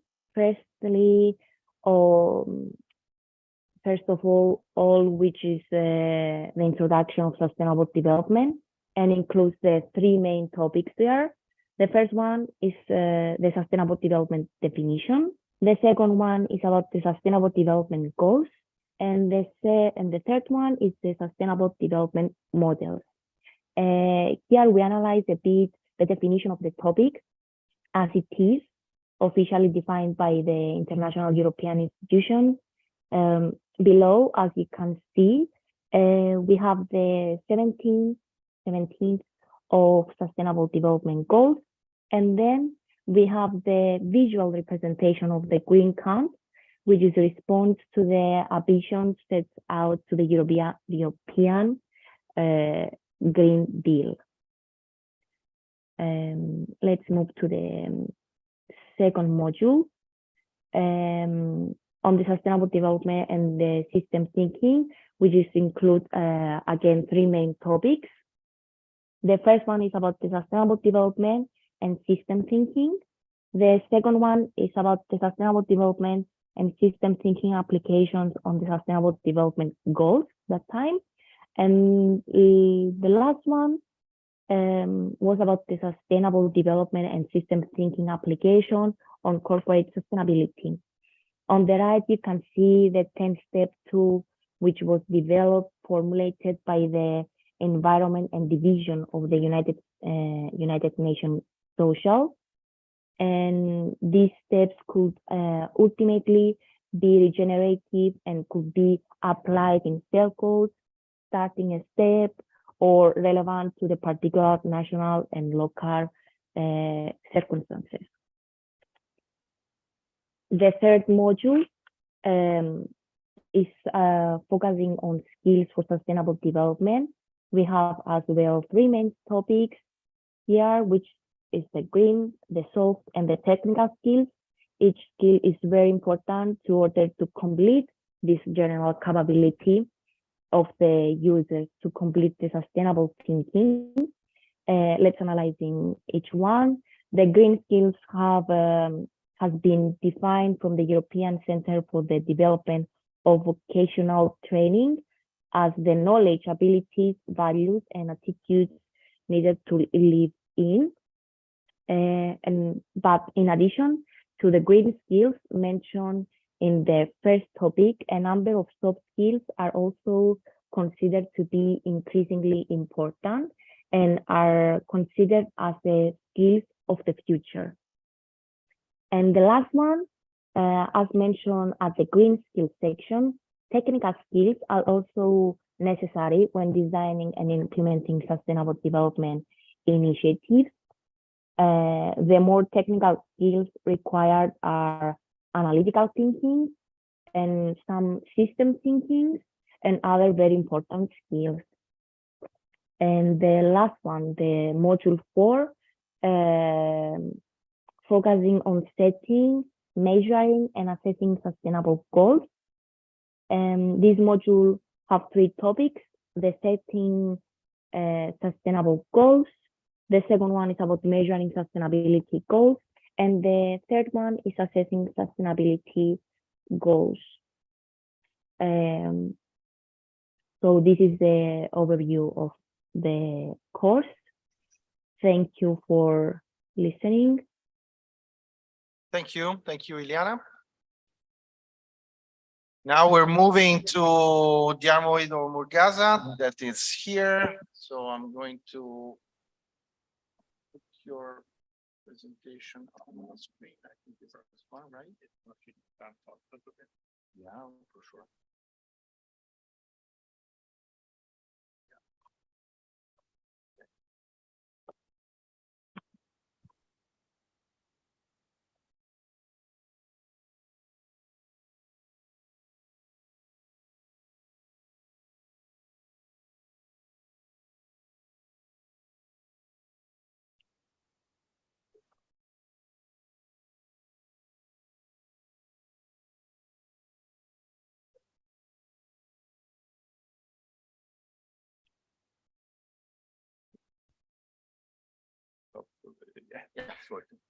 Okay, thanks, Giovanni.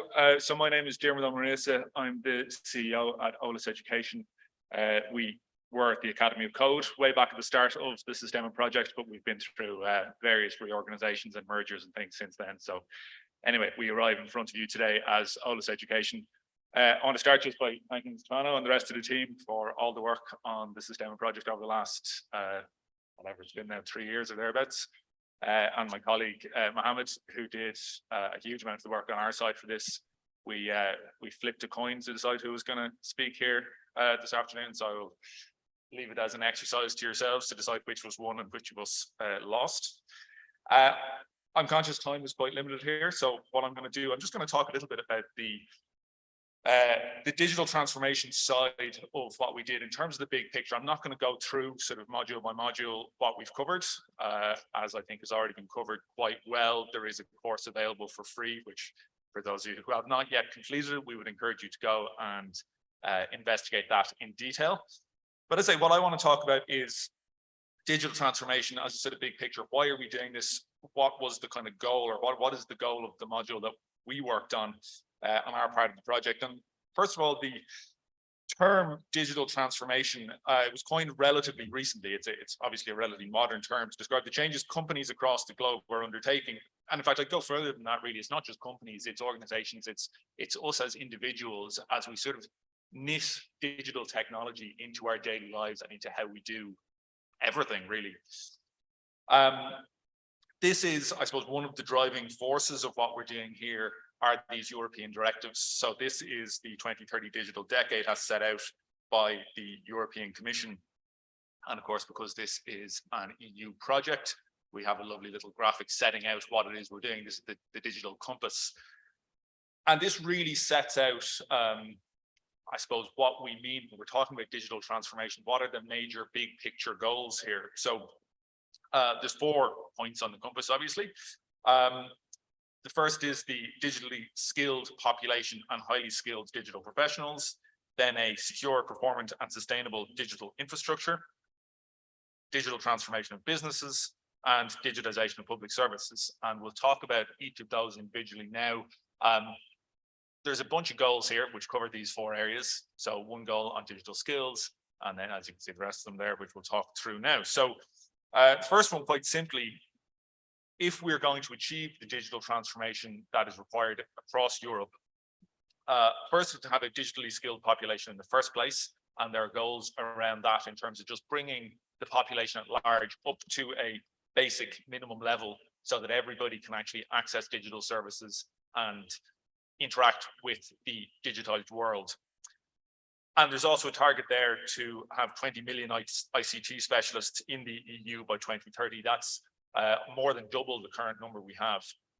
And again, huge challenges there, which we could talk about. Again, we won't go into this in detail right now, but around how you attract people into the ICT space, maybe groups who traditionally haven't been attracted into that field. In terms of the infrastructure then, I suppose a couple of obvious ones, bringing gigabit broadband and 5G to the entire European population. Right now, the percentages for 5G are single digits. So huge job of work to be done there. More than doubling the world or the share of the world production of semiconductors in the EU over the next or by the end of the decade. 10,000 edge nodes to be deployed in the EU, again, guaranteeing access to services and low latency across the bloc. And then go there around quantum computing as well.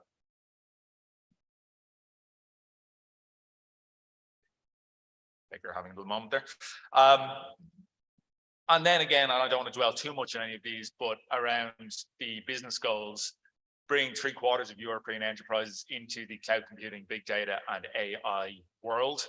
90% of European SMEs reaching a basic level of digital intensity. This obviously is something which was very much accelerated during the COVID pandemic. So even since we started this project, huge number of small, and you'll all be familiar with these examples, maybe small food producers, small retailers, who previously hadn't embraced this side of things, who have come into the digital world, who are seeing the benefits of that. And that really has been a major force in terms of delivering digital transformation across the bloc and across the world.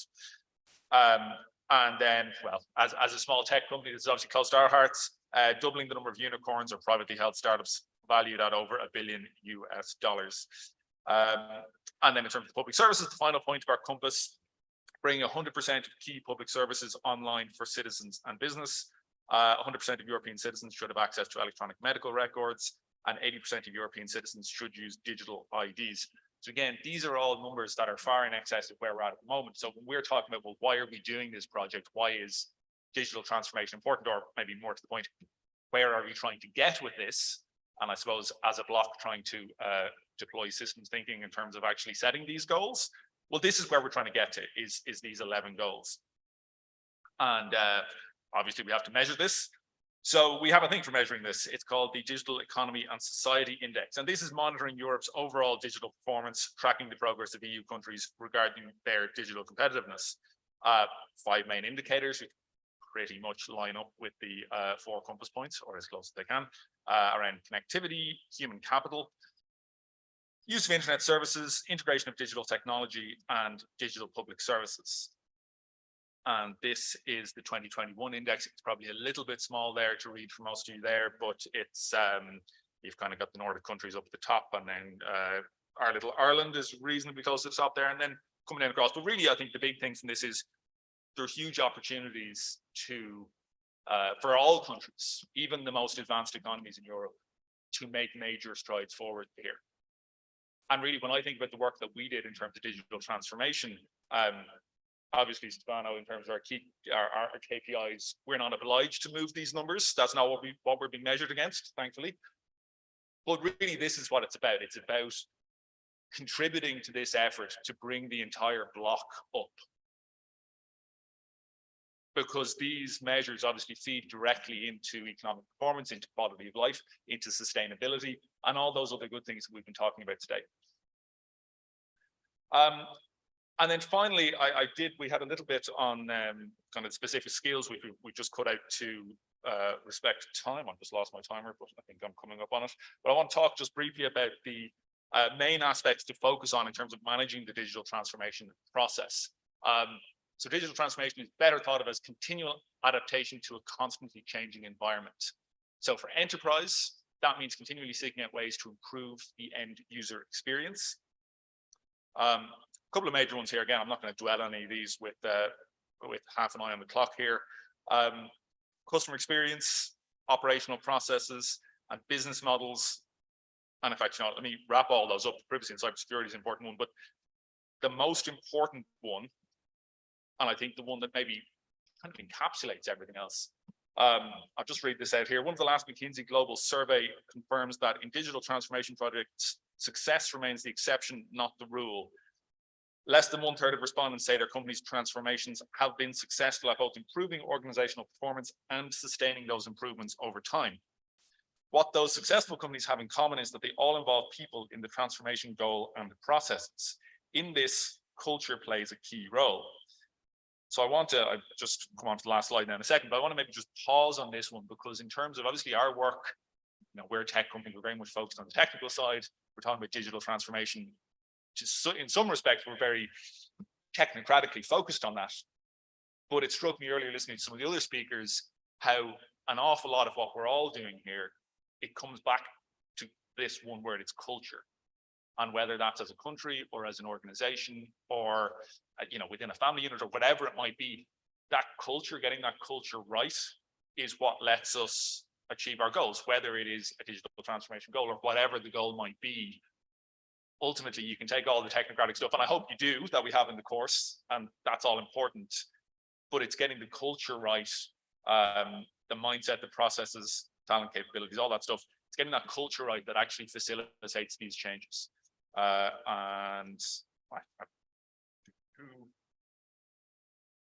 mean, why do we want to do it? A few obvious ones there. I think I'm going to stop there because I'm conscious I'm a little bit over time. Thank you all again. Thanks to everyone involved in the project, and thank you for listening. Thank you, Diarmuid. Yeah, I think the culture is a relevant aspect, especially when it comes to, also a skill that, like the one of systems thinking, that allows to read culture through a specific lens. Now we have the last presentation from Compass and Intellegere, other two companies that took part in the project. Let me set up your presentation.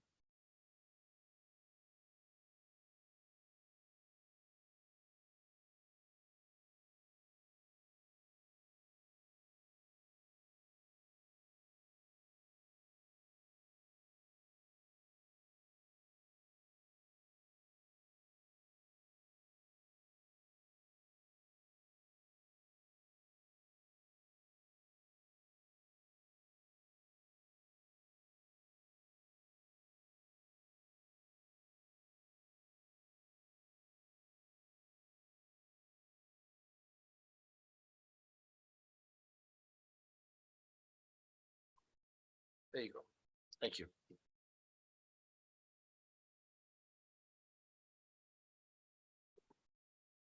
Okay. I'm Gianmarco Nicita from Intellegere. I'm going to present to you the project result. It's maybe the boringest part of the conference. Please forgive me. Okay.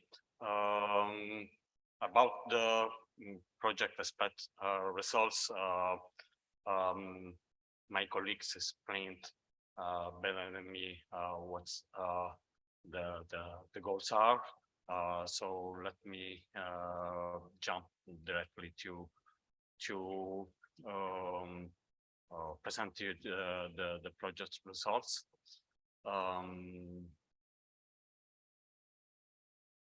Okay, Mustafa, would you like to? Okay, I would start there, maybe in the video. With the course result, right? Yeah. Here I would use this mic. Hello, my name is Mustafa Tahir. I am the project coordinator and business consultant from Compass Frankfurt, where Compass is a public entity in providing business education for startups and people who are interested to self-employment. Yes, my colleague mentioned that it's maybe it could be a boring part, but I would say that it could be interesting because it's really now time for harvesting, because we're talking about the results of the project and especially the course results. So therefore, I would welcome you join me for the results that we have got from the courses which have been delivered. Before to go through the results of the project, I would just make a short pause here. There have been scientific-based speeches from the keynote speakers that especially about the necessity of systems thinking, especially in the two areas of digital transformation and sustainable development, which is the two key things now globally important. And for important that how this can address the global issues like climate change and in the issues that we are confronted now in the world. For this, since it's an important competence, therefore it already highlights the importance of the courses which have been developed by the Systema project and have been delivered to the audience. And for that, it's also important that in the post-course delivery to evaluate that how the knowledge have been passed on to the target group and what was the level of the knowledge that they have acquired. For this, in cooperation with the involved partners, we have developed the evaluation framework, which is touching on the four main aspects. That's the trainees' feedback about the project's quality. So we wanted to see how they are reacting to the quality of the project. The systemic understanding of the trainees in approaching complex situation in the context of sustainable development and digital transformation, and how the trainees are using the knowledge they attained from the Systema courses and what knowledge they are still looking for, which could be kind of agenda setting for any next educational approach of Systema kind of projects. And also the trainees' experience of Systema and their own word. So this was how the evaluation framework was made, and based on that evaluation framework, we come to this result, which is now presented in the next slides. Yes, before to go to touch on, quickly on the results of the course, results of the participants' answers and feedback, I wanted to give flash out on the demographic of the participants who took part in the survey or in the evaluation. You see here in terms of the age group, it's of course a diverse age group, but predominantly the age group of 25 to 34 and 35 to 44 years of age are the two predominant age groups, which is a nice indication because the knowledge has been transferred to the of course, we have all of the audience or participants are the right target group, but we have the potential to forward the knowledge to the to spread out, actually, to basically to say that. Yes, next slides, please. Yeah, even from a gender proportion, it's also looks nice because we have more or less an equal proportion of both male and female in our courses, and followed by the proportion of the participants according to their education knowledge. Here you see that the main or the dominant group is coming from with a bachelor degree, followed by master's, and then followed by a doctorate degree, which is also shows a rationality between this and the age group, which you have seen in the previous slides. Here you see that we also have, fortunately, a good proportion of the consultants, trainers, teachers who can spread out the knowledge that they have attained from the Systema courses. In this slide, you see the proportion of the participants from the engaged countries. That most of them, or actually 42, or almost half of them are coming from Italy, followed by 25% from Cyprus and 13% from Greece, and the rest is from Germany and other countries that you might see, that you're seeing it now. Yes, about the here about the course result, as I mentioned in the beginning, that one of the aspects of the evaluation was the trainees' feedback to the quality of the course. Here you see here it's 5 parameters. So each of the parameters are rated against 5 quotes, from 1 to low up to 5 to the highest. And as you see, each of the 5 parameters, that most of the ratings are between 4 and 5, which is a good indication.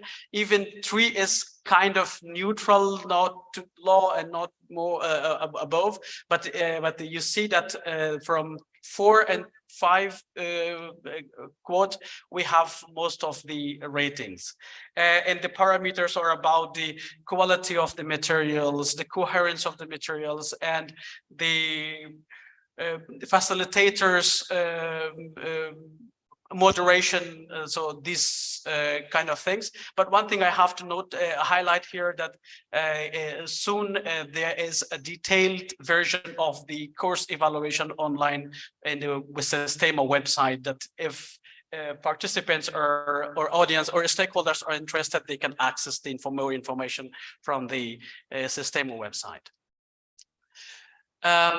Apart from the participants' feedback, we have also made the multiple choice questions in 3 areas. It starts first with 4 multiple choice questions exclusively for system thinking. The idea behind that was to evaluate the basic understanding of the course followers or the trainees from the systems thinking, because without having a basic understanding of the systems thinking, it would have been difficult to understand a systemic, or having a systemic understanding in the context of digital transformation and sustainable development. So therefore, these 4 questions are system thinking relevant. And when you see, so the first row is the number of participants in this question. The green indicates the right answer, and the gray is unfortunately the wrong answer. So from a positively thinking, what it indicates to me that more than half of the participants were answering the questions correctly. So that is somehow indicated how the system thinking learnings have been passed on to our target group. After that, here you see the summary of responses of the system thinking questions in the context of digital transformation. Here we have 8 multiple choice questions. Again, it's the same modality. The first row you see is the number of participants taking in that particular questions. The green shows the right answers, and the gray shows the wrong answers. We have also made, by deliberately, we have put also a challenging question here to test more that how they are reacting. That's why we have, unfortunately, less correct responses in question number 2, which have been highlighted. Yeah, the same thing, 8 questions, right answers and wrong answers, and also 1 relatively challenging question for the system thinking in the context of sustainable development, where you see that except the question number 7, other questions, in the other questions, we have relatively more than half of the responses, correct responses. So this was how we have analyzed the responses of the trainees who took part in the survey after going through the online courses in our in the Systema platform. Yeah, as I said, there's also in the output, or in the summary of this output, there have been also further details about the unmet or the expectations of the participant, our target group, that what they're looking for in future in these areas, which is a sort of kind of agenda setting maybe for any future Erasmus approach. But of course, you can that could be available and very soon in the true Systema websites. That's it from my side. If there's any particular questions, I'm at your service. Thank you very much. Okay, so I don't know if there are other some other aspects. slides about general project results. Yeah, I would try to close into 5 minutes so that I will go through quickly. We set up a set of indicators, key performance indicators for the 6 project intellectual outputs. Even if the project is in progress, we've met almost all the goals we set up, and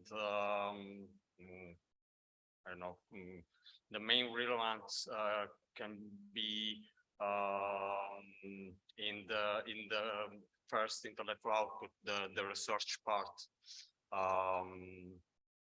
We got almost 300 responses from the survey, which is a significant number, even related to the quality of the audience that replied to our survey. 94 organizations were involved in this research from 16 European countries. All the qualitative goals of the intellectual output were reached. So these are the main parameters for this intellectual output. Regarding the course production, which was of course the main goal of the project, we produced 36 hours of courses split into different reusable learning objects, and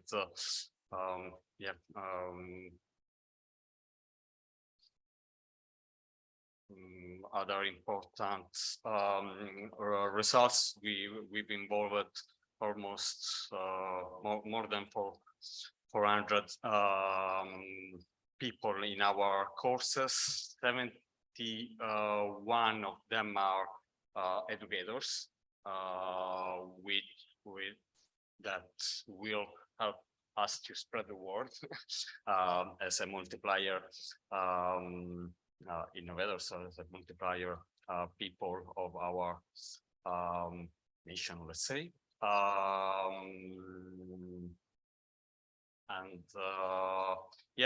the overall students participation is really high, because 96% of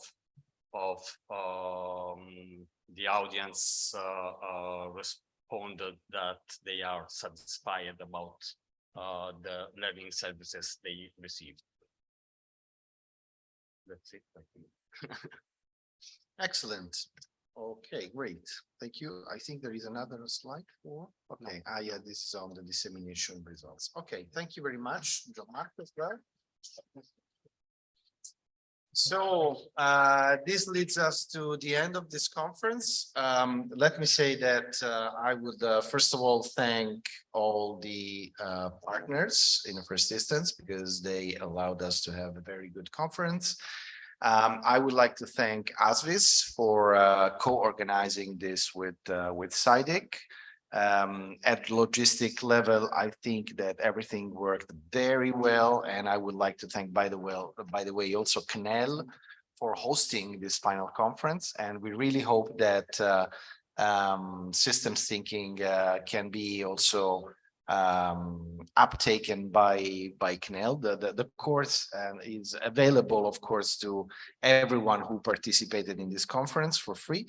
So just feel free to go to the website, register, and I mean, it's 36 hours, but don't worry, you can do it not only in 1 or 2 days. So it's reasonable. I mean, if you take some time to do it.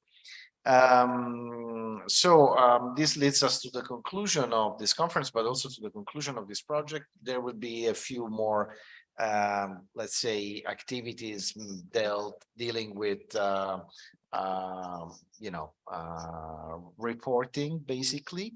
But I think that overall, as an assessment, it was a successful project. I think we will have to exploit this result and probably also further disseminate this course. The course is not perfect. It might be better, but the idea is to try to improve with following projects and also following, future partnerships. So I know that you are all just waiting to jump up and go away. So I just wanted to say that maybe we should stay here for 10-15 more minutes just to, say nonsense. No, I'm joking. So the conference is over. Please, I just want to say that systems thinking can allow change. And if I can change, you can change, and everyone can change.